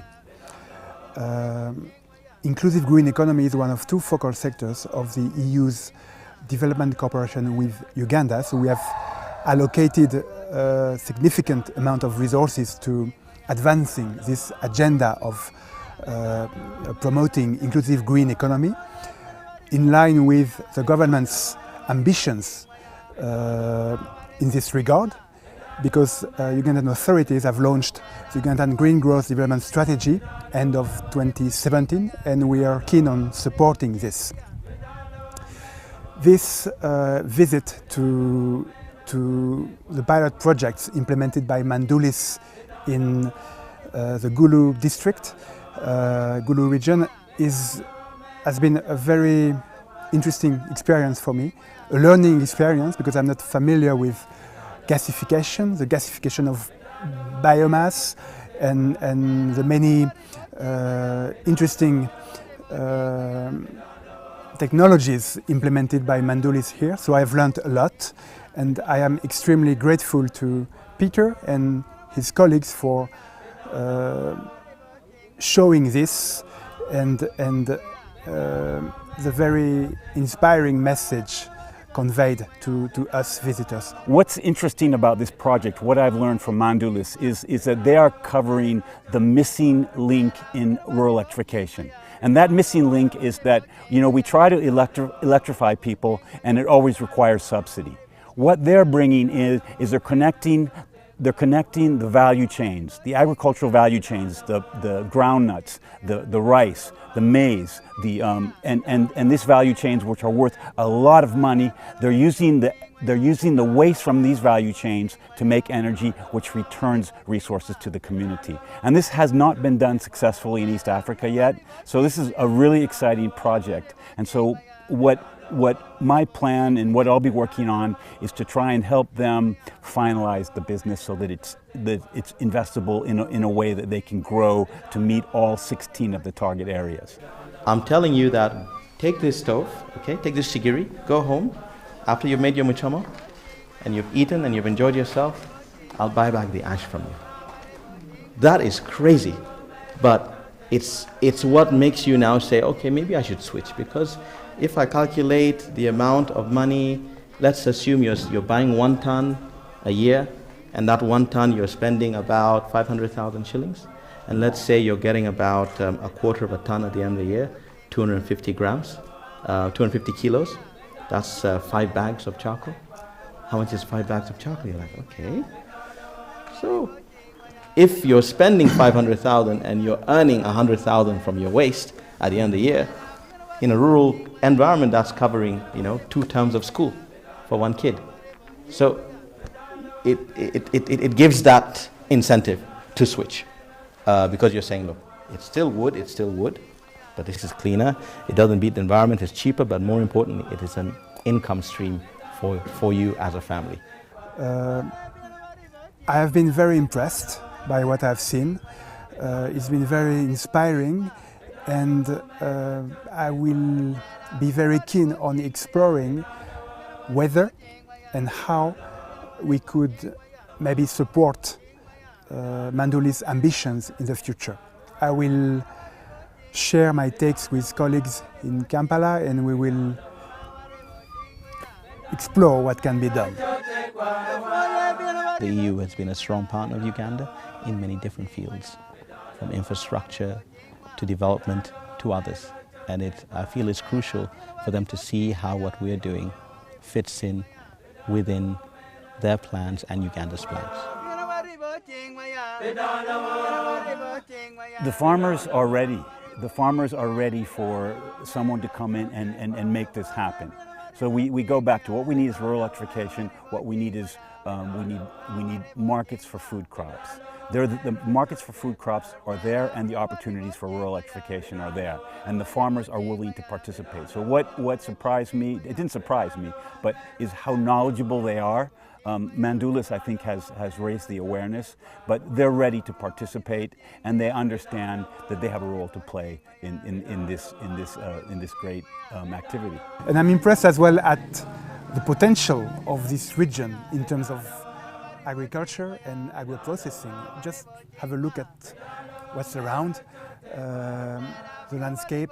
You can see how fertile this land is and how much potential there is for such initiatives as those promoted by Mandulis. So I am confident that there is a big potential for agro-processing industries in the future, and of course the gasification of bio-waste is one of them.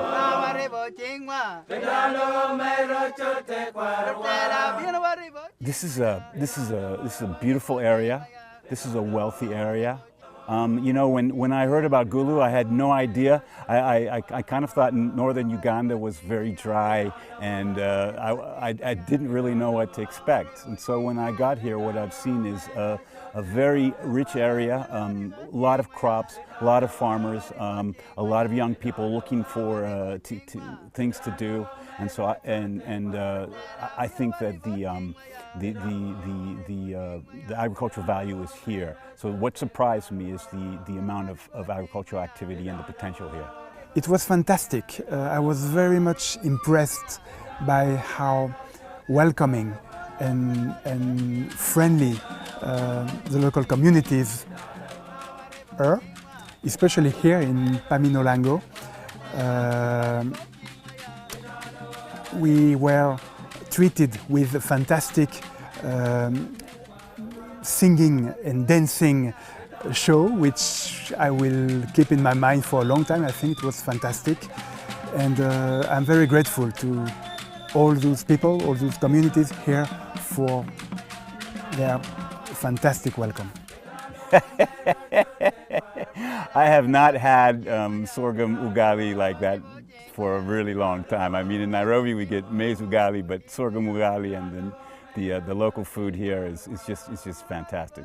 I'll also talk about the music. That was like the best village orchestra that I've seen in a long time. So the food and the music, that was like a cherry on top of the experience, and so I'm really looking forward to working on this project.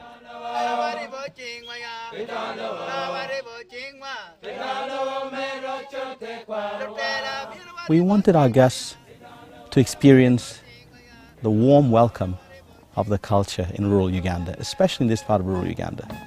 So we had everything from Malakwang to Bo to Lakorokoro, you know, to Odi to Olel, all the food that's grown just down the road from here, and they've eaten it right here.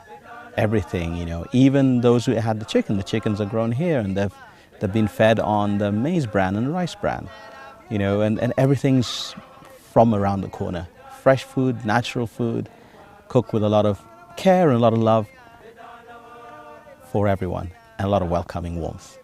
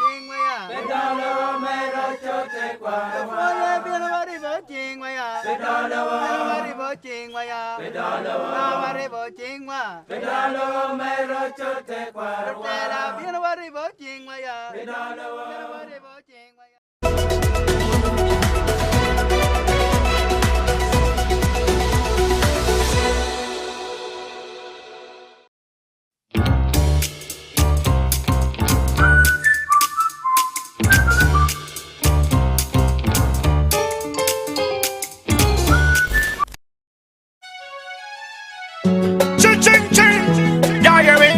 Over the moon and over the sky. Gospel music to the world. Kids can feel like take it out.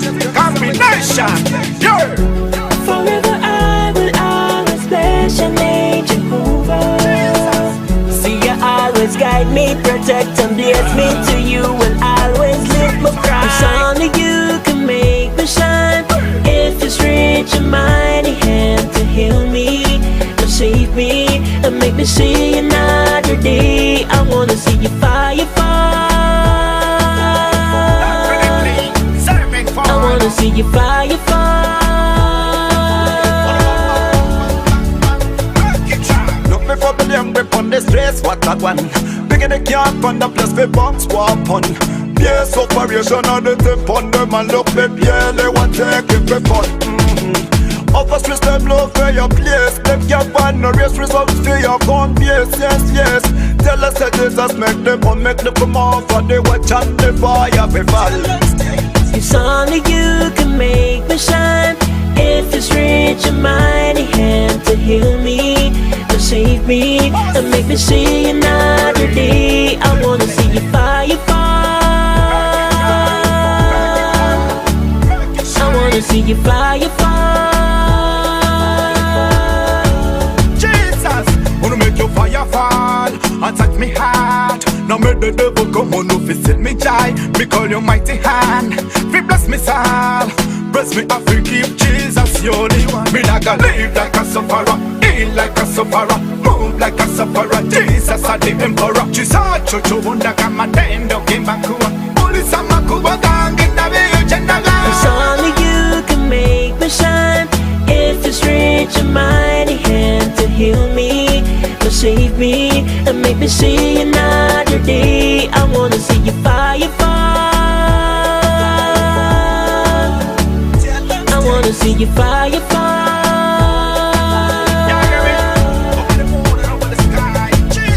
Forever I will always bless your name, Jehovah. See you always guide me, protect and bless me. To you will always lift my cry. Somebody tell me, me brother, my sister, not the vagabond, not from the child of a man. You love and bless me, you did restore me. You hear me? Gospel music in the world. It's only you can make me shine. If it's reach your mighty hand to heal me, to save me, and make me see another day. I wanna see you fire fall. I wanna see you fire fall. I wanna see you fire fall. I wanna see you fire fall. I wanna see you fire fall. I wanna see you fire fall.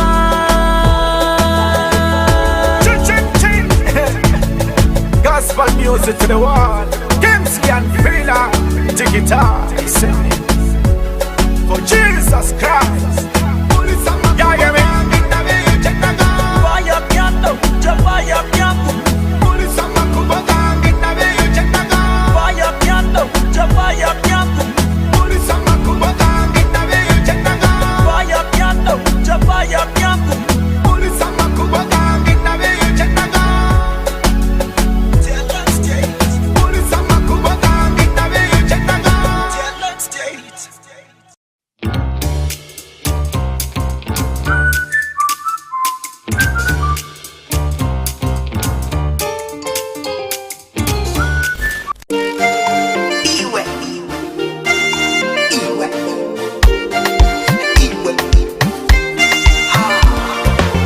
Likapunjako mu nyanja amaiso gangu kagakwata n'omutima gwangu kabutwara ninzigora bokiwe ninzigora bokiwe abokigija mutwale ogwangiwe abokigija mutwale kabaragaine tibetana abokigija mutwale ogwangiwe abokigija mutwale kabaragaine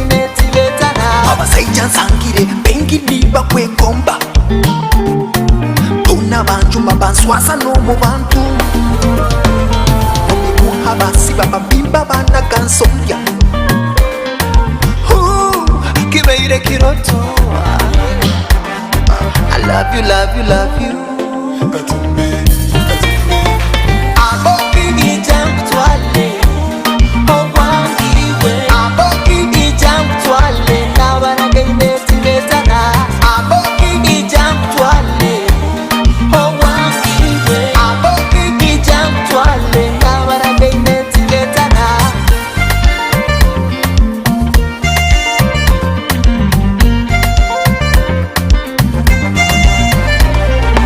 Ulikapunja kumonyanja,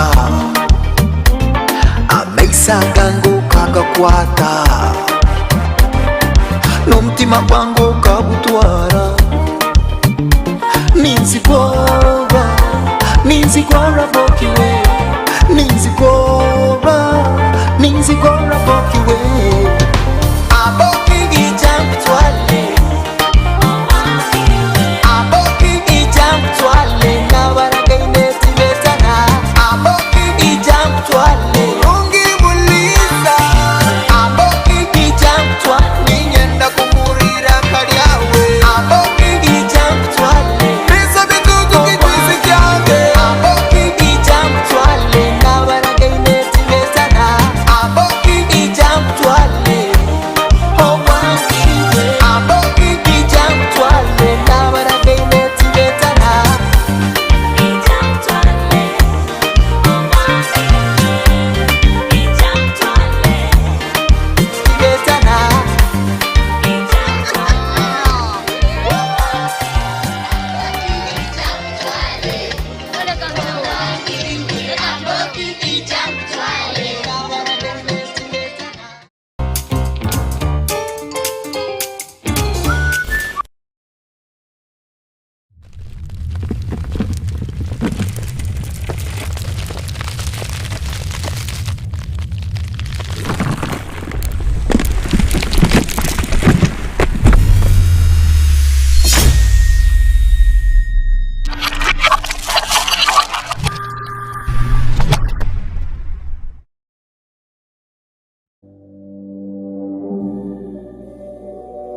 Kampala, the capital city of Uganda, like many other sub-Saharan cities, is characterized by peri-urban and dense unplanned informal settlements.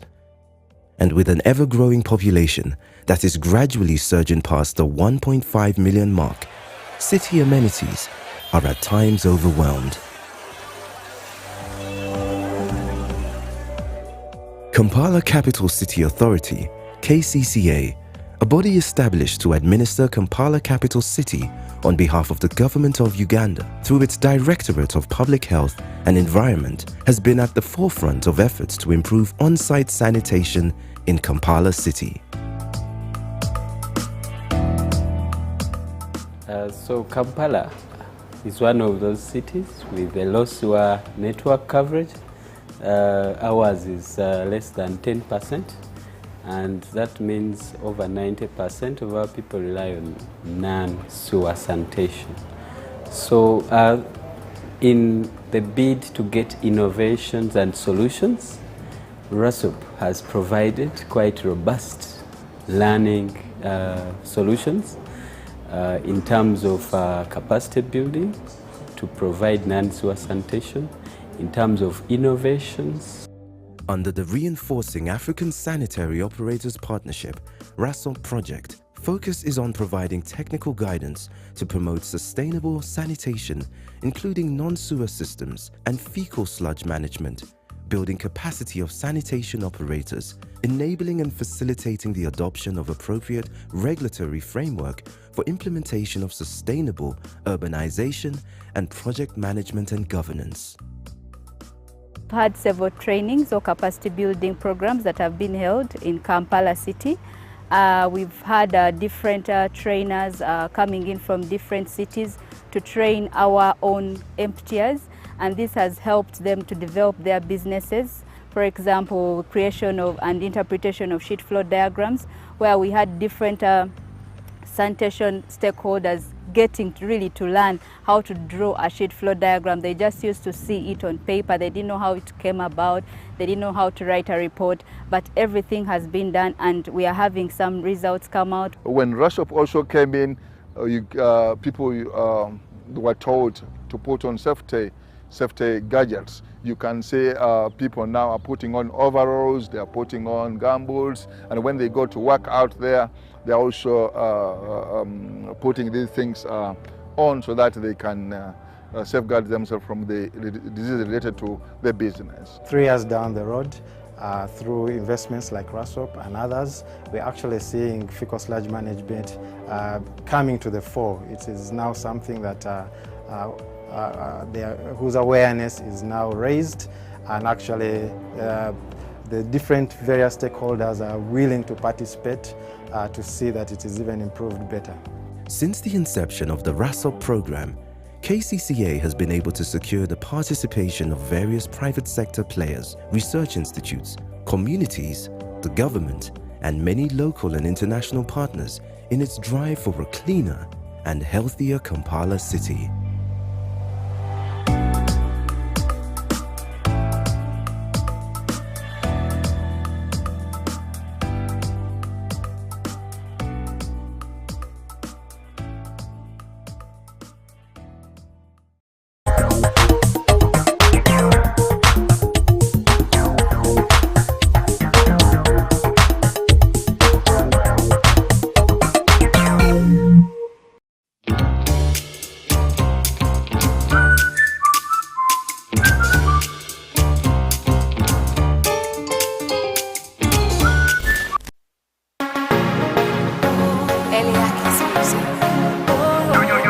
You want inside me like an amplifier. With a ban, every fresh desire. Like the Holy Spirit with the holy fire. From glory to glory, He might take me higher. And serving you is my hearty desire. And then the righteousness be my long attire.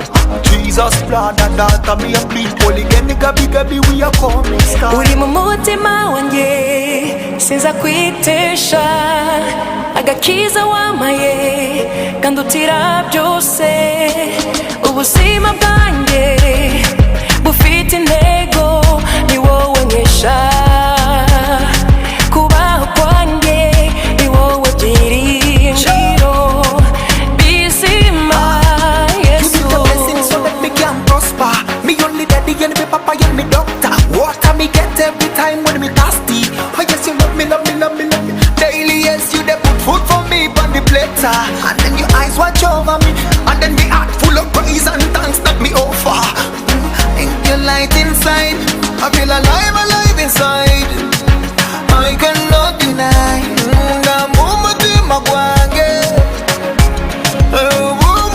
Uri mu mutima wanjye sinza kwitesha agakiza wamaye kandutira byose ubuzima bwanjye bufite intego ni wowe nkesha kubaho kwanjye ni wowe byiringiro bizima Yesu. Sinzaho nari kuba ndi iyo wowe Yesu utaza gucungura nta nzira nabonaga imbere yanjye nta cyizere cy'ejo nari mfite hari umwijima wicura burindi imbere yanjye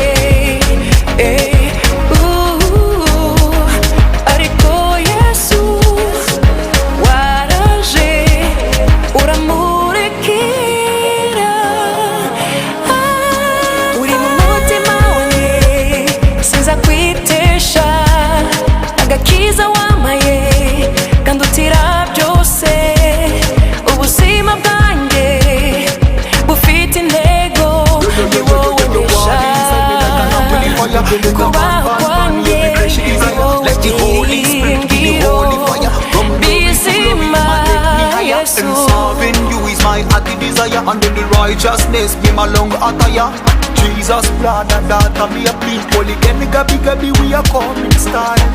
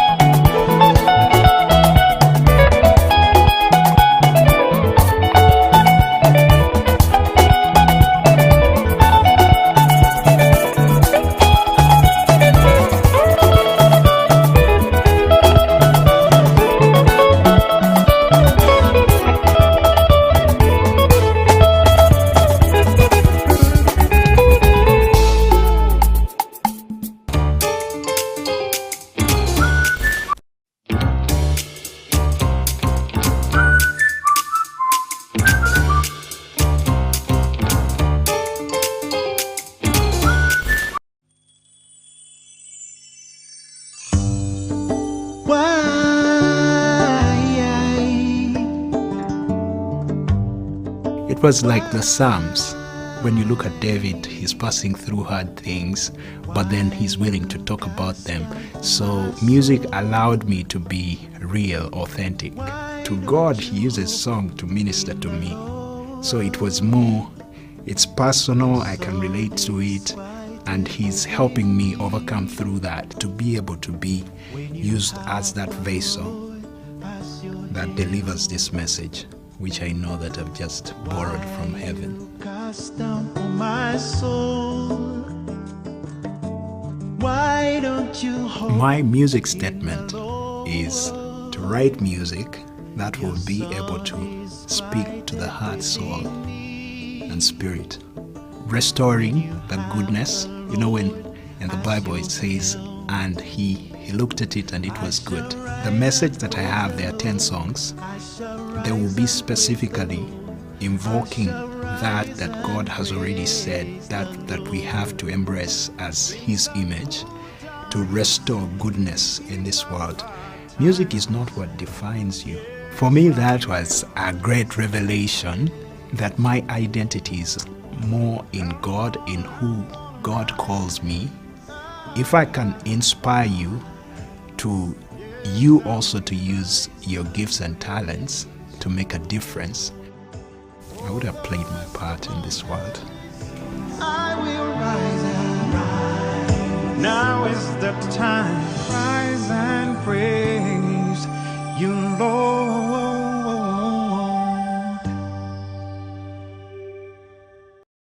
I have the pleasure to present to you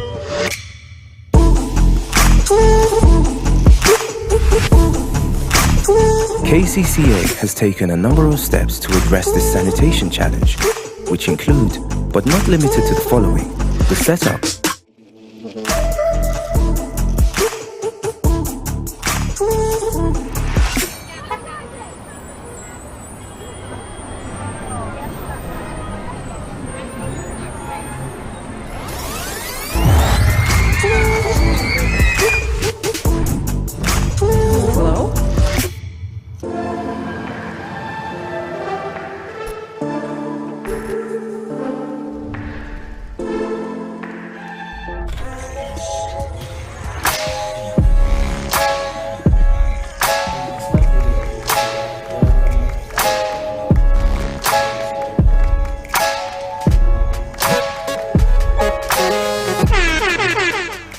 Welcome to Slam Dunk Basketball Talk.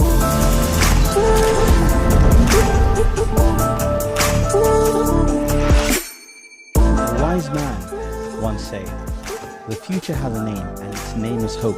A tiny flicker of light that feeds on hope is enough to shatter any shield of darkness." At Mandulus, we really believe.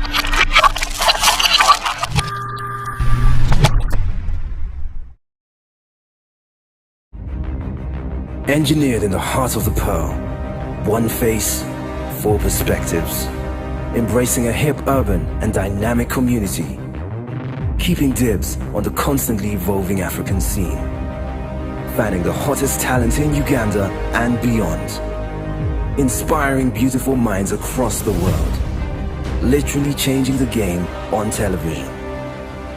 This is XXL TV Show Season 4. Go big or go home. Otherwise, be inspired.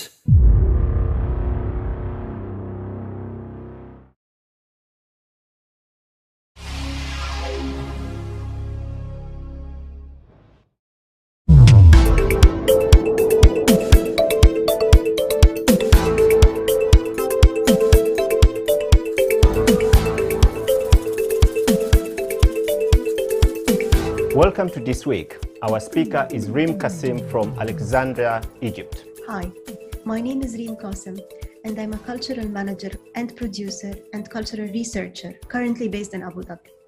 I'm also the founder of Agora for Arts and Culture. And Agora is a cultural institution based in Alexandria, Egypt, that works on community involvement through education, production, dissemination of arts and culture. I'm also one of 3 co-founders for the virtual platform Basita.live. And Basita is a virtual theater or a virtual venue, and as well an income-generating platform for the creative and cultural sectors worldwide that has been created during the past year of the pandemic. During the recent years, most of the people in the creative industries were discussing alternative funding models, and were also discussing how they can be self-sustained financially through their activities. Most of the institutions are heavily depending on in international funding or even local funding, and funding mainly for projects. However, there are very, very few cultural organizations that are self-sustained financially through their activities or through their earned income. And for this reason, when all our work moved to the online platforms, it became even more challenging for artists, creative freelancers, and cultural institutions to generate income through the virtual platforms. And of course, the virtual platforms, they come with their own challenges like copyright, security, online security, etc.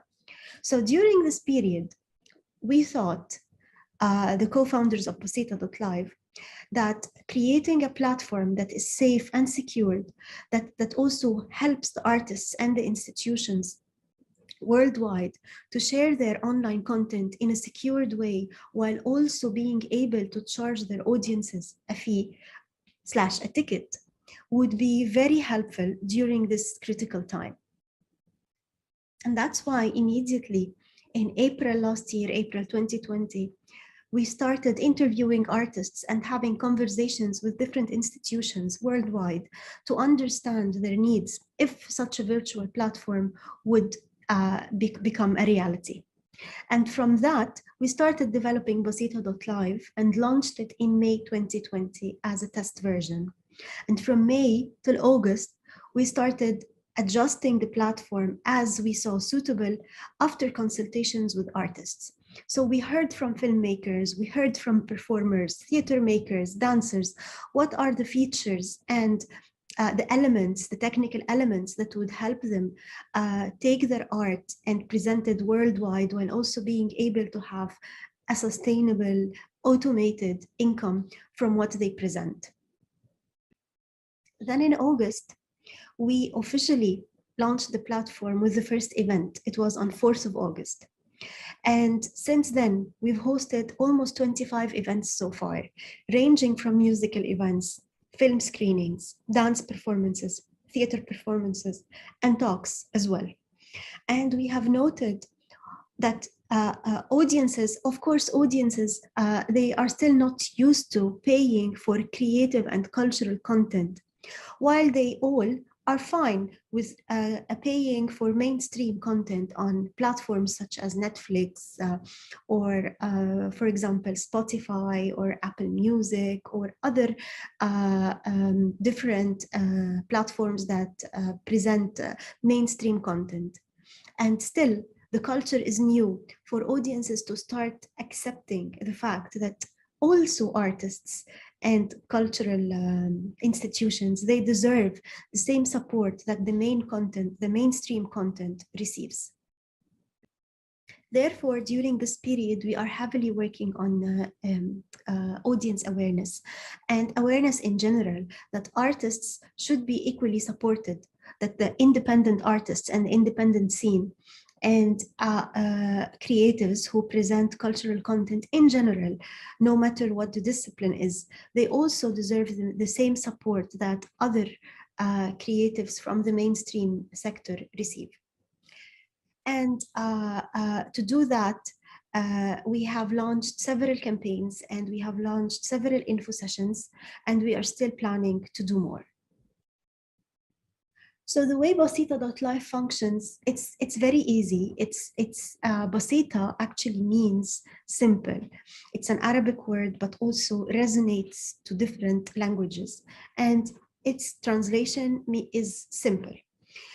So the artist or the institution, they go on Basita.live, the platform, and they create an account, a personal account. There are 3 types of accounts.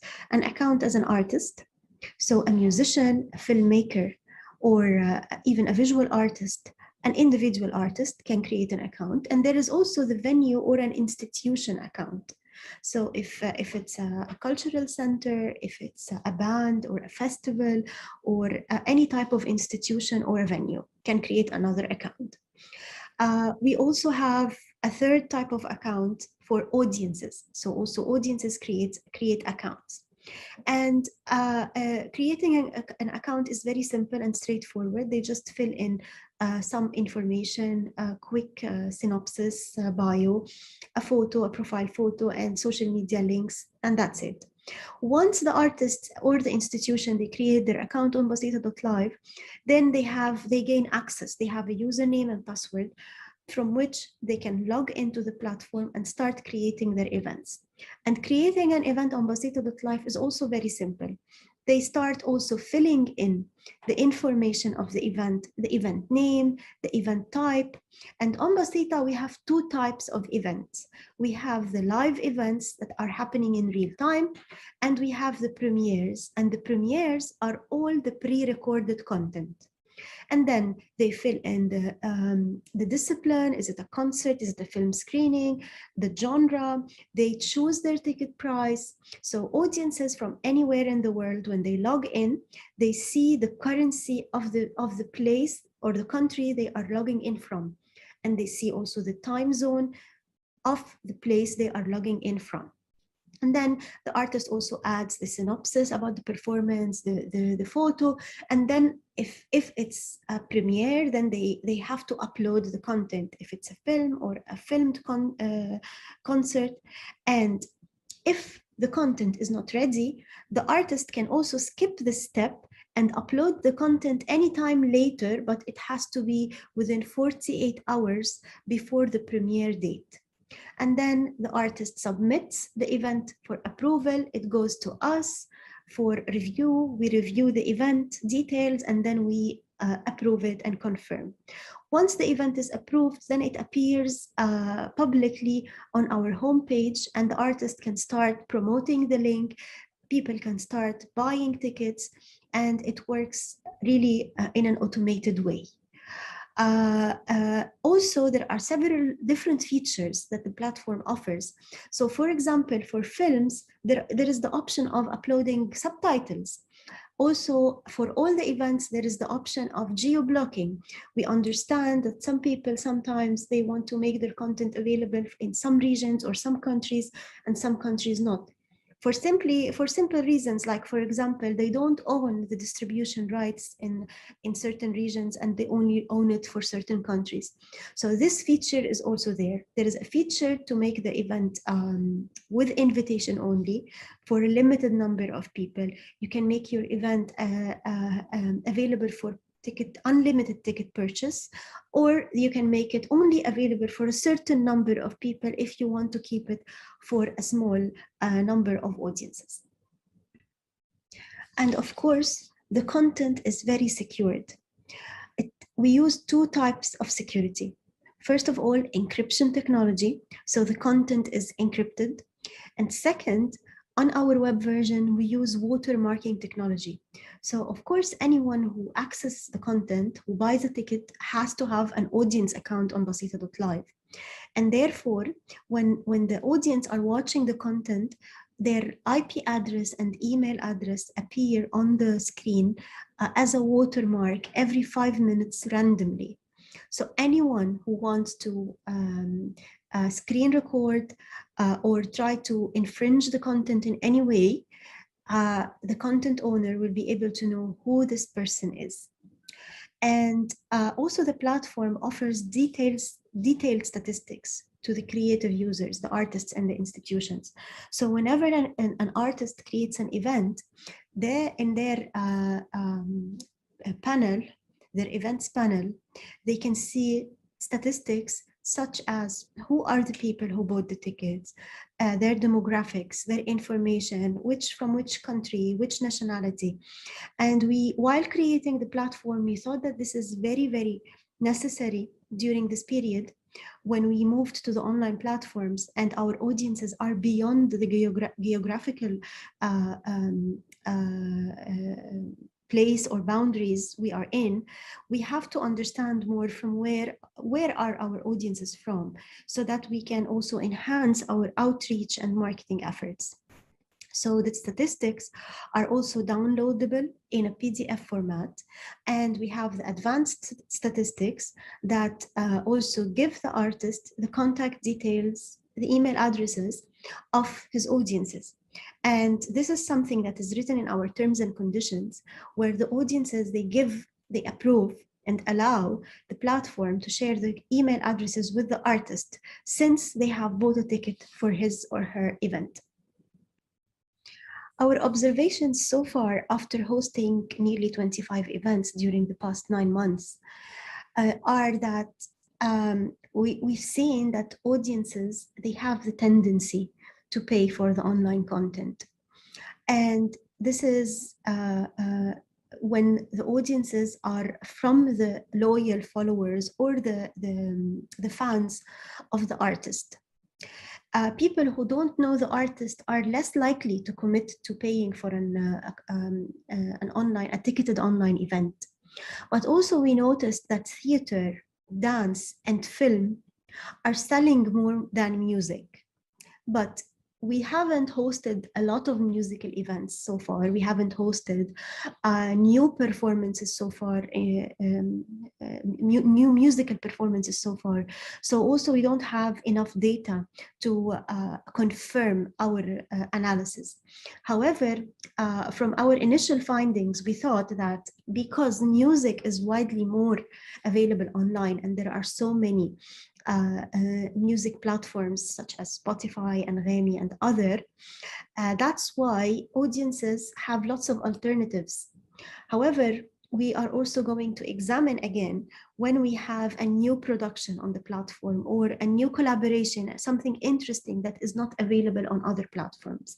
But for film and theater and dance, we've noted that people are more interested to pay for such a content, especially people, for example, we hosted lots of events from Egypt. So lots of Egyptians living abroad, they were very keen to watch those independent films or theater performances from their country because they are unable to access this content physically in Egypt. We have noted also that the platform through the platform, artists and institutions reached new target groups. And these new target groups tend to be more on the two broad spectrums of age. So a younger technology generation were more interested to interact with cultural content online than physical. Also, senior citizens found it more convenient to interact with cultural content online. And of course, the global aspect, people who are not physically in the same location. So, and that's what we have in our plan for Basita.life after the pandemic and beyond this critical time.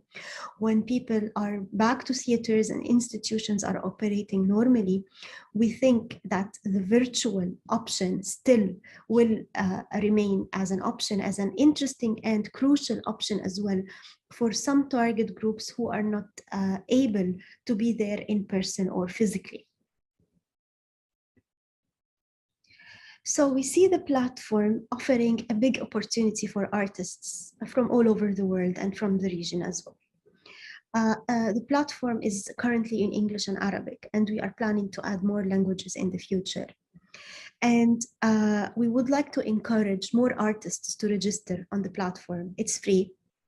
artists do not pay a subscription fee or a registration fee, and the platform only deducts 25% of total ticket revenue when the artist creates an event and sells ticket.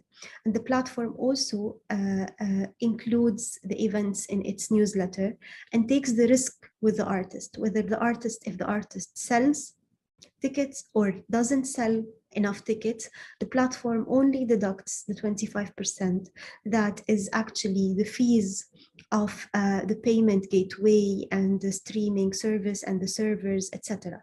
So the platform for now is offering lots of opportunities to artists, and that's why we would like to encourage more and more artists to register and create events. Even they can share their old content, their archived content, if they have old performances that have been archived and they want to test how it functions, they can do that. The platform also has an app. And this is because through our statistics, we've seen that more than 95% of the people logging in on our platform, they log in from their mobile phones. So we created an iOS and Android app for an enhanced visitor and audience experience. So please, I encourage you all to register and start creating your events. It's automated, easy, simple, straightforward, and it's free. And if you have any inquiries, please feel free to email me or email our contact email, creativeusers@basita.live. Thank you very much.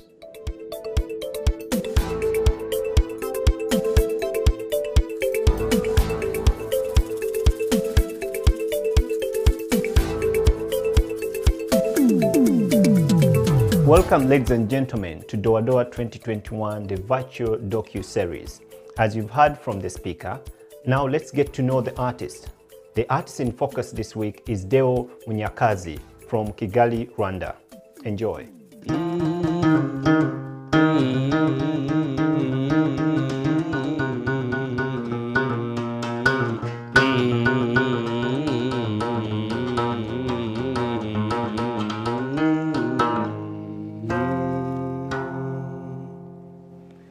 Hi everybody, my name is Deo Munyakazi, traditional artist, singer and songwriter. Welcome to Doa Doa Virtual Festival. Well, Munyakazi is a Rwandan traditional artist, musician, singer and songwriter, based in Kigali, Rwanda. He plays inanga, is Rwandan traditional musical instrument, which is made of strings and wood with a pentatonic tune. That's my sound.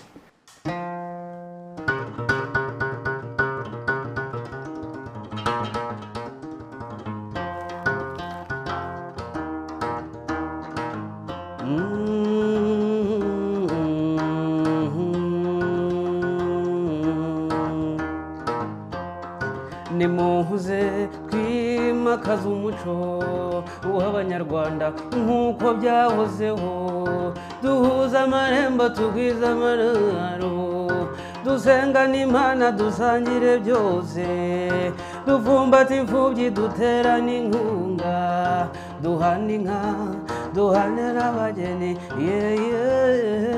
nk'uko byahozeho.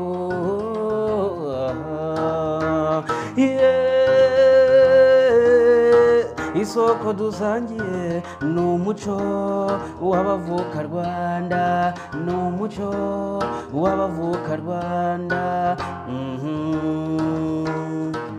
Munyakazi wa mwene habarirwa mukuru kare wa kidende cya mutarataza wazirimo abagabo kagira impakampanga. Habe nk'ubitobo inkotanyi y'abagabo ingabirane bayimashira ziraguhunga ni ikimenyimenyi uruhanga z'ubusa na cyenda nari gihangana.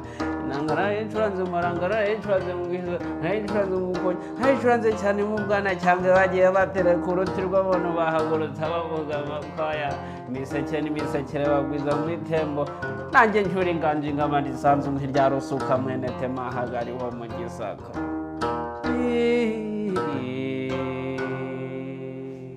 And that right there, it's sound of Kigali. Rwanda. Welcome to Doa Doa 2021. Well, my musical journey has been a blessing so far, because I got a time to introduce my music, my Inanga sound to the universe.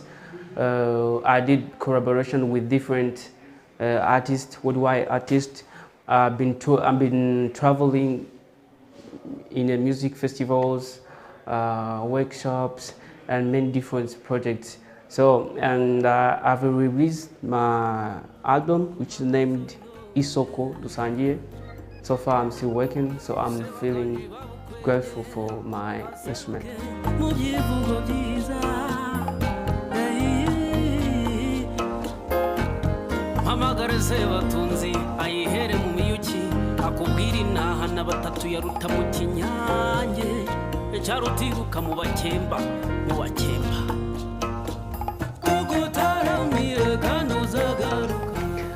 Growing up as a child, I used to listen to the sounds, traditional sounds, on the radio, on the cultural shows, but I couldn't think that I would be playing the Inanga. As I was interested in Rwandan culture, poetry, fortunately I met the one who plays the Inanga, who is named Mushabizi. Is the old maestro we have in Rwanda. So I was really impressed to meet him in person. I asked him to teach me. He said yes. So that's how I started my journey of playing the Inanga. So for now, what motivates me doing what I do every day is to bring back the original sound, the sound of Africa, the sound of Rwanda, and keeping alive African music. Wherever you are, this is the sound of Rwanda. Welcome to Doa Doa.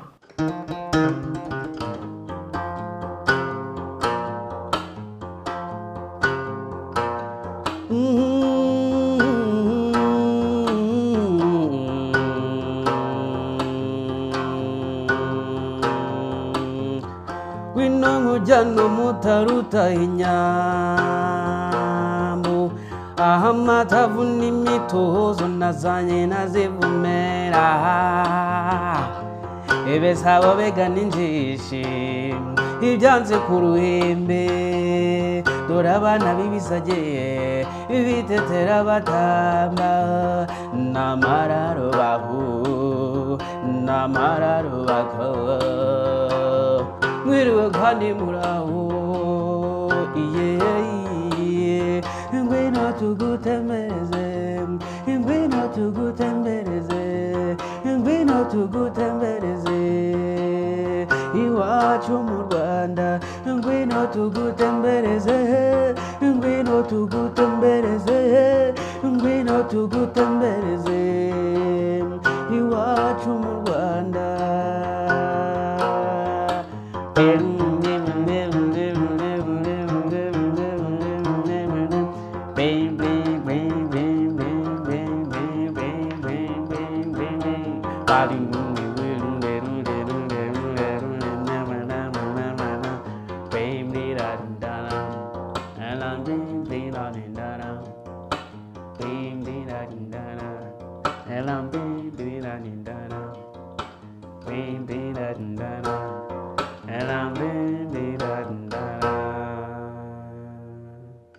That right there is the sound of Rwanda, the sound of Africa. My spiritual belief is God, and I love to link the religion and humanity. I think it's Doa Doa family. This is what I say, that praising the Lord it works also with a traditional sound.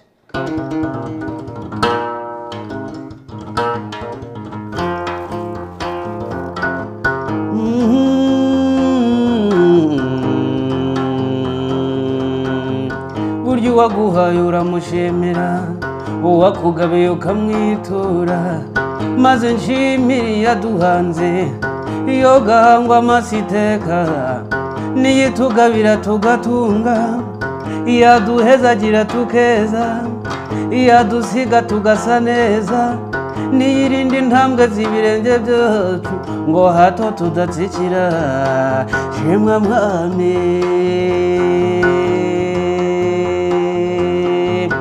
urakwiriye mwami urakwiriye urakwiriye mwami urakwiriye urakwiriye mwami ukwiriye gushimwa wastahili Bwana wastahili wastahili Bwana wastahili wastahili Bwana kupewa sifa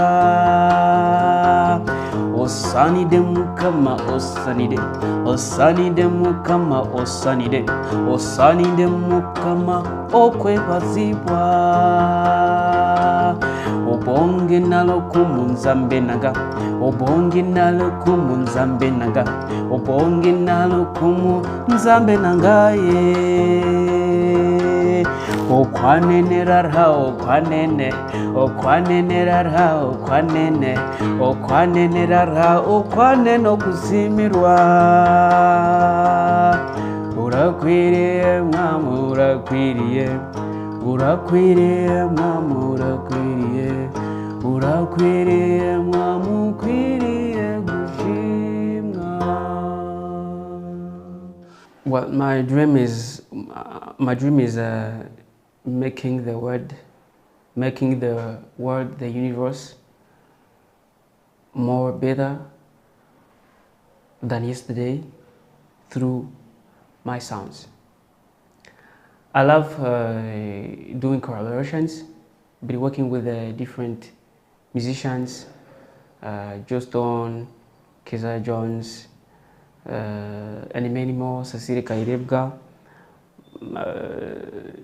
But I really like collaborations because it gives more inspiration, and working together, fusing music together, it's creating something which is really good.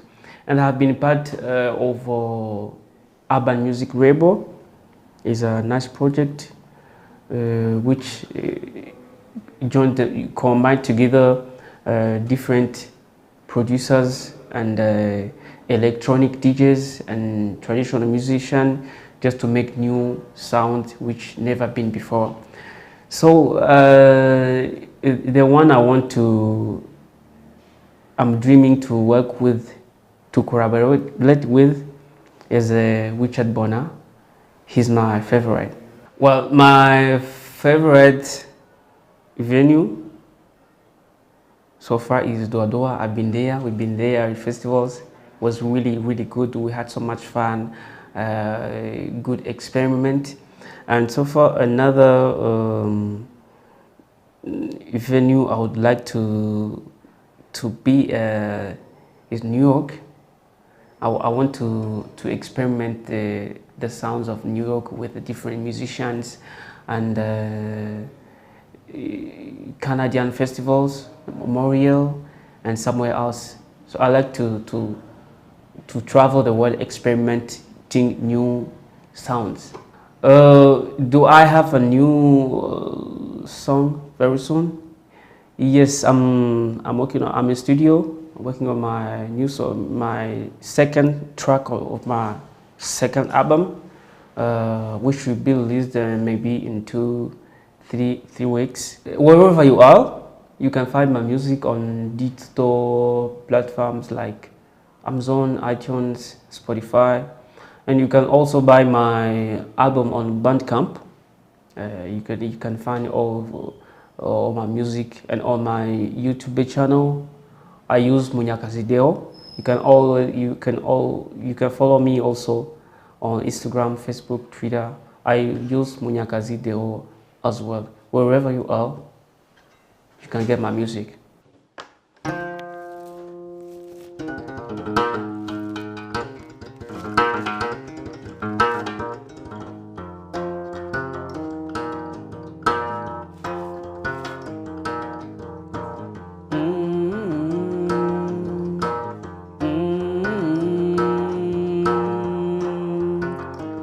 Bega kwisiwe nunzije tujyane nzanye inanga yanjye tuzenguruka Afurika tugendagende iyi si tubabwira amahoro turirimbira urukundo iraba indamukanyo maze banyikirize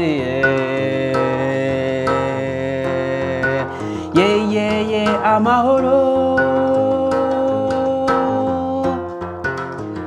amani ye amahoro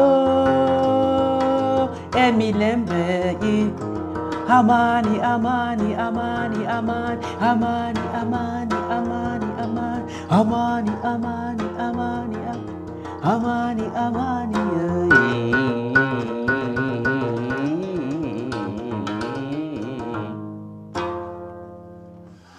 Here is my next song to you, the sounds of Rwanda.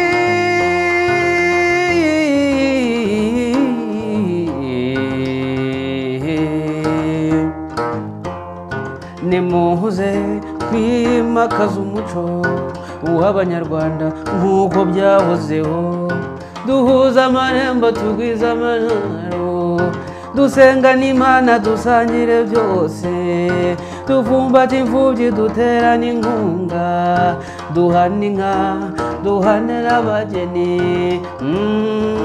nk'uko byahozeho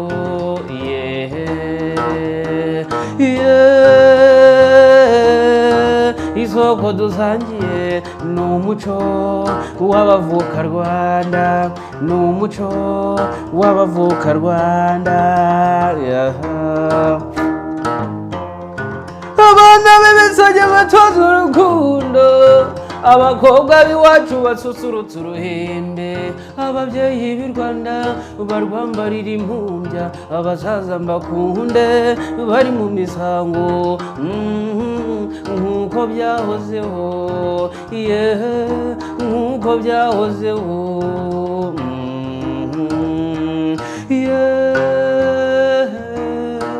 isoko dusangiye ni umuco w'abavuka Rwanda ni umuco w'abavuka Rwanda ni umuco w'abavuka Rwanda. I wrote this song Isoko Dusangiye just to remind people to be back to the roots, to the basics, to the essence as it was before, and bring back the culture. And that was my story here on Doa Doa as Munyakazi Deo, artist from Rwanda. I hope you enjoyed. Until next time. Peace. Thank you so much for joining this week's show, Doa Doa 2021. I hope you had some fun and got some inspiration. If you have any comment, please don't forget to subscribe to our YouTube channel and leave your comment, or our Facebook page, Twitter or Instagram. We'll definitely get back to you. We are very grateful, and until next week, I remain your host, Faizo Kiwewa from Bayimba and the Doa Doa team. Keep it Doa Doa 2021.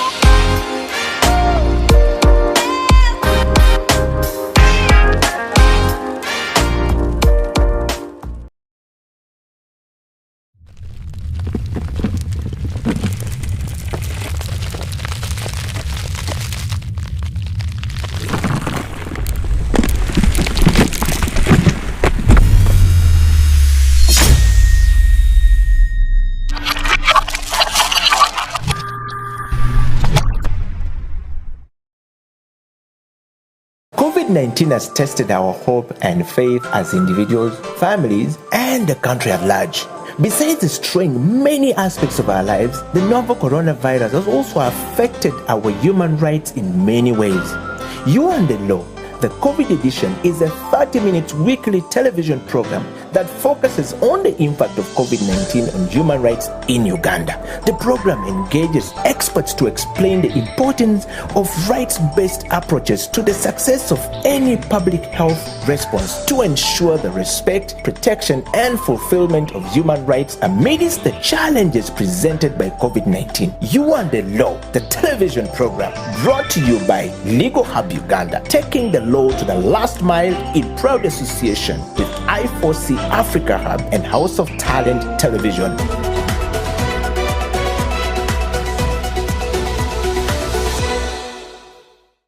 Angela, so having stated the obligations, what would be your assessment of Uganda as a country? How are we doing in as far as the prevention of gender-based violence is concerned? What would be your quick appraisal? How are we doing as a country? As a country, I'll first appreciate the successes. I'll commend government to some extent that there have been enactment of laws that, like the Domestic Violence Act. We have the other laws and even the Constitution itself. However, there's still a lot that has to be done. Yes. For instance, as a government, we have a silent pandemic that most people that are in government have failed to understand. This silent pandemic is gender-based violence, where people are focusing on how many people are dying of COVID, and no one is focusing on how many people are becoming victims and survivors of gender-based violence. So it really, really affects. And then the other thing is in regards to the implementation. We have very, very good laws in Uganda, but then one of the main issues that we face is in regards to the implementation of those laws. So there's lacking in regards to the implementation. And then there's also lacking in regards to sensitization. People don't know these laws. You'll find someone harassing a person online and they'll think it's funny. Someone look at you and they're like, oh, and then they'll give you a sexual comment and they think it is funny, it is okay to look at a woman or a man and you make a sexual comment. Even men, huh? Yes, so that's why I said a man or a woman. So this affects either sides. It affects a woman, it affects a man, and it affects also children.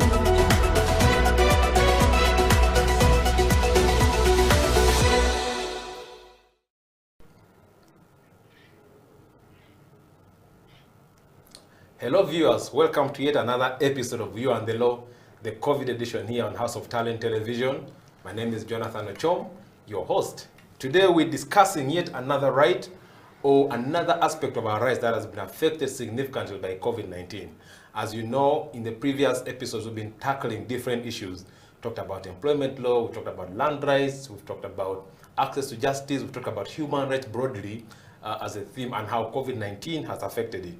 But today, we look at gender-based violence. What is the intersection between COVID-19 and gender-based violence? And with me in studio is Angela Simwe, who is a human rights lawyer and working for FIDA Uganda. Angela, you're welcome to You and the Law. Thank you so much, Jonathan. How have you been? I'm good. How are you doing? Great. So COVID-19 came here. How have you been coping up, knowing that almost for the last 1.5 years or 2 years, the game has been a bit different. How has it been on your end? On my end, it has been a bit complicated, but with time I managed to cope up because I'm so much into online work. So most of the work I had that was physical, I transferred it to online because I work mainly with people that are vulnerable and marginalized, women and children. Yes. So you managed to keep afloat? Yes. Okay, so I know you do so many things, but I also know that you do some work for FIDA Uganda, and I thought perhaps you could give us 1 or 2, 3 lines about FIDA Uganda for people who could be hearing about FIDA for the first time. In the unlikely event that those people are there. Okay, so FIDA Uganda is a women's rights organization and a feminist organization that is a membership organization for women lawyers aimed at ensuring that people, especially women and children, get access to justice in all spheres of life. Yes, so that's what we do mainly. Oh, so I can't apply to be a member? No, men can also be members of FIDA, but they are friends. So women lawyers are members of FIDA, yes, if you pay the subscription. Yes. But then for the men, you can be friend of FIDA. So I befriend Angela and I become a really. friend of FIDA. You befriend FIDA and the work FIDA does. So you as Jonathan, a human rights lawyer that advocates for the rights of women, girls and other marginalized groups, you can come to FIDA and request to be one of our friends. So you become a friend of FIDA. Okay. Yeah. So we have men that are friends. Perhaps I'll be filling a few forms after this show. Okay. So today we're here to talk about gender-based violence and seeing how it, how COVID-19 has affected that area, either heightened or reduced it. But I thought that we could start by understanding first the concept when we talk about gender-based violence. What do we exactly mean? How would you explain to an ordinary person this whole idea of gender-based violence? Okay, thank you so much, Jonathan. So, gender-based violence, what we have to know is it evolved from violence against women, and that was under the UN Declaration on Violence Against Women, where they defined, or to make it easier for the ordinary Ugandan, like you said, it's any act of violence that can be physical, emotional, economical, or anything that is harmful to a person. So it's basically violence that has different forms. My quick understanding of violence would entail sort of physical contact. So how are people violated economically and, I don't know, emotionally? Okay, so what we have to understand is violence is not only physical. There are several forms of violence. For physical, that's where you'll find the battering, that's where you'll find beating someone, getting physical with someone. But then for economical, that's where you'll find issues to do with refusing someone to take their assets, in issues to do with land, where you deny someone because they are a woman, so you deny them the land and say that a woman can't inherit land. And then there's also something to do with the mental or psychological, where you can make sure that a person is psychologically tortured, so that is also violence. And then we also have the other violence, which is to do with emotional, but emotional is related to psychological. And then there's the harmful practices. So harmful practices, that's where you find female genital mutilation and other harmful practices we have. Then the main one that has been on the rise during the COVID-19 pandemic is sexual violence, which has many components to do with defilement, rape, incest, marital rape, even online. These days it's worsened online. Yes, so those are the forms of gender-based violence that we have. Yes. Angela, you explained this idea in an eloquent manner, and I'm curious to know, so where are these ideas embedded? Because if we talk about fighting gender-based violence, we should have some framework in place to facilitate our work. So if you look at global, regional, or national frameworks, what is there? What do they provide for in that regard? Thank you so much. So in regards to the frameworks we have, I'll start with our constitution.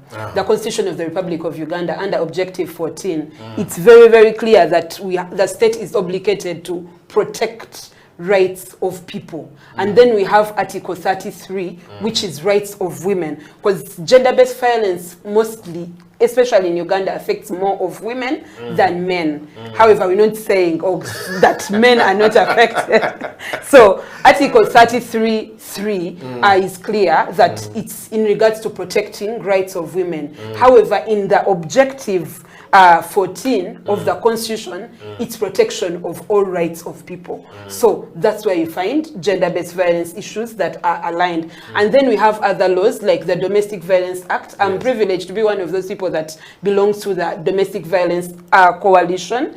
The people that ensured that we worked on the Domestic Violence Act in Uganda, and it was passed. And FIDA is also a member, and other organizations that are women rights organizations. We also have the Penal Code. However, the Penal Code is a law that has been in existence for ages. So there are many loopholes. We also have the one of prohibition of female genital mutilation. which is in regards to the harmful practices that I told you about. Then we have the Sexual Offences Bill. Now those are all national. Sexual Offences Bill that has that was enacted in 2010, but up to today, it's still lagging because people feel it is okay to have issues to do with marital rape, not to consent. So we believe that as women, as men, as children, there's need to pass the Sexual Offences Bill so that it protects all people, because it's a law that consolidates all laws in regards to sexual offences. Then in regards to the regional level, we have what we call the Maputo Protocol. That one is a bit related to the Sexual Offences Bill. It also covers those issues to do with marital rape, to do with abortion, to do with issues to do with LGBTIQ, because in the Sexual Offences Bill, one of the reasons that's why we didn't want it to get passed is because it criminalized. Yes, even sex work. It criminalized sex work. Yet everyone has a right to decide what they can do as a human being. Yes, so I see it has become funny. Then we have the UN Declaration against violence against women. So there are several laws. And we also have the CEDAW, which is mainly in regards to violence against women. What is the CEDAW in full? So CEDAW in full, we have it's mainly a UN, AU charter that is against violence against women. But then they make it in form, even Maputo, because it was made in the town of Maputo, yes. Okay. Then we have the Beijing Declaration, Platform for Action. So some people also call it Beijing. So those are some of the laws that are both at national, regional, and the international level. Yes. Okay, so with that sort of good background in the law, then I'm curious to know then who's responsible for doing what? Whose duty is it to protect, to prevent gender-based violence? Who does the law vest with particular specific mandates in this regard? So if we go to duty, one of the things that people need to understand is there's a right and a duty, but then it's everyone's duty to make sure that we combat gender-based violence. But then the state, under Objective 14, it's clear that it has to protect rights of the people. And then apart from the state, we the people, as Angela, as a human rights activist, as a lawyer, I also have a right and duty to protect and also ensure that I fight for the rights of the survivors. And then the community leaders, because we have some community leaders that are gatekeepers of patriarchy. And yes, so what I mean mainly, patriarchy is like domination by men, where someone feels that a woman is more inferior to a man, and that's why you'll find people thinking that women are property.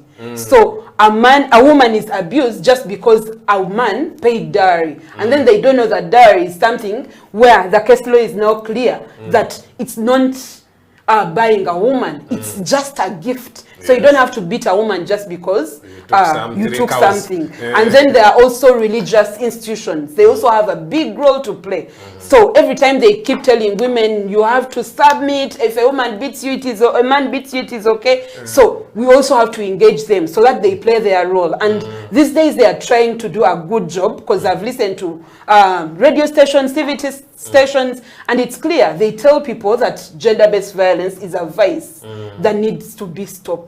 So all those institutions and individuals have a big role to play. So it starts with you and me, and then it goes to government, and then it goes to the leaders in the community, then it goes to our MPs, it goes to also the international level. And that's why we gave you both national, regional, and international, because it's everyone's duty and role to protect women and men against gender-based violence.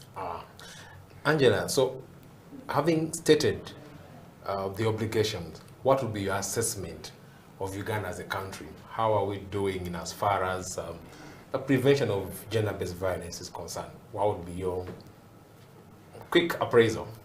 How are we doing as a country? As a country, I'll first appreciate the successes. I'll commend government to some extent that there have been enactment of laws like the Domestic Violence Act. We have the other laws and even the Constitution itself. However, there's still a lot that has to be done. For instance, as a government, we have a silent pandemic that most people that are in government have failed to understand. This silent pandemic is gender-based violence, where people are focusing on how many people are dying of COVID, and no one is focusing on how many people are becoming victims and survivors of gender-based violence. So it really, really affects. And then the other thing is in regards to the implementation. We have very, very good laws in Uganda, but then one of the main issues that we face is in regards to the implementation of those laws. So there's lacking in regards to the implementation. And then there's also lacking in regards to sensitization. People don't know these laws. You'll find someone harassing a person online and they'll think it's funny. Someone look at you and they're like, oh, and then they'll give you a sexual comment and they think it is funny, it is okay to look at a woman or a man and you make a sexual comment. Even men, huh? Yes, so that's why I said a man or a woman. So this affects either sides. It affects a woman, it affects a man, and it affects also children. Yes. So it's basically, you're basically saying we are there but not there. We are there but not there. And then the other thing that has also failed totally is in regards to the shelters. The numbers are increasing. The 2016 demographic survey was clear. 25% of girls get pregnant below the age of 18 years. And since the onset of COVID-19, the numbers have doubled. And in the last report we had, there were over 60 girls that get pregnant below the age of 18. And that is also related to gender-based violence under the form of sexual violence. So you realize that if we have such a number, and then we have a president that will go on television and tell people that if these girls have not died, it is not an issue.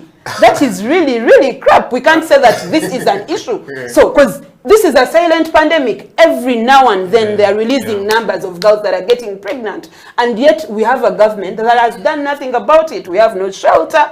We have no laws that are implemented that are very clear. Yes. So, Angela, that's a sort of a sad revelation, really, your closing remarks at that point. But I guess it's time for us to go for a break and cool off a little bit. Then after that, we'll pick on from there. Viewers, you're watching You and the Law, the COVID edition, here on House of Talent Television. Let's go for a quick break. We'll be right back.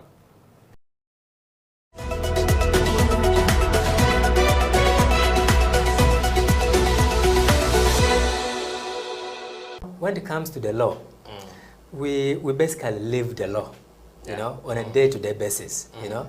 Whether it is in your bedroom, there is a law that governs it. If you're married, for example, even if you're single, there could be something touching on the law, because you might be in your bedroom with an underage girl, or you might be with another person's wife, you know. All the things are the law, you know. If you're a human being, you have rights. Those rights are called human rights. They are examples: the right to health, the right to freedom from torture, that underscores human dignity. Freedom from slavery. You're not supposed to be someone's slave. If you look at our penal code, it sets out another marriage laws. It sets out the persons who can marry and those who cannot marry, right? For example, you can't marry your close relatives. You know, if you did, you'd be committing a crime. The state is not supposed to tell you who to worship, how many times a day. No, you have a right to work. A right to work. You have freedom of association. Cohabitation for whatever period of time does not make you husband and wife, right? And that is why we emphasize to people that when the relationship is still hot, you know, you must ensure that you do what? Marry. Yes. You know? For human rights to be respected, protected, and fulfilled, relevant government programs must actually work. Medicine should reach hospitals, oxygen should be there, health workers should have gloves, teachers should be present. Now they are mostly absent, and they have left the profession, a good number of them. They are into trading. So things must work. If things don't work, human rights are not respected, are not protected, and are not fulfilled. COVID-19 has tested our hope and faith as individuals, families, and the country at large. Besides destroying many aspects of our lives, the novel coronavirus has also affected our human rights in many ways.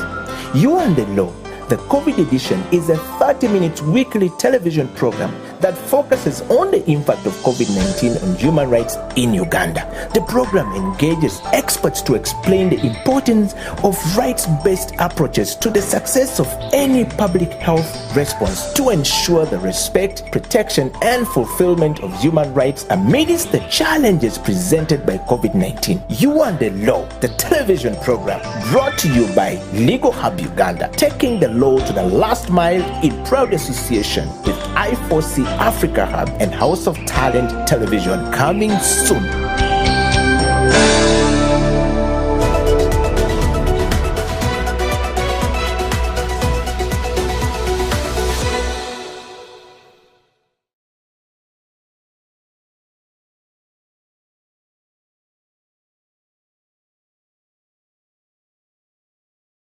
Welcome back. This is You and the Law, the COVID edition here on House of Talent Television. I'm Jonathan Ochom, your host, and today we're sitting with Angela Sime from FIDA Uganda to discuss gender-based violence and how COVID-19 has affected or impacted on the whole gender-based violence situation in the country. So, Angela, welcome back. Thank you, Jonathan. Before the break, you were unpacking the responsibilities and obligations of the different people. You talked about the state, talked about the religious leaders, individuals, and stuff like that. So I want us to switch gears now and then tackle COVID-19. So we have a global pandemic comes to Uganda, and the government, as expected, had to swing in action and put in place a number of stringent measures in order to curb the spread of the virus. And but along the way, we realized number of issues arising along the way. But I'm curious to know from your end, what is your assessment of how COVID-19, the interplay between COVID-19 and gender-based violence? Thank you, Jonathan. So one of the first things I want to let people know, we've had many people blame COVID to have brought gender-based violence, but COVID is not the problem. It has, COVID is not the problem. It has been there before. Gender-based violence was there before COVID-19. So one of the things we have to understand is when COVID-19 came, the stringent measures that you talked about, the restrictions, the lockdowns, are the ones that accelerated the numbers and increased them. So when people were locked down, especially the first lockdown where people are not allowed to move, and we realized that people like you, the lawyers, were not allowed to work, you are considered non-essential, by the way. Yeah, so, but as we monitored at that point, yeah. So mainly what you have to understand, those restrictions increased the rate. And then that was because many people were stuck with their abusers. Most of the times, yes. Okay. So,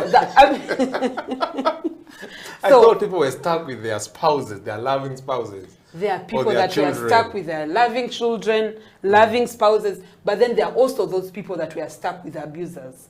Most of the times, there are people that will go out there and they look for a sexual partner, but then now you're stuck in a home and you're with people that don't even connect with you. So the next thing you're thinking about is, okay, what do I do now? And one of the things we have to understand is people that are perpetrators of sexual violence don't start during the pandemic, but they have been doing this. Maybe they were doing it with other people, but now that they are stuck in homes with these young children, with the women, with the men, then those become the victims. Because then you can't go out there. Maybe they were having the sexual violence in offices. Now they are home. So who else can you have? It's the people that are at home. I'm one of the people that work with mainly teenage girls. And those are pregnant teenage girls, because I'm also a survivor of sexual harassment that gave birth at the age of 15. But then we got over 80% of cases that were incest cases. You've realized that these are fathers that are defining the girls. These are uncles, these are aunties, these are, you get? So at the end of the day, there are people that have the power and influence. Before COVID, people that had the power and influence were mainly teachers, border riders that take your children home. So those are the people that had the power then. But now you're home. So people were very much stuck with those abusers. And that's why the rates increased. And then the other issue was to do with getting services. Previously, especially to do with physical violence, even sexual violence. Physical violence will start with the police. very many people, especially those that live in far-to-reach areas, there was a time where even border borders were restricted to move, and you needed like a letter from the RDC. Yes. So when they beat you and you realize that the police station is like 5 hours away, you wonder, how do you get there? You decide to die in silence. You're like, okay, let me not put out the dirty laundry, because what if I don't even reach there? And then the other thing was to do with, apart from the police, to do with the courts. People that are supposed to ensure that these survivors get access to justice, like you and me, we're not out there to provide it, because we are considered non-essential in the first lockdown. So courts were not operating on such matters because, according to the president, he realized and thought that it is okay to tell Ugandans that gender-based violence is not an issue that needs to be concerned and also needs to be addressed where people can access justice. He said, unless it is to do with like murder, to do with robbery, the things to do with gender-based violence, to him were not. You can understand where he's coming from. You can't understand if you're someone like me who works with gender-based violence shelters. I've worked with several gender-based violence shelters, not only the Remnant Generation, even Uwanet shelters. Last week we are reopening the shelters of Kamuli and Namutumba. Those are under Uganda Women's Network.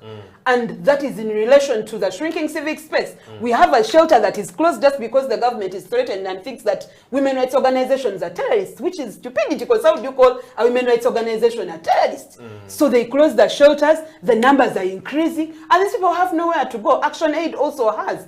But then during the COVID pandemic, we've had a flood where you don't even have where to put survivors, and some of them ended up living in our homes. So it's an issue that was supposed to be tackled. So when it wasn't tackled, it kept accelerating. And then they keep blaming COVID, but it's not COVID, it's the system in place. If the system was in order and people can access justice, people can go to police, people can ensure that there's a shelter. Government has consistently failed to set up a shelter for gender-based violence survivors. And yet it limits the organizations that have put these shelters up. Because we have like 5 women rights organizations that have set up shelters for gender-based violence. But then you realize that even the restrictions that are there to start and also to operate, they are very, very stringent and draconian. So it becomes so hard for these people to provide the service to these, to the survivors. Yes. So, Angela, you paint a very sad picture. Which could be factual, but I'm sort of anxious to know, aren't there things that we can say in this area? The government did well. At least it intervened this way, but tried. This intervention also was considerate of, GBV, and perhaps it tried to cap down the prevalence of GBV. Aren't there, from the COVID response, aren't there things that we can, quote unquote, celebrate as a country from the government's intervention? The first thing I said, I commended, because the first thing is in regards to the laws. We have the laws, but then we failed on implementation. So it's a success and not a success. No, I mean in the context of COVID response, yes. Still, when after the first lockdown, when they opened up and the hospitals are operating, that's a plus. It's a success. And then, but then you realize that even when the hospitals are open, transport fees, too much. Not everyone can afford the transport of taxis now. Yeah. Even border. Yeah. They have doubled the price, because the taxi that was taking 14 people is now taking like 7. Yeah. So if you are living in Tinda and you're going to Masaka, the transport you'll use, let's say it was 20,000, now it is at 40. How many people can afford 40,000? So yes, there are measures that have been done, and we commend and we thank the government that it opened up. And then also we are grateful that also I've realized that there are also areas where the Ministry of Gender, we commend them, especially Angela. Angela, who is also the PS of Ministry of Gender, was part of the opening of the shelters of Uganda Women's Network. Even AIGP Asan Kasinje. That shows that they have also played their role, not only as government people, but also as individuals, to ensure that this is worked on. So them being present and also encouraging people to come up and go to the shelter for their services means that government has tried and it has done something. But then we're not saying that it should stop. It should do better. We expect more from this government. Yes, we don't only expect peanuts. We expect something big. But then we also have a role to play. That's why we've said as feeder, we make sure that these women, children get access to justice. And then we don't only work alone, we work with the Domestic Violence Act Coalition, where you'll find the Uganda Women's Network, you'll find the Action Aids, who have shelters, and they're also playing their role. But then when they're playing their role and you shrink their space, then that becomes a problem. Yes. So, Angela, you've highlighted the challenges that government has gotten itself in, but I'm then curious to know, what role do you think that ordinary people at the family level, because it's important also to highlight, the community aspect. We can't push everything to government, whatever the justifications. What do you think the people could have done or should do, because we're still living under COVID measures anyway, to prevent GBV, especially in extraordinary times like now, at the community, family, individual level? So first and foremost is main desensitization. As community leaders, the time they were getting those microphones or whatever they are called, vuvuzela, to tell people that mask up, they would also have used that chance to tell people and inform them about this silent pandemic, which is gender-based violence. And then also open their doors and inform people that in case anything happens, we are open, you can come and report. Because the other thing that really affects people is in regards to the norms, where someone can't speak up. Saying that you're a survivor of gender-based violence is seen like a taboo. How do you say that? You're putting the dirty laundry out there. But then if we sat down as the community leaders, and they did that, but then we start from family. So as I'm a mother of a 14-year-old son. I always sit him down and we have the conversations in regard to sex education. I tell him, if they touch you like this, if they do this to you, if they make these comments, this is what happens. Please report. So encourage people starting from home to speak up. To speak up when they get issues to do with gender-based violence. But also make sure that other forums, because if you can't access the police because it's far, then let the LC be nearby and let the LC have, because they gave them motorbikes, I remember. So they can drive those survivors to the police station. Yeah. So it will start from family, where we talk to our children, then it will go to the leaders, and then it will go to government, because government indeed can't do everything. And then also as civil society and women rights organizations working together, because that is one of the main reasons, and also a way that we've tried to make sure that that happens. And then other ways works to do with the toll-free lines. Many people, I also comment Uganda Police Force. They also got a toll-free line in regards for GBV. Yes, for GBV. Okay. Even other organizations, FIDA got, we have a toll-free line also in regards to GBV and other cases to do with women and children. Women's Pro Bono Initiative, the Remnant Generation, and other organizations. So really, there's a lot that has been done, but then there's more that needs to be done. A lot that needs to be done. Then in terms of the legal framework, which is one of the core obligations of the state, you've highlighted that there were a number of still challenges with the law. Are there specific laws that you are pushing for their reform to protect GBV?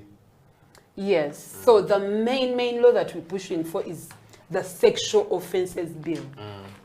Sexual Offences Bill is the law that consolidates all laws concerning sexual offences. And it will work on in regards to the punishing the offender and then ensuring that the survivor is catered for, not only in court, but also mentally. So when this law is passed, then it becomes very, very easy. And then the laws we had previously, as I told you, like the penal code, these are laws that were made during the colonial times. Yeah. They don't address issues to do with online sexual violence. Contemporary. It doesn't, yes. By then we had norms where a woman was property. They don't address issues of marital rape. They don't address issues of consent. So if this law that addresses all those things is passed, then we'll see something that happens. And then the other thing is in regards to the institutions. We realized that some institutions of higher learning were closed, but then others were operating. I'm happy to inform you that under FIDA Uganda, we worked with Makerere University, which is like the first university in Uganda or the public university, and we made sure that we had the policy which they had against sexual harassment was reviewed, because it was a policy that was enacted 12 years ago. And I'm privileged to inform you that as under FIDA, as sent to be one of the committee members that participates in reviewing it with Professors Livia Tamales and gender mainstreaming directory. So right now, when we finished reviewing it, it was passed, so it will also help in regards to institutions of higher learning. Okay, Angela, that's an important point. Perhaps we'll go for a break for now, and then we'll return and then try to project the future and see how we can prepare ourselves. Viewers, you're watching You and the Law, the COVID edition here on House of Talent Television. Today we're discussing gender-based violence and its connection with COVID-19. Let's go for a short break. We'll be right back.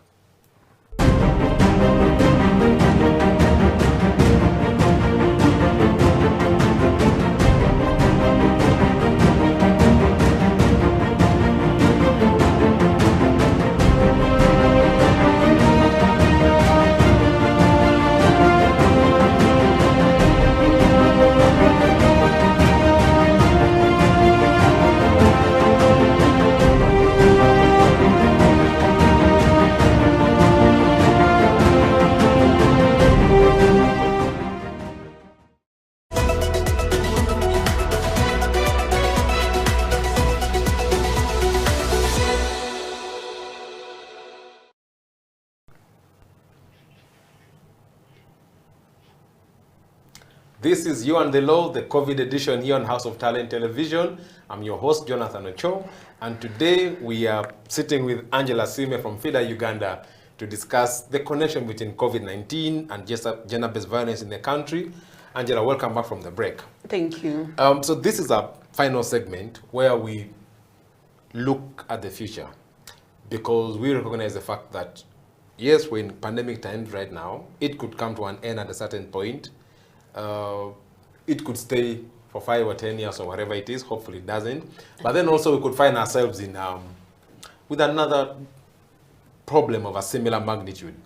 And as a country, it's important to sort of pick lessons from COVID-19. So I thought we could start by discussing from the angle of preventing gender-based violence. What lessons do we learn from the current COVID pandemic and our response to it? What have we learned that can inform our actions for the future? Then perhaps later we shall then talk about specific recommendations, but I thought we could start by lessons first. One of the lessons we've learned is in regards to family. Family being the main unit. You know, previously people were more into sending children to schools. And as parents, we were so redundant and we didn't play our role. So one of the lessons we learned is, let's have our children get the conversations in regards to sex education so they're able to break the silence and report. Then in regards to government, one of the challenges was to do with allocating funds in regards to gender-based violence. Going forward, we learn a lesson that there's need to ensure that when they're allocating funds, they need to also consider other emerging issues, not just the pandemic. So you don't focus only on the pandemic and leave other challenges that are facing in the country, because also other things came up like land, but also mainly the main thing that rose was gender-based violence. So we don't only have to focus on the pandemic, but the country has to continue running. And then the other lesson we learn is that everyone is essential. What are the things we learned in Uganda? That without one structure, the other can't survive. True. Yes, so that's one of the other lessons, that we should know that everyone is essential in their own way, and everyone contributes to the other person's work. So we need everyone. And lastly, the other lesson we need to get is working together, collaborations. I like the collaboration, like I told you, our government now is coming on board to work with women rights organizations in combating gender-based violence. So we should continue with that, working together in ensuring that we end gender-based violence. But then ensuring also, the other lesson we learn is that there's need to have platforms that are safe spaces. And safe spaces to do with shelters, to do with going to police, good thing they have now a department to do with the women and the children. So having those spaces, not just there, but then training these people and ensuring that when people grant to them, they can provide the support that they need. Yeah, so those are some of the lessons we learned. Okay, now we then need to think about where we're headed. Scenario, let's think that Angela is the next, Minister of Justice, Minister of Gender, Labor and Social Development, sort of in a docket, in a position of responsibility that, has a higher say or a higher mandate on prevention of gender-based violence in the country, what would be those recommendations that you'd push for to ensure that if we find ourselves in a similar situation, the country is prepared? Because I think when this started, people used to think it's a problem of China.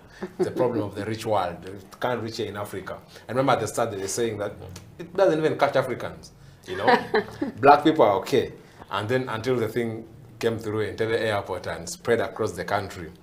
So what would be those things that you'd say, you know, government, ABCD, prepare now so that if we find ourselves in this, we'll be able to maneuver through and ensure that GBV is prevented in Uganda? In regards to government, one of the main things would be in regards to passing the sexual offences bill, because it addresses at least 90%. I wouldn't say like everything, but at least 90%. However, they have to remove the clauses that are criminalizing other people's rights. Yes. And then the other thing is in regards to ensuring that perpetrators are held accountable. We've seen as one of the people that spearheaded Justice for Samantha campaign, and it was in regards to ending sexual harassment in the workplace. But then we see the alleged perpetrators not tried under courts of law, but then promoted from a deputy solicitor general to court of appeal.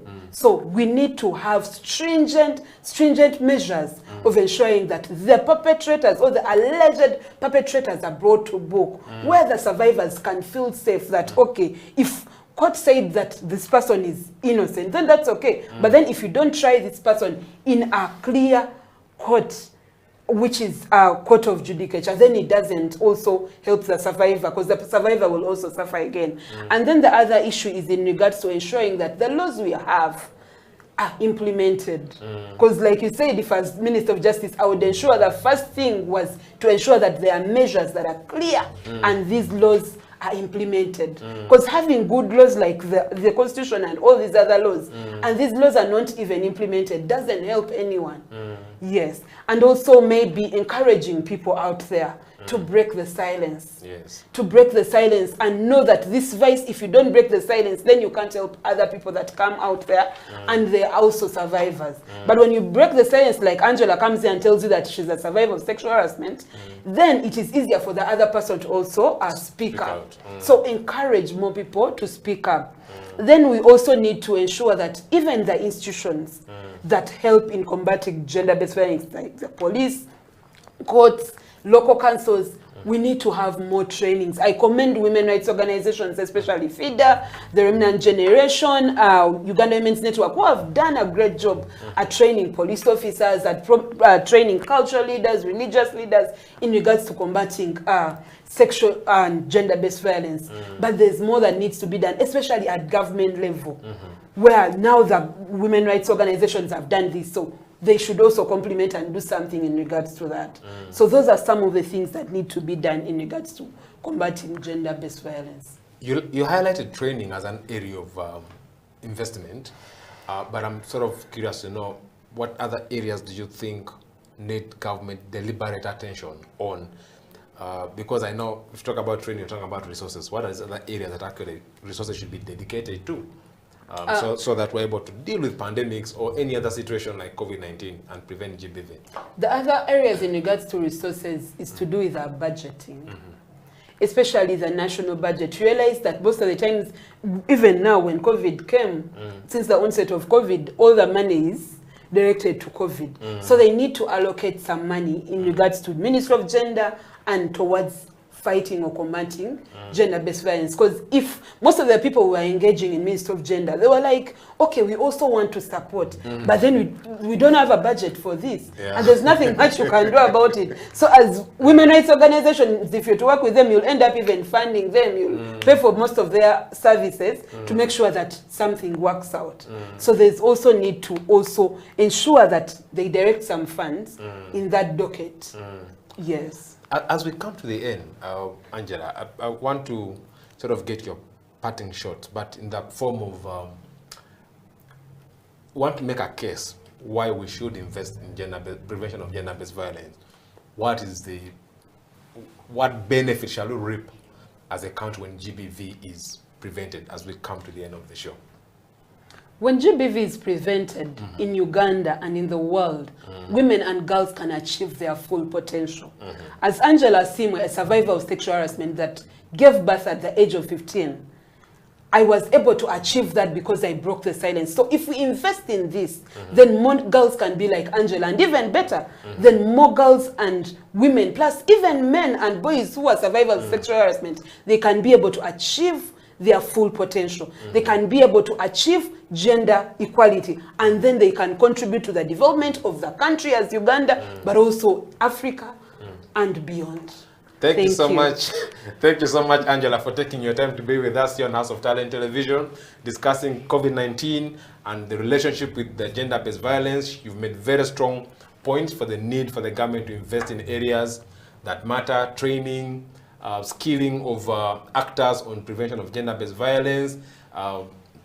You've also emphasized the role of the community in preventing GBV and the fact that all of us have a role in this country, not just on the government, religious leaders, cultural leaders, as a family and individuals who have a critical role to play in preventing gender-based violence, especially in critical times like now that we find ourselves in because of the global pandemic. With that, we've come to the end of today's edition of You and the Law. I've been your host, Jonathan Ochom. Next time, we'll have a discussion on yet another right which has been affected by COVID-19. Until then, bye.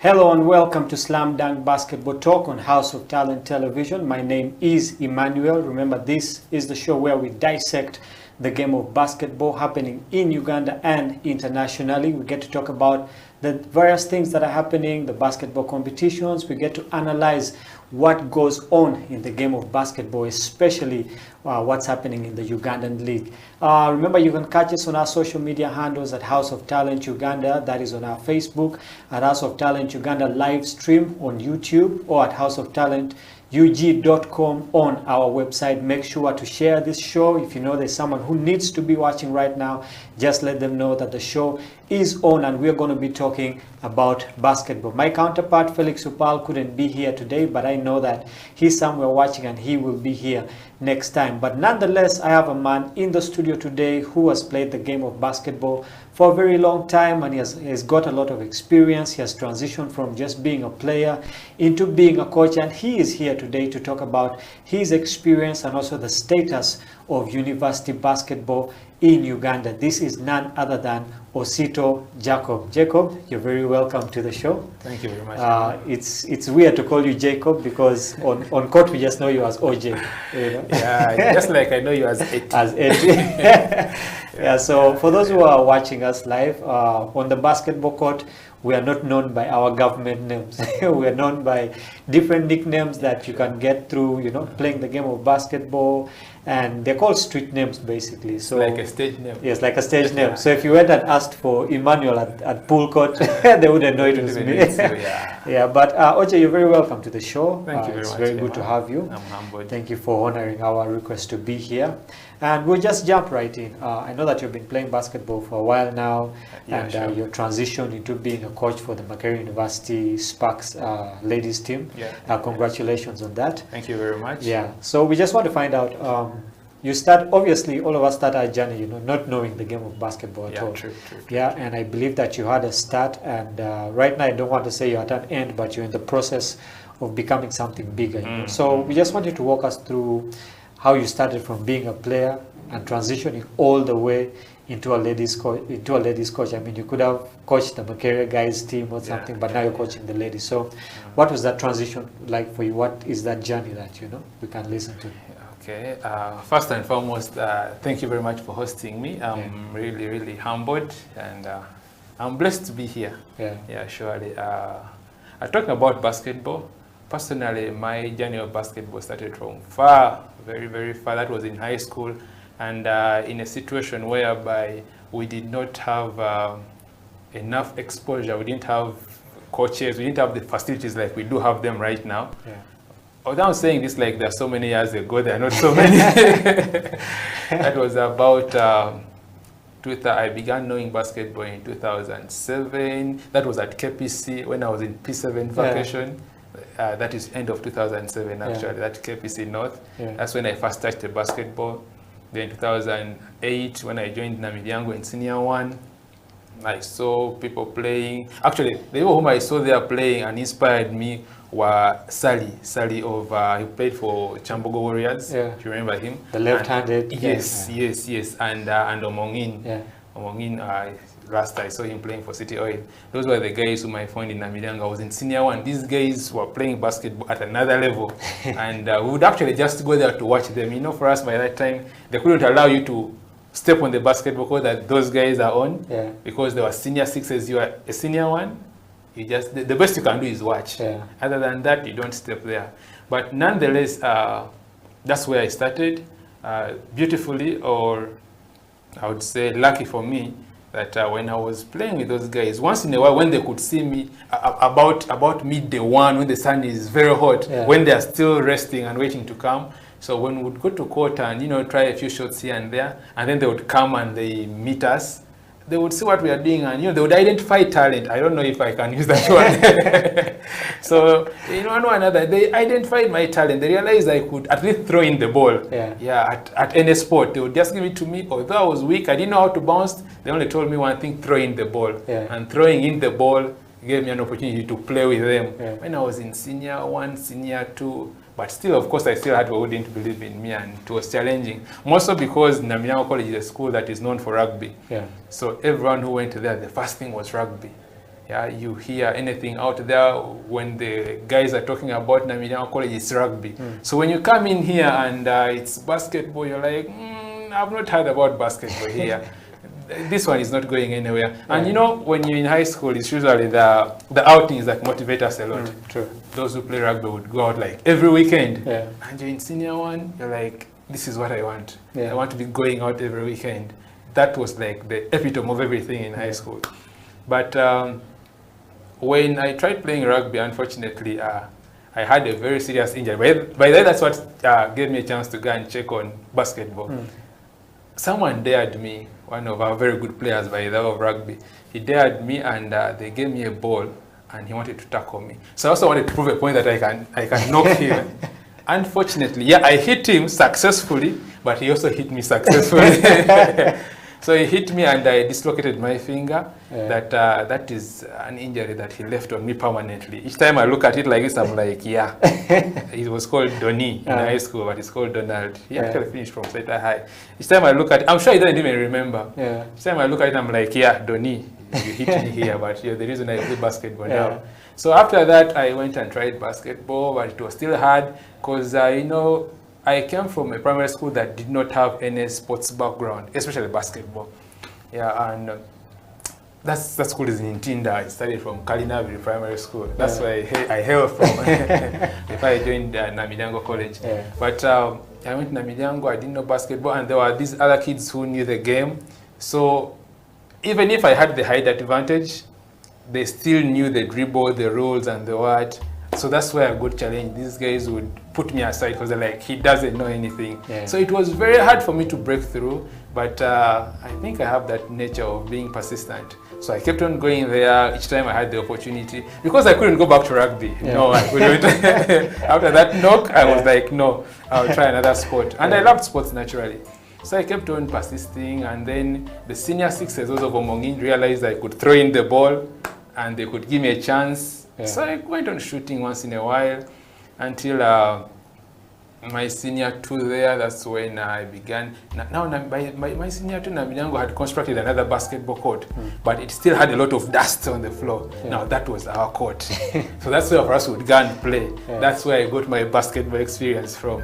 Yeah, I began playing, and unfortunately by then, we did not have a basketball coach, like a permanent coach for Naminyango College. Yeah. Since I think the school was more focused into rugby, maybe, I'm not sure why, but I would just assume, because rugby always had about 2-3 coaches, and these were old boys of the school. Yeah. Basketball, I think we didn't have an old boy by then who was so much interested in teaching the game, because we didn't have any, and yet we needed one. Yeah. By my senior 2, senior 3, we are now getting a chance of being exposed to playing with. Now, you know, when you reach in senior 3 in such a school, you now get a chance to play against the senior 5s. Once in a while, because senior 3, you're now a junior elder, I would say, yeah, so you can also command some respect. So you get the chance to play, and for me, I don't know if I should say whether fortunate or unfortunate, that by that time, the senior 5s and 6s, by that time, we didn't have basketballers. So I was one of the senior players now, although I was still a junior elder. Yeah. So I began commanding some respect there. I got a chance to become a captain for the O level by then. Then when I went to senior 4, we did not have a captain. Yeah. The HSCs were very poor at the game. Yeah. But this is something that used not to happen. It was actually not allowed. An O level cannot be the captain of the school team. Yeah. But for me, because I was doing the job very well, and I was in senior 4, and the ones who are in A level knew less than I did. So they were like, let the guy take the job. So that's how I became the captain. And the other thing that made them also accept that is that I used to coach these senior 1s and senior 2s, because I realized that there was a gap in basketball and these kids didn't know, and there were very many. So I would just tell them, come, I teach them what I knew by then. Yeah, this is how they shoot, this is how they bounce the ball. I used to teach them the basics. And interestingly, even some of those HSCs, I would also teach them. I have some good friends of mine, they look at, even my classmates, they look at me and they're like, yeah, he taught us basketball. Yeah. I was in HSC and I was teaching, I was in senior 4 and I was teaching my elders how to play the game. And they were respecting me, that's the beauty of it. They could listen to what I would say and they were learning, so they were like, this guy will do the job. Yeah, so that's how I began my coaching career slowly. In my O level, that was 2011. 2012, 2013, that's when I was in HSC. In HSC, that's when I went so much into coaching. And I told one of my friends that, you know what, if I leave high school, I want to either become a coach or an umpire. By then I wasn't sure which one I can do. In fact, I wasn't even sure which one can pay. Well, let me cut you off there. It's really exciting to know your high school journey and how you're going to transition into the university. We're going to take a break right now. I know there are many people outside there excited to know how you transition from high school into university basketball. You're watching the Slam Dunk Basketball Talk on House of Talent Television. My name is Emmanuel. In the studio with me is Osito Jacob, aka OJ, the head coach for the Makerere University Sparks ladies team. We will take a break right now and we will be right back. This is House of Talent Television, the Slam Dunk Basketball Talk Show.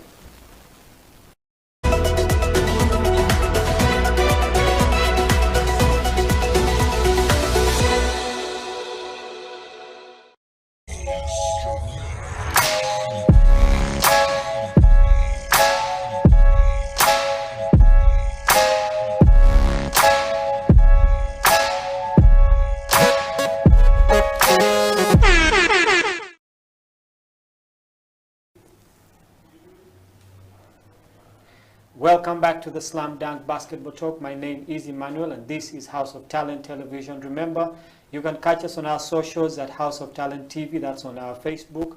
On House of Talent TV Uganda live stream. That's on our YouTube. You can also catch us at HTV Uganda. That's on our Twitter handle, or at House of Talent UG basketballtalk.com. That's on our website. Make sure to share this show as far and wide as you can, because this is the show that we talk about basketball. It's the only basketball show in Uganda. With me in the studio today is OJ. His other name is Osito Jacob, but we only just call him OJ because that is how we know him on the basketball court. And before we went off for a break, you were basically telling us your journey, how you started the game of basketball, how in S3 you started coaching the S1s, and you know we had almost reached that point where you transitioned into campus, and you know just take us from there. You know, moving from high school now moving into campus and becoming a coach. Just take us from there. Yes, from high school, actually my coaching started in high school in my senior 4 around there. Yeah. And then when I went to, that was in Olive actually, so when I went to my vacation, that was in end of 2013. Yeah. So I was in senior 6 VAC. Actually, not 2014. Yeah. I was in senior 6 VAC. I began by coaching. I was volunteering as an assistant coach to Namilyango College. Oh. You know, after just finishing, and I was their captain, and I was already coaching those who were there. But because by then my high school coach was Maurice Otedro. Oh. He taught me a lot of things. He actually used to tell me what to teach others when he's not around. And he was a very busy man, I remember. So he would tell me, on this day, teach them ABCD. I'll come back at the end of the week. So by the time I finished high school, I knew nearly everything that Maurice would coach us. Yeah. So when I was in senior 6 VAC, I was more like his assistant. Yeah. Although the school used not to pay me, I was more of a volunteer. So whenever there were games, I would go there and work with him, and I support him, and I learn new things. And I got an opportunity. My first opportunity was out of volunteering to coach Namilyango as an assistant. Yeah. Who knew very well, because I had experience. I had done that for about 4 years as his assistant. I got an opportunity to go and coach Hilton High School. They were having a game during qualifiers, Mukono qualifiers. They were having a game and they were struggling. Yeah. So their coach, by then, he was also an OB of the school, and he needed help. So he called me to help in. Yeah. So I went to help in, and because of what I had learned, I just adjusted a few things in his game, and it was actually the girls playing, the girls of Hilton. These girls won this game by a big margin, and they were very excited. I was also very happy because it looked like a miracle. So that is where I think my breakthrough started in coaching. Yeah. Because actually, as a player, that journey was really, because as I told you, or as we earlier discussed, when I was in high school, I never got a chance to play nationals. Yeah. So, and you know, in our setting here, if you don't play nationals at high school, no one gets to know you. Yeah, true. Yeah, I was the captain of my team, but I never had the chance because my parents wanted me to concentrate on books. Yeah. Which I did. And they later allowed me to do basketball after I had finished high school, interestingly. Yeah, so after they had won that game, Hilton, the following year, they were like, you know what, why don't you come and help us here? I told them, okay, I can do that. By then, I was the first year. I was just joining campus first year. So I would move from Makerere, and I go straight to Mukono, Wantoni, that side. And I coach them, and they give me some command. They would fund my transport. I would go actually twice a week. It was Friday. It was either Friday and Saturday, 2 days a week. Yeah. And I was very happy because I was a head coach for the first time. You know, I had been under my coach. I was happy being under my coach because I was learning. Yeah. But now, you know, the feeling of you're the one in charge. Yeah. It was the first time. And I was very excited. Even if I would struggle with jam and run out of class to run to go and coach, I still liked it because it was me now in charge. I was the one to make the decisions. So I coached them for 1 year. The following year, fortunately, Maurice got an opportunity, and he was now living in Namilyango. So Namilyango never had a coach, and they began looking around, and I was right there, very present, very much willing. When they told me about the opportunity, and they were like, you have a contract to sign, I didn't even want to read the contract. All I wanted was to go and coach Namilyango, because Maurice had already put Namilyango at a certain level. Because everyone now knew that Namilyango plays basketball. And the beauty of it is I had moved with him through that whole journey, right from the time, because he came in when I was in S3. I was already coaching somehow. And actually, I remember he came in because he had a young brother there. He actually plays, that young man plays for Riders. No, Riders, plays for Riders, Acid. Yeah. He's popularly known as Acid, if you've heard that name also there, yeah. So he actually left Namilanga and went to Chibuli because he did so well and Chibuli took him in his HSC. But that's the reason why Morris first came to Namilyango. So I learned everything from him. And by the time he was leaving, I could actually run whatever he had done, yeah.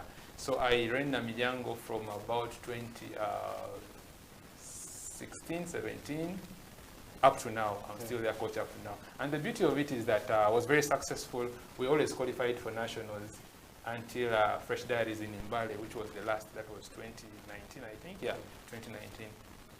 So by that time I was a student at Makerere here, and once in a while I would find the girls training and I would go and inquire from Coach Albert, can I also come in here and there? I didn't know that one day I would be the coach of Makerere. Yeah, but when I was in high school, I always thought about it because I loved the game so much. And I wasn't playing it because my parents could not allow me to play it the way I wanted it, my guardians. I told one of my friends, it's called Gerard Abidravo, I told him, one day I want to become either a coach or an umpire. And he laughed and was like, yeah, maybe you can make it. So when I became the coach of Namilyango, he was the first man to tell me that, man, congratulations. As you said it, here it comes. And so when I reached Makerere, I didn't think I would be the coach at Makerere University because it was a university and there are so many people with more experience than I do. But because of love of coaching the game, out of the experience I had got, I used to go and sit there, watch, and I'm like, okay, this is that. And remember, I had also coached the girls of Hilton in my first year. So I knew how to handle girls, and I also knew how to handle boys because I had gotten both experiences. Yeah, so after a while, in 2019, Makerere was going for university games in Chisui. And incidentally, Coach Albert was not around. So they needed, so I volunteered. Yeah, I volunteered. They were going with a coach, with you know, Makerere has two coaches, for the boys and for the girls. So I saw that as an opportunity. So I went to the sports union, to the sports department, and I told them I want to volunteer. I just want to go there and volunteer and help where there is need. They gave me the opportunity. They were like, all right, you can do that. Well, the only thing I wanted was where I can sleep and my lunch and supper, which was very much available. So I also went in like any other coach, but it was my first time with all the pressure and I wanted results. Fortunately, something happened. We played Kumba Marines. Kumba Lady Marines? Yes, we played in Kumba with Ekon. They are a very good player, national team now. And she was part of that team and we won that game. When we won that game, I think for me, my fate in coaching had been sealed. This guy is going to be a coach. Because after winning that game, I realized that anything is possible. And I'm a man who believes in myself so much. So I saw an opportunity and I realized it could work out. And I was like, okay, I wanted to coach high school, but even at the university it's working. Though I didn't have much experience at that level, I realized I could do it because when I went there, and also as a player, I had seen those things happen. And also, I had a very good coach at the university because after my coach in high school, that is Maurice Otedro, I met Coach Baju. That's how we call him, but his name is Ronald Bajunga, yes. Yeah, so I met Coach Baju, that's Ronald Bajunga, and he could advise us here and there, Oje do this, Oje do that, Oje work out. You know, he could talk to us like a father. He was more like a father figure to us. So he really, really mentored me in terms of basketball. Maurice taught me how to play the game. Coach Baju taught me how to understand the game and how to analyze it and how to read it. So he made me understand it more and how to act around people when I'm playing it. He inculcated that discipline into us, that when you're doing this, the crowd is reacting this way, the fans are reacting this way, concentrate on this. So when I got the chance to go and do that in Kasubi, in Chisubi rather, it was very easy for me. And we came out, although we did not win, we didn't take the championship, we actually went to play third place. We played against Uganda Matters, UMU. Yes, we played against UMU for third place, and it was a mess. It was a mess because our hopes had been raised so high. me and my players, but I don't know if my players were on pressure, but I was on pressure because I was like, I have an opportunity to get a medal. I want this medal. But one thing I forgot is, when the girls were playing, I had Coach Baju by my side. Yeah, he was telling me, Oje, now do this, now do that. Now, when we went to play the next game, Coach Baju was not around. So, and I think he was finishing up the boys' game, and they were like, third place, you can play the other side. So that's how we went there, and we missed the medal for that tournament. But from that day, out of that performance, good enough, I was being watched by other Makerere staff who positively recommended me. They said I could do the job. So when I came back, after that, 2019, 2020, I remained there as more of a volunteer to the university. I would come in because Coach Albert was still not around, I remember. So I would help in here and there when the girls are available. I can coach them, I teach them what I know, and I would also consult Coach Baju. And then when Coach Albert left, I then got the chance to now become the head coach of Makerere. So that's how I moved in as a coach. Yeah, that's how I found myself in this big position. I really felt like that. I felt like I don't have the experience more than compared to the other people who are there. Because if I see the coaches in Makerere, it looks like I could be amongst those with the least experience in the field of coaching. But maybe the other things I did, because I had a lot of zeal, I was so passionate, and I commit myself to something. So I believe probably it's my commitment to being there when I was volunteering that made them give me the chance to be there. Well, that's an interesting journey. And I've seen the girls play, they really improved, from the last time I saw them. And it's a good job that you're doing, and thank you. Congratulations to you. And we'll take another break right now, but when we return, we're going to talk about the status of university basketball. Because on the show we've talked about grassroots basketball, we've talked about the league, and the cancellation of the same league, so we really haven't talked much about basketball that is happening on the campus. So when we come back from the break, we'll be talking about university basketball. What is the status? Where is it at right now? Is Uganda ready to take part in the competitions that are coming up on the international level when it comes to university basketball? This is the Slam Dunk Basketball Talk. My name is Emmanuel, and this is House of Talent Television. We will be right back.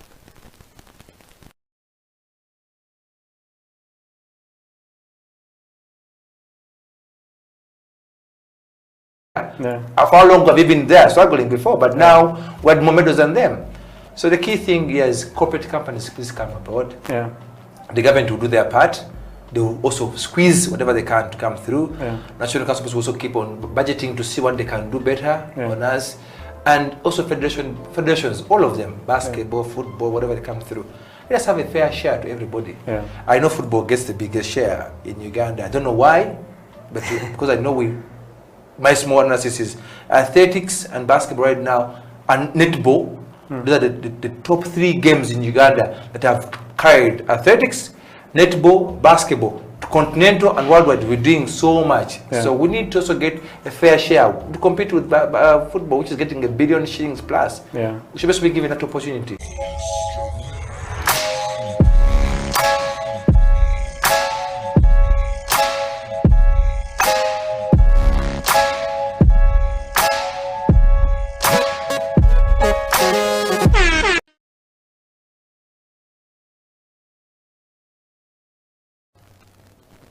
Welcome back to Slam Dunk Basketball Talk on House of Talent Television. My name is Emmanuel Ateng, also known as AT on the basketball court.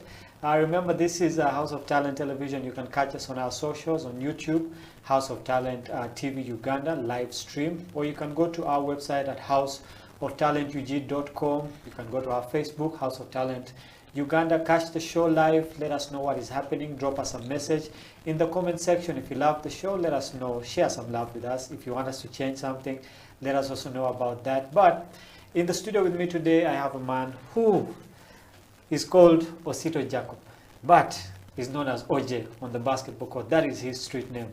He has been a coach for Namilyango. He has coached at Hilton, and right now he's coaching the Makerere University Sparks basketball team. And he's here to talk about his experience and also to talk about the status of sports in university in relation to basketball. Oja, before we went for the break, you were just telling us your journey of how you started off and ended up as a coach for Macquarie University Sparks, and I believe you're doing a very good job with the girls. We just want to dive into the main topic right now. Obviously, you've played basketball at the university level. Yeah, sure. And from where I'm sitting, I think that basketball in the university has dropped.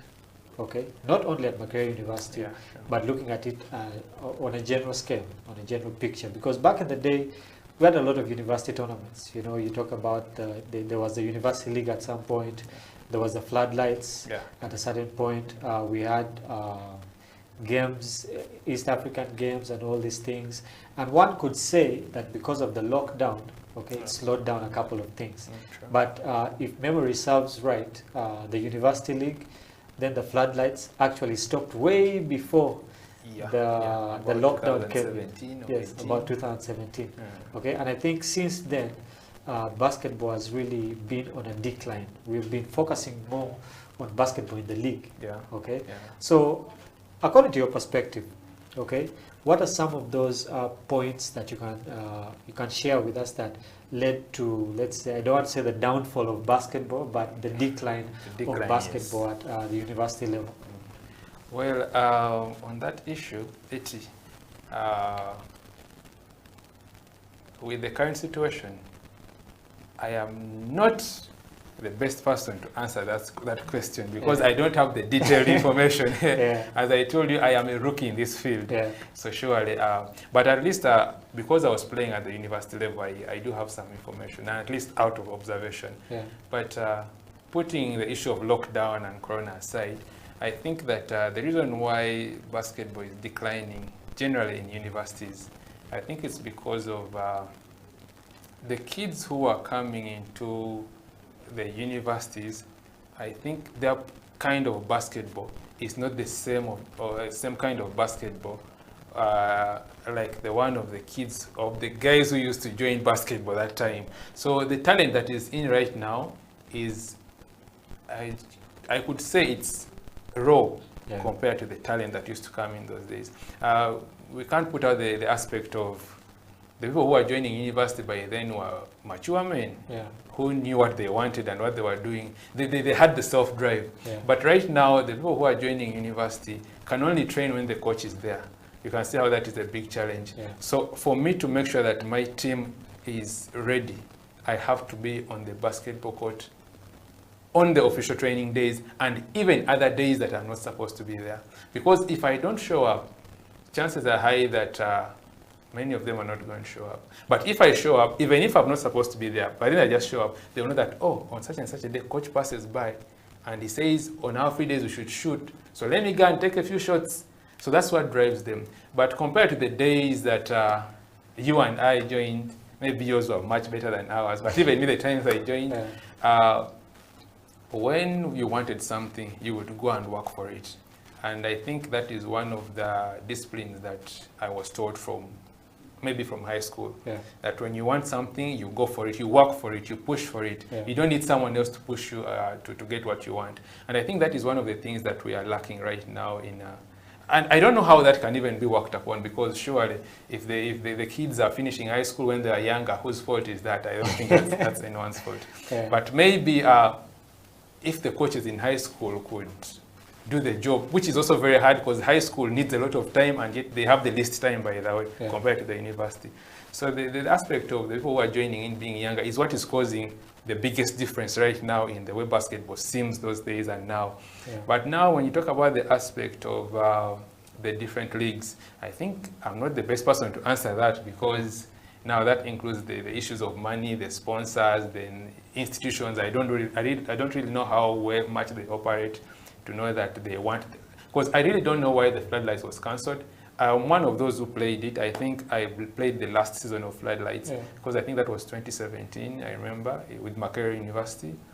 Yes, when I was there, I remember it was always played at night. That's why I think the name Floodlights was there. I remember we moved to Nkumba. We moved, yes, in Entebbe, we moved to UCU, and it was something very interesting and very motivating. It would give us reason to work out even more. But now, without those games, of which I don't know the reason why they have scrapped them, I really don't know the technical issues, but without those games, you find that most of these students think that they're only working for December. The same mentality that we had in high school, that you only prepare for qualifiers, for nationals. Yes, you only prepare for nationals. And when it's done, second term, no sports, third term, no sports. That's the environment I came from. I don't know if it was different in your years. It was the same thing. Yeah. So now for university sports, we see that nearly it's the same thing. Because right now, right now they're preparing for nationals. The league aside, they're preparing for nationals, and then after that, the following end of the following year, they're preparing for East African Games. I think that so there is a lag in between that time. So a student who is not playing on the university team at the club level has nothing pushing them to work at that time, because they feel like they have a whole 9 months to work. And you know, when you have a lot of time in your hands, you might think it's too much until it's actually too late. So that is the other thing that is also making it very hard for the game to develop very fast. The tournaments are very limited. There are very few. I mean, if you have only one tournament in a year, that means you're telling these guys to begin training like 2 months to the tournament. But if they had more than that, I believe the talent would improve faster, because these guys would actually work even more. And you very well know that most of the universities right now, if you are to have players who are to make the university team look good, you will not pick the junior players who are there. You'll want to look for the most experienced, even the alumni if there is need, so that you don't get relegated, because that's also, you know, we also don't want to look bad. Coaches don't want to look bad. So they also want to survive, so they end up looking for those who already know. Because even when they're picking players from high school, they're also picking those who already know. And that's why you see that institutions that have their teams that are doing much better, for them they get players straight from high school and they pick the best in terms of scholarships and sponsorship and all those other things. But which is also there in Makerere, although it's limited, I think, because I don't know much about it. I still don't have that much information about how the scholarship works. But we could also see it even that in high schools, the same issue is happening. The basketball in high school is now being dominated by, those days it was dominated by a few schools, because those few schools had the players and had the heart and they would work out. But right now it's dominated by a few schools, because those are the schools that put in the money, they give in the scholarships. I think the same thing applies to the universities. Those who put in more have better players and players who are more committed to the work. Now, those who put in less, generally all universities, those who put in less, you find them struggling, because we are convincing players to come and play, and then they are going to leave at coach. I'm commuting, I have to go home early. Now, they are leaving their classes maybe at 4:30, and then practice starts at 5, and then at 6:30 they have to go. Now they have to compete with a student who has his time there. He knows after my training here, I'm just sleeping next here. I have my supper well prepared, no matter how late I leave. Even tomorrow I can come in the morning and I shoot, because I know I'll go back to where I sleep and I have breakfast. I think that's also another reason why basketball is being dominated by also a few universities. Because in my opinion, our basketball has been dominated by majorly UCU and Ndeje, because Ndeje is doing very well, Then the rest of the universities, especially the traditional universities like Makerere, Chambogo, Mbarara University, we seem to be struggling in those fields. And I would think that maybe it's because the other people are putting a lot of effort in that compared to us. That's my opinion, that's what I think. And it's making the whole thing look like, you know, it's going down. But it's a big challenge, which I don't know how we are going to go about it, because this is something that requires the management of the institutions, surely, Because me as a coach, no matter how much love I have for the game, there is no, I'm going to tell them, you know what, I can make these guys champions, put in the money or do ABCD. they will tell me, but this is how the process works, and I cannot change that. So actually, my option right now as a coach, because I'm in the position, and I'm not going to sit down, I'm like, the system is hard, so let us struggle because we have been struggling. Me as a coach, what I think my best option is that, which is also a principle, is don't fight the system or don't try to change the system. Just find how it works and see how you can work best with it. Yeah, that is something I heard from gentleman called Jim Rohn, if you watch those guys. So I am not going to fight the system, but I am looking for a way that I can use the system the way it is to bring positive results. So I put in extra time, I talk to these people, I give them reports as much as possible so that they know that something is going on. Because one thing I believe in is that if you're doing something good, you'll be appreciated. True. Yeah, and if you want something to be done, show them that you can handle it. Let them only come to support you, not them initiating the process. And that is one of the things that drives me. And people even ask me, but how comes for you? You're always there. Who pays you? Where do you get the money? They even tell you Makere doesn't pay, but that is their opinion. Because when you're given a job somewhere, sure, that means they're supposed to pay you. But if they say Makere doesn't pay, Makere doesn't give money, maybe that is their experience. I don't know. Maybe if I experience it, I'll come back and tell you. But for now, I can't say that. For now, I believe that the resources might be limited, but the basketball court is there, the basketballs are there, the players are there. I think I also have a big role in motivating my players and talking to them and convincing them. That is what I'm doing right now. And I believe it's going to take me quite some time to produce the team I would want to see.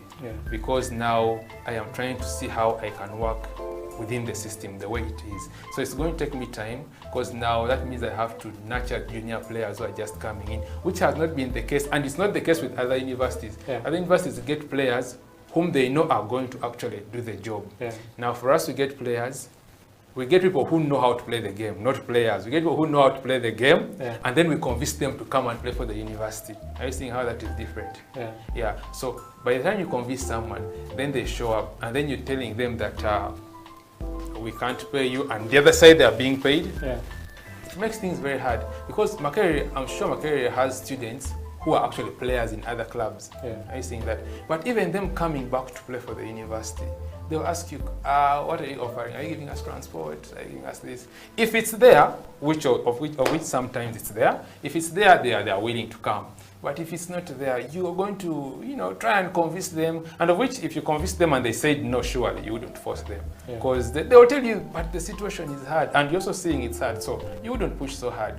But once in a while, we convince them and they come around. And we also want them to inspire the new ones. But the best option for us right now is to build those who are around. So for a university like Makere to reach the level of UCU and DJ, it's going to be a long process, of which some people are not going to be patient enough to see that happen. Others don't even believe it can happen. I think that. But personally, I think that is what can work for me. I believe that is what can make us look different. And for the other universities, I don't know what their coaches and the administration plans to do and what. But for me on my side, and generally university sports, I think that's what I've given you, what makes us look like we are falling down, but I've also shown you how we plan to move up. I was actually going to ask you how we can get up. We're going to take another break right now. I like what you're saying about university sports and the perspective of why it's going down and how it can be rebuilt. Well, for our viewers out there, this is House of Talent Television, the Slam Dunk Basketball Talk. Remember, we're on our socials and you can hit us up, drop us a message in our inbox, in our comment section. Let us know what you love about the show. If you have a question for OJ here, let us know, we'll ask him. But we'll take a break right now. We'll be right back. This is the Slam Dunk Basketball Talk on House of Talent Television.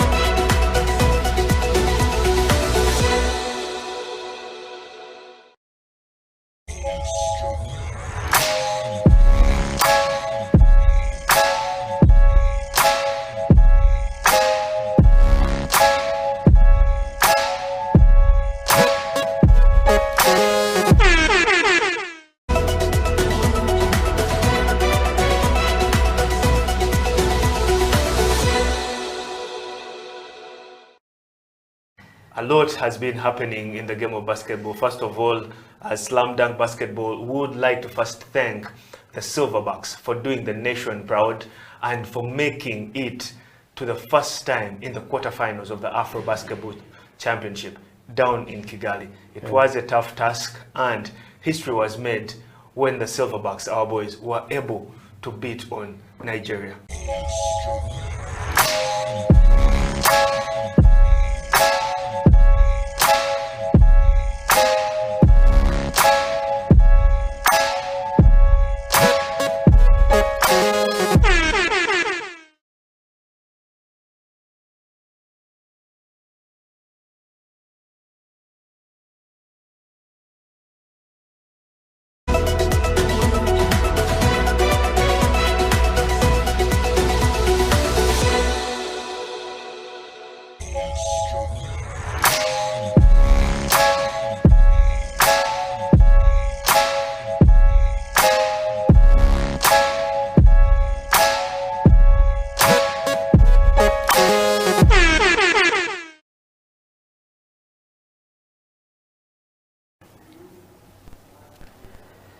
Welcome back to Slam Dunk Basketball Talk on House of Talent Television. My name is Emmanuel Ateng, and with me in the studio today is Osiko Jacob, aka OJ, better known as OJ on pool court, actually, you know, where we do pick up sometimes in the evening. And OJ has been taking us through his story, basically where he started from, how he ended up as the coach for the Makerere Sparks, that's the university team at Makerere.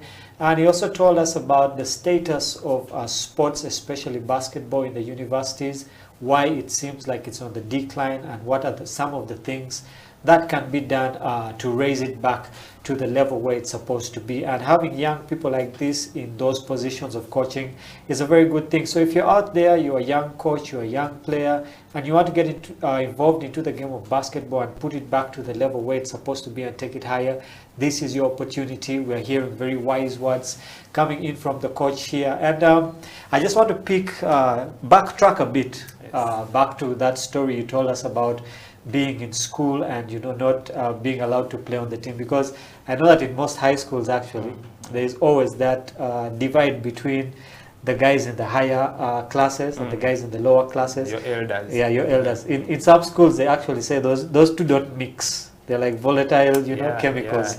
And you were telling us a story about how you were not actually allowed to get onto the basketball court, you know. And how did that feel? And what lessons can some of these kids pick up from it? Because I know that there are certain kids in primary school, even at the university level, who want to play, but they look at you guys now, the elders, and they're like, how do we get into, you know, this part? So just take us through that situation you went through, and, you know, some of the lessons that these kids can learn and how they can be encouraged to get into the game of basketball. Okay, thank you. Yes, with that, flashing back to my time in high school, because that's where things were hardest. You know, the start is always the hardest part. As I told you, for me, I came from a primary school where basketball was not known as a sport. My primary school had a secondary section that had a basketball court, but we used not even cross there, so I really had no idea. I first saw basketball when I went to KPC. That was in my vacation of P7. That was in end of 2007. But when I was at Naminyango, I was with classmates who had come from primary schools that had the background of basketball, which is what I didn't have. What I had was height. For them, they had the skill. And you see, when you're at that level, it doesn't look like height works. It looks like it's the skill that counts. And they didn't see the skill in me. So actually, these guys are my good friends, but I'm sure they also did it unknowingly, having been senior ones. But they never gave me the chance to. I felt very, very disappointed one time when these guys were told, hey, the junior team, make a squad that is going to play. We're actually going to SMAC, that is Chisubi. We're going to SMAC, and they were saying, hey, you guys make a team. In my head, I knew I am going. And you know, as I told you, going out was the most interesting thing when we were in high school. So I was in senior 2, And it was the first, for us in Amidango, it's rugby players who used to go out so oftenly. Yeah. Basketballers, your opportunity would come once in a while. So the time had come where I was sure now I am going on merit.